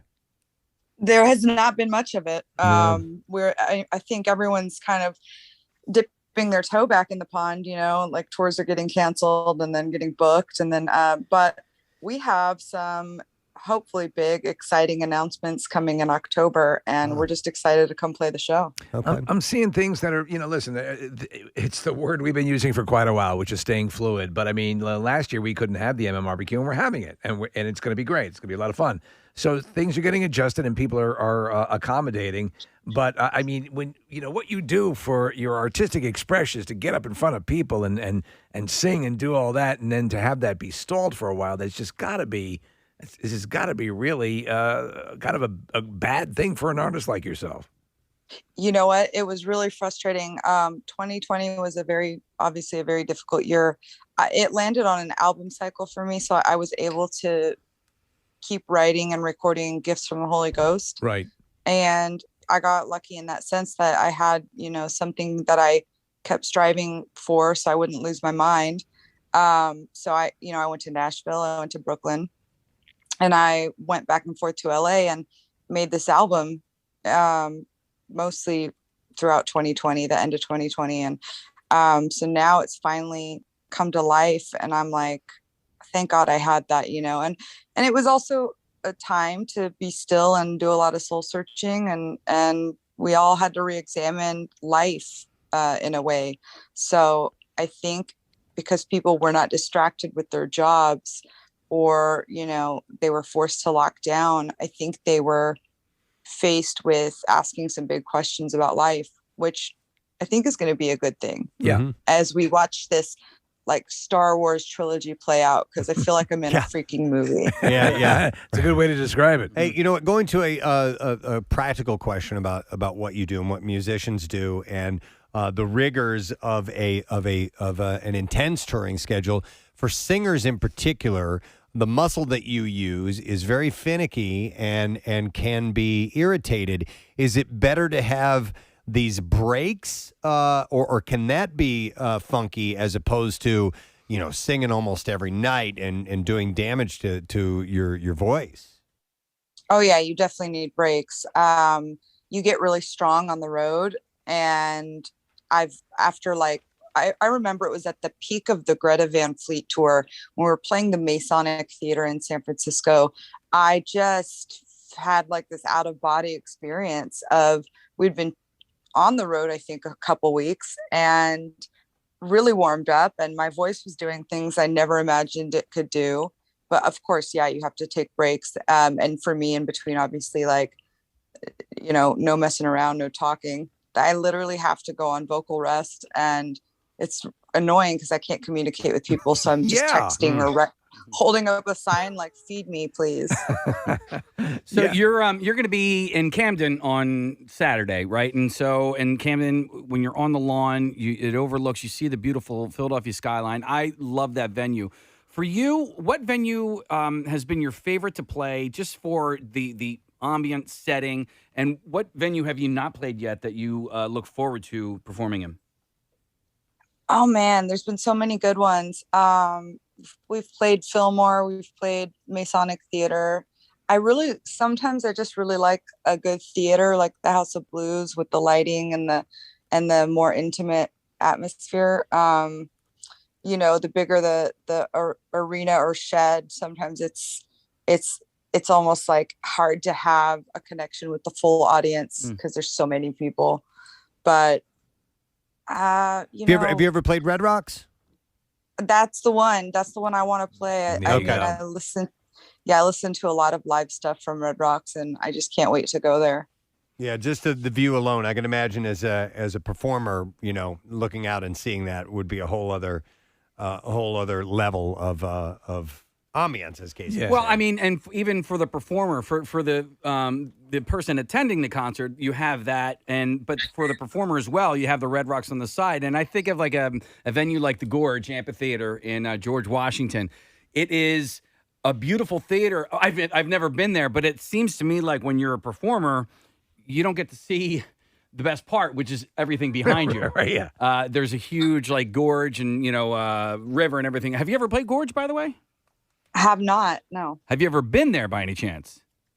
I don't think so. Okay, so yes. we're adding things to your bucket list here, so you didn't know all the stuff you're missing out on. Red Rocks is bucket list for sure. Okay. Nice. And when you guys are when you get out and you do the hopefully, like you said, there's going to be some news coming up in October. What's the plan as far as getting out on the road? Is it to headline or to play some supporting acts? Do you have any idea yet? Oh yeah, the dream would be like a sold out headlining tour. It's been so long. We can't wait to reconnect with fans, and it's interesting. Every venue's different. The rules change daily, so I'm just like trying not to freak out and lose it, and just trust that it's all going to work out. You last time we talked to you, you were working on the album, and you were in a good place. You just gone through some medical stuff that you talked to us about, and you're with all the stuff and with all the demons that people can deal with when they're when this isolation sets in and all that stuff. To get out and actually interact with people, it's very cathartic. So what's your level of comfortability with everything that's going on, and getting out and doing these venues and stuff? I mean, are you very germophobic, or are you pretty relaxed? Nope. No, I'm not. Actually, I don't know like how much I can say on the radio, but I'm not afraid. I understand that we have to be sensitive to people who have, health complications. Right. But I personally, I'm not afraid. I'm a very healthy person. I've traveled a lot the last couple of years. I haven't been sick in over 2 years. I take certain medications that people are finding is helping prevent them from getting sick, right, or helping them recover, as well as vitamins and vitamin D and sunshine and exercise. And That's happy good. to report that I'm doing pretty good. Well, that's excellent.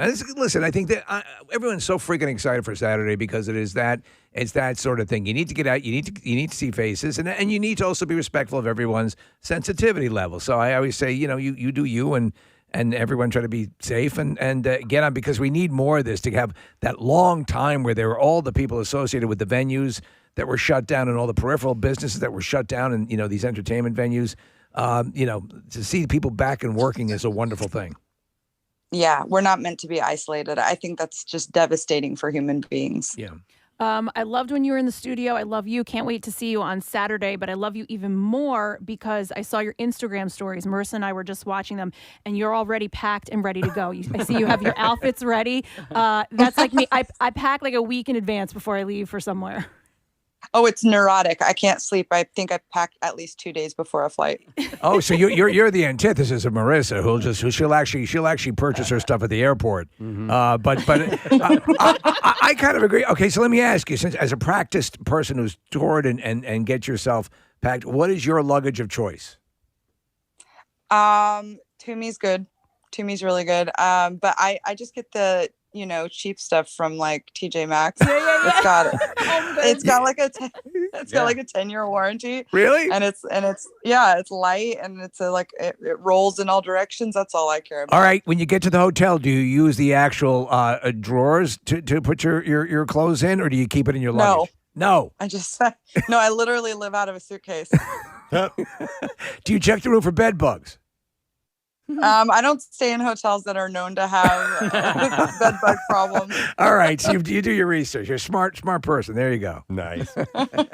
Well, the show is on Saturday, and we're excited. And by the way, Dorothy hits the stage around 3 o'clock-ish. So awesome. It's going to be great, and we're looking forward to it. So, Dorothy, we will see you on Saturday. Thanks for coming on this morning. Very excited. Thank you. Excellent. Dorothy, guys. Yeah. She's great. All right, so that will be Saturday. We're ramping up to the whole thing. All right, we need to give some stuff away, and we're going to do the lesson question. Today we're going to give away for a prize a digital download of The Shawshank Redemption. Question I have for you this morning is, what game show does Vin Diesel just keep playing by himself? 215-263-WMMR. Do you know the answer? You should give us a call. What game show does Vin Diesel just keep playing all by himself? 215-263-WMMR. Call. While you call, we do this. The trash business is a gold mine. 93.3 WMMR with Preston and Steve's Hollywood Trash. All right, brought to you by Club Risque, the Delaware Valley's premier gentleman's club. Says, show your MMRBQ 2021 ticket, no cover, and get a free drink at all locations, Philly, Bristol, and Northeast. ClubRisque.com. What's going on, Steve? Well, Prince Charles recounts the last conversation he had with his father, Prince Philip, in a new BBC documentary. According to Charles, the ailing Philip gently drew his son in closely and whispered in his ear, "I love you." Hey! He's got very big ears. Jennifer Lopez and Ben Affleck revealing at least one key to the success of their rekindled relationship. Listen to this. Neither of them follows the other one on Instagram. In fact, the two are so old school that when they are separated because of work, they often engage in fax sex. So that's much more uninvolved there. And finally, that show, Celebrity IOU, the star, Ant Anstead, saying his relationship with Renee Zellweger has been a gift to him. Anstead says once he learned to start seeing the world the way Zellweger does, he began walking into walls. And that's your Hollywood Trash. All righty, we'll see if you know the answer. What game show does Vin Diesel just keep playing by himself? I'm going to go to Andy for the answer. Yo, Andy, good morning. Preston, could I talk to you about a strange discharge? Yeah, I love that clip. As long as I'm your dad. All right, Andy, what is the game show that Vin Diesel keeps playing? Family Feud. Family Feud. Yeah. Hang on, Andy. We're going to set you up, my man. For a minute? We have a digital download of The Shawshank Redemption. You can relive extraordinary performances by Morgan Freeman and Tim Robbins and experience the iconic film about the triumph of the human spirit again. Available now for the first time, and that's on 4K Ultra HD. Let us get to music news. Now, Preston and Steve's Music News on 93.3 WMMR. Dad, can I talk to you for a minute? Imagine approaching your dad. Dad, can I talk to you for a minute? Something going on with my penis. Do we have part of the other? We do too, yeah. Can you cut it off? Mother, I have a strange discharge. Oh, yeah. All right, it's brought to you by Frolics Farm Fall Festival. Families know it's not fall without a trip to Frolics Farm Fall Festival. That's a lot of F's. Kicking off on Saturday, October 2nd with a special appearance from Nick McElwain. Hey. Fun for the entire family. FrolicsFarm.com for information. Smashing Pumpkins' Billy Corrigan has partnered with Reverb, the largest online marketplace for buying and selling new, used, and vintage musical instruments. And Corrigan will sell a collection of music gear used throughout his career. Who just did that? You had reported on someone else that sold a ton of, I think it was drums. Yeah. And I don't remember And who, this Steve. apparently is the thing to do. Yeah, Reverb is a great website. So he's going to sell stuff including guitars, synthesizers, amps, guitar pedals, and more. More than 100 pieces of music gear will be offered in Corrigan's Reverb shop, including a pair of Kurzweil K2500 synthesizers that were used to create Adore and the Machina albums, 2 gold Marshall JMP1 preamps, and 3 1980s ADA MP1 preamps, 2 of which were used on the Smashing Pumpkins debut album Gish. This is the second time that he's teamed with Reverb to sell gear from his personal collection. Dave Grohl has recalled working on Nirvana's Smells Like Teen Spirit. While discussing the song at NME's Nevermind at 30, he said, I remember writing Teen Spirit in our rehearsal space, and I like the riff that Kurt came up with because it's percussive. Those muted, stabbing strums in between the chords really lent to the pattern of the drum riff. He said that the band was writing a new song every day, adding, of course, no one had any psychic foresight to imagine that Teen Spirit would go on to do what it did. We just haven't rocked it in a little rehearsal space that was like a barn. Although he didn't know, quote, that the lyrics, what the lyrics were, he said that he realized the power of the song once Nirvana took it into the studio. He said, I think everyone was more focused on songs like In Bloom or Lithium or Breed, and nobody really paid too much attention to Teen Spirit while we were recording it. We just thought it was another cool song for the record. That's interesting. They had no idea it was going to be the anthem that it became. Rolling Stones have dropped their latest video for the just-released outtake, Living in the Heart of Love. The tune, which was originally recorded in early 1974 during the It's Only Rock and Roll sessions in Munich, is part of the expanded 4-CD version of the band's 1981 chart topper, Tattoo You, set for release on October 22nd.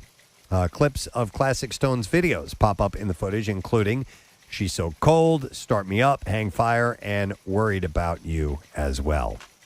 Joan Jett and the Blackhearts are the latest band to decide to pack up their road gear and wait out the pandemic. Yesterday, which was incidentally Jett's 63rd birthday, she posted a message to fans announcing the Blackhearts were postponing their upcoming gigs. Jett will now close out 2021 next Tuesday in Huntington, New York at the Paramount. Okay. She'll be back on the road starting June 22nd of next year as part of the stadium tour with Motley Crue, Def Leppard, and Poison. She said, it's been a thrill to be back on tour recently. We all missed being on the road, playing for the fans, and playing together again. The continuing surge of COVID cases due to the Delta variant should be of concern to all of us. While we are fully vaccinated, we are still being extremely cautious to protect our fans, our crew, and everyone else that works so hard to put on our show. So that's why they decided to postpone things. And then one final thing, Ringo Starr has paid tribute to late Rolling Stones drummer Charlie Watts, who died last month. Of course, he was 80 years old. He had said he was a beautiful human being. He said that the fellow drummer, he was talking about the fellow drummers, he recalled their days of some wild partying together in the 1970s.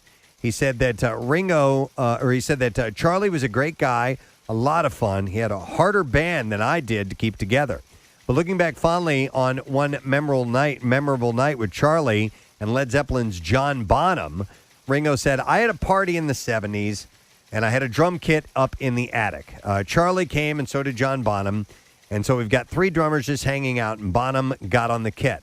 But because it wasn't like when you're on stage and they essentially nail them down so they're steady, it was just there. So as he's playing, which, by the way, Bonham kicked the hell out of that kick drum. Yeah. He said that the bass drum was hopping away from him.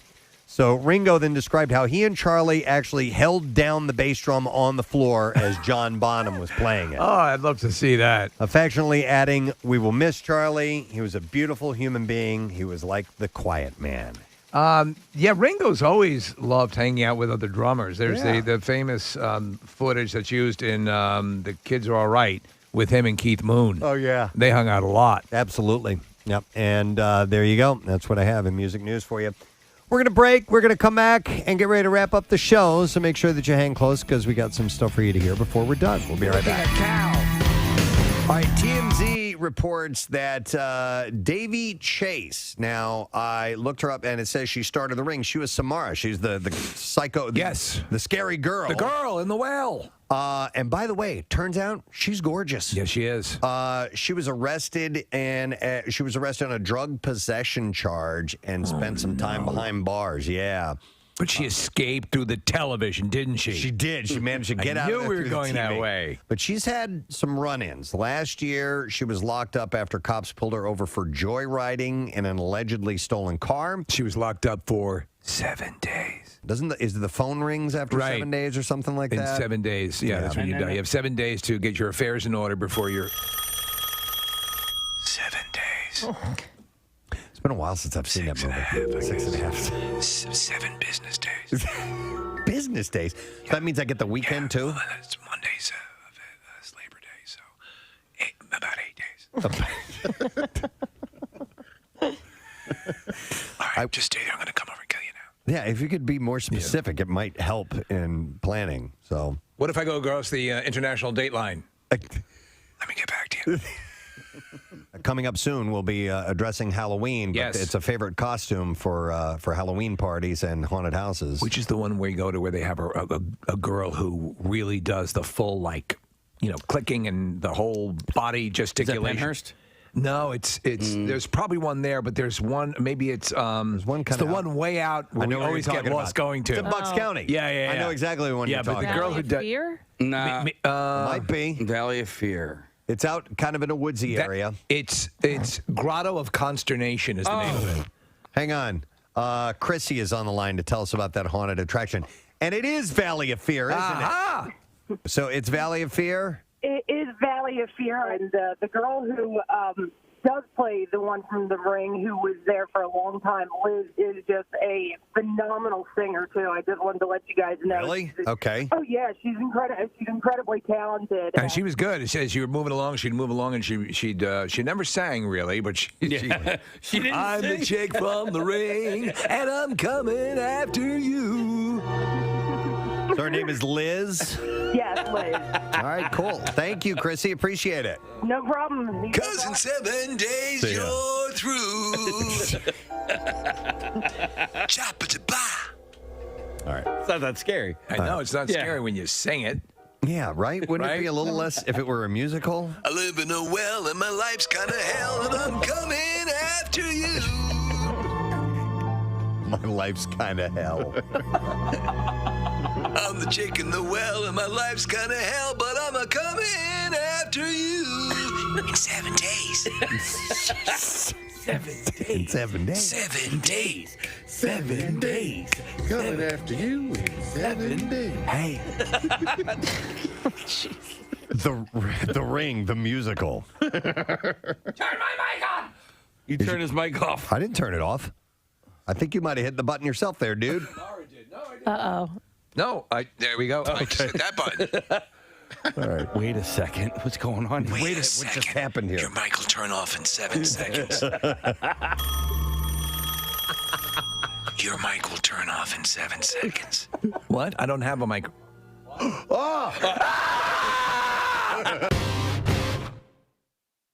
Blink recently shared a new song called Happy Days. Monday, Tuesday. Yeah, the track follows Blame It On My Youth and Generational Divide as the third offering from the trio's new LP, which is tentatively titled Bajmir. Somebody wrote, they texted this, and it says their album is Rim Job Backwards. I thought that was the name of Rim Job Backwards was the name of the album. No, Bajmir is Rim Job spelled backwards. Oh, what? There we go. Thank you. We would not have known that. I like that. Yeah. Bajmir. Or you can name an album Rim Job backwards. Would it sound that way if you took? I doubt it. Reversed it. I don't think it would. Here, let's all say try it. it. We could. Yes. So just say clearly. Say rim job. Can you record it and play backwards or no? Yes, I can. Okay, say when. Go ahead. When? Rim job. All right. Okay, Let's, so Casey will record that. All right. Reverse it, and we'll see what that sounds like. All right. Okay, say when. Go ahead. When? Rim job. All right, you ready? Yep. Bajmir. Yeah. Bajmir. Yeah. Bajmir. There's a little in there, but Bajmir. Now let me say that forward. And see if it. Okay. Yeah. All right. Okay, ready? Yep. Bajmir. Okay. Okay, let's try that. See if it comes back as Try that. Go here and. Rim job. We're scientists. Rim job. Do it again. Do it again. You can even do it better. Rim job. Rim job. We are ready to transmit. Bajmir. Rim job. The aliens are about to transmit a message. Rim job. Play it again, Casey. Rim job. Wow. You really got that in there. I love our And now the envoy from Neptune is about to speak. Rim job. Rim job. Rim job. Rim job. It's like you've just met in the jungle. Rim job. Rim job. That's my favorite one. Rim job. It's a Rim greeting. job. Rim job. You like rim job. Rim. Rim job. Rim. Why did that? I don't know why it's stopping. Me? Neither. Rim job. Rouge, you tongue to cream butthole. At the end, I go, rim job. Yeah, of course. Wouldn't you? Yeah. It's definitely Rim enough job. That's the natural gagging. Rim job. Job. Someone wants to point out that we've won awards. Yes. Yes, we have. I know. True. That doesn't mean they can't rescind them. Yeah. What? Do you get the spicy chicken at the Chick-fil-A, or do you just get the regular chicken? I have gotten the spicy before. I think I'm just a spicy chicken guy. Like there. Oh, dear God. I'm just a spicy chicken guy. Are you coming out right now? I'm coming out. I mean, Pride Month ended Mom. yesterday. Can we Did it end talk? yesterday? Yeah. Yeah. June. June. All right, anyway, Okay, I was what- just joking. I'm Go a ahead. spicy chicken guy. Oh, no. But I just wanted to let this be known that Wendy's has, Well, I'll always love you. has the spicy chicken nuggets are back. So That was, yes, I yeah. did see that announcement they made. So you wanted to get the word out? I just want to get the word out. Want to All let right. people know it's usually like $6 for $1. Yeah. I heard. This morning on the Preston and Steve Show, Casey Boy reveals something concerning fast food and an extended offer. We go now to Jim Englishevsky outside of the Pentagon. Jim, did Casey in fact confirm the extended offer? That's correct, Tom. Thank you, Jim. That's all you had to say. Yes, that's correct. Just confirmed. I think I'm just a spicy chicken guy. Like Just a spicy chicken guy. Spicy chicken guy. Oh no! Dear God, I'm just a spicy chicken guy. I just want to get the word out. Want to All let right. people know. Okay, so I want to talk about the movies that are opening this weekend. Where'd Casey go? Do you think he had to make a boom boom? I'm not really sure. There's a lot of things that are off about him today, so... Is it even Casey? It might not be Casey. Did we check? Maybe it's No, the hair. we usually take a urine specimen every morning. So we usually have a little song that we play. Marissa, I don't know if you can find that or not. It's the 20th Century Fox with the recorder. Yeah. Maybe it's under... I don't know what it's even labeled under. I'll admit this. I'm a little scared. We have kazoos. You could do that, Kath. You're a master of it, Kathy. Play it. Play it for us. I got mine, Kath. All right, I have my egg. You know how it goes? Yeah. All right. I'll give you the... Okay, ready? Wait, Dun, hum it dun, for me. dun, dun, Yeah, yeah, dun, dun, dun, yeah. dun. Ray, 2, 3, 4.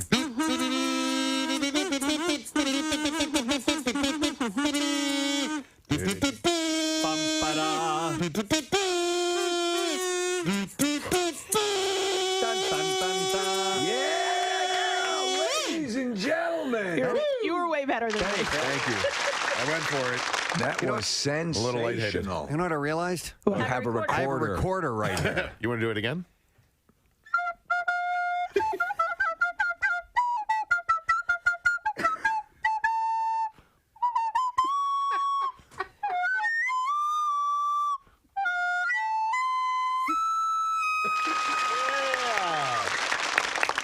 You okay?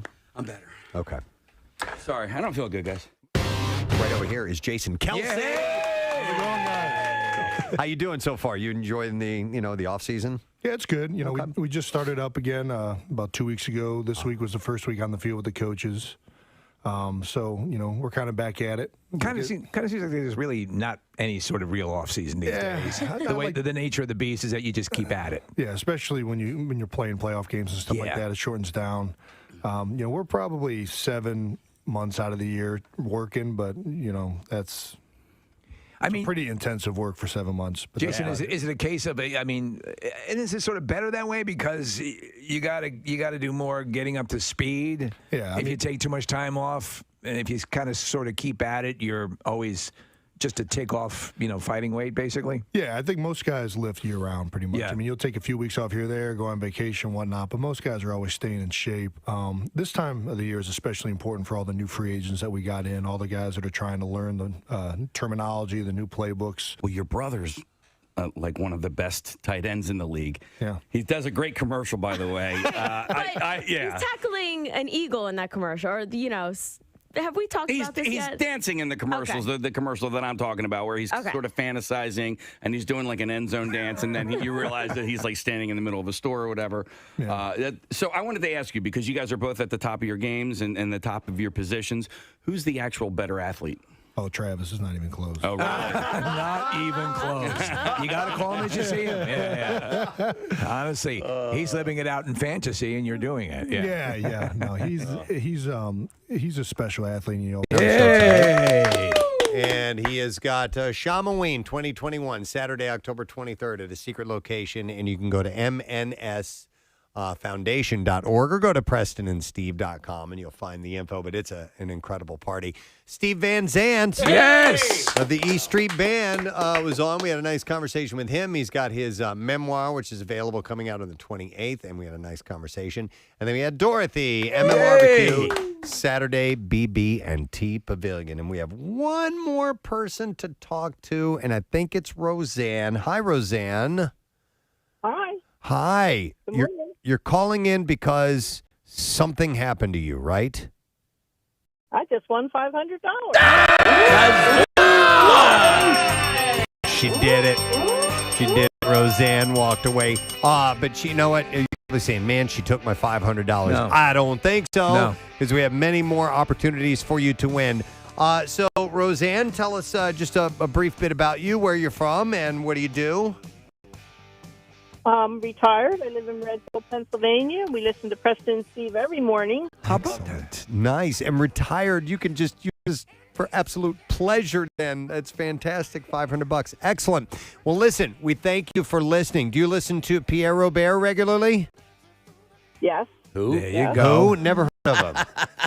No, but Pierre gives away money as well. He's going to be sharing the love again later on. So, you're already wealthy now.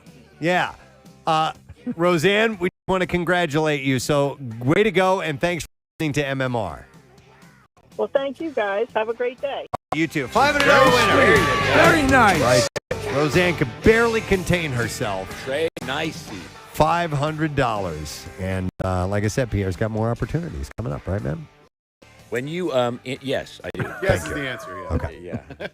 I was just passing that on Oh, to yeah, the I next got it. part of the Yes. conversation. I've been there. If it please the court. If it pleased the court, I'll just pretend I said yes and then move to the next question I had, which was, when you interviewed little Steven, did he know it was his boss's birthday?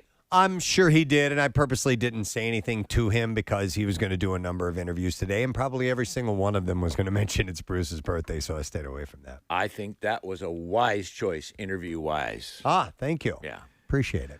We were also, they had talked about actually asking him to call Bruce on the phone and wish him a happy birthday with us live on the air, but Right. that we said, man, thought better of it. Yeah. So he was, and he was not, He was a very good interview, but he wasn't. There were stories that I knew he had told that I thought he would elaborate a bit on, but he wants to sell the book. I get it, Right. But I mean, if you tell like one story from the book, you can then say, if you like that one, Right. there's several more great stories in the book.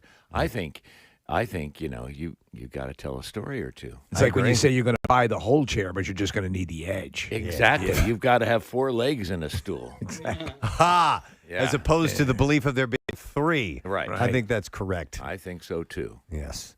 Well, why don't we get the letter from him? Fine. All right. Preston and Steve on 93.3 WMMR. Now, the Daily Letter. And the Preston and Steve show brought to you today by the letter. A as in Artemis. Ah, I like that, Artemis. All right, so we're going to give away tomorrow 4-pack front row tickets for the Barbecue right behind the pit. We'll give you VIP access, including food and drinks. Live Casino and Hotel Philadelphia present Barbecue 2021. Saturday, BB&T Pavilion, of course, Jane's Addiction, The Offspring, Cheap Trick, Dirty Honey, Dorothy, Mammoth Wolfgang, Van Halen, Aaron Jones, and Foxtrot and the Get Down will be there. And so will you, hopefully. Tickets to party on that lawn start at just $25, and you can go to WMMR.com for complete details. So it's coming up. Weather's looking good, too, Pierre. Yeah, it's looking great. Yeah. And Marissa and I warmed up. We went to see the Killers last night. Yeah, I heard it. She said it was really amazing. Freaking amazing, I think is what she said. Show yeah. At the Electric Factory. And it's, I think they're playing Friday at Firefly, which is, Yeah. So that was cool. We had a lot of fun with that. Nice. What was the attendance like? Was it packed? Yeah, Yeah. it was packed. Awesome. But it was, they had set requirements, Right. which were, pretty intense by today's standards. You had to be vaccinated and show proof of your vaccination, and then show your ID to show that it was you. Because some people, I could have used Kathy's Sure. vaccination card. She sells That it for wouldn't have worked. anybody. She sells them.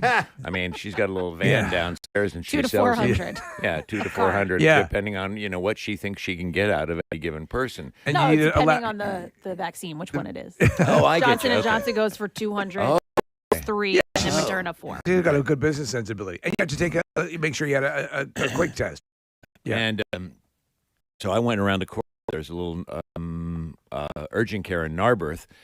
Jackson turned me on to, so I went over there and got one. Marissa got one on the site. They actually had a little tent there. There you go. And it was actually, it was a little crowded getting in there, but once you got that done, it was pretty efficient. And then you got these little wristbands that said you had been vaccinated and that you were testing negative, and you still had to wear your mask inside. But it was a great time. It was, those were a couple little strange things. Out. The band posted on Instagram concerning the show last night. This is great. They said tonight was better than a gobbler from Wawa. Wow. Nice local reference. Very nice reference. Yeah. Well, we'll have a couple flashbacks to the show on the program today. We'll also have blocks of MRQ artists, including like The Offspring and maybe Matt, Wolfgang Van Halen, and Dorothy, who you spoke to. We've got a block of the Black Crowes with some Dirty Honey in there, because they're in Camden tonight. And as you mentioned, Dirty Honey then is on with us on Saturday. That's great. Which is cool. And the boss is 72. So we'll do a nice big block, Bruce. I guess that means Dirty Honey's and hanging out for the weekend. So Yeah, maybe looks you'll that way. encounter them somewhere. Yeah, That's right. Yeah. We were drinking with them last night. With Dirty Honey? No, Marissa went right home. Oh. I foolishly went to a tavern. Dirty Honey was there? No. Oh. At all, no. No, I You said just we got were drunk. drinking with them. I was a joke. Oh. That part was a joke. That was an extension of reality. Okay. That was a fantasy. No, Brandon Flowers and the Killers and I, we were all together. Thank you. Right. You got to understand, Kathy gets That tired didn't from happen. selling fake COVID. And then Zeppelin reunited at this little, at Dirty Frank's on 13th. Wait, what did I believe Casey said today? That he had, as a dream job, he was down Wants in me to high school, goofy goofy side. I gotta Wow, go. living the dream. I've got like foggy brain. Foggy Brain. Sounds a great band name, right? That would be a great band name. They show up at the wrong venue. Yes. There's, God, Foggy Brain. Where's everybody? I like that.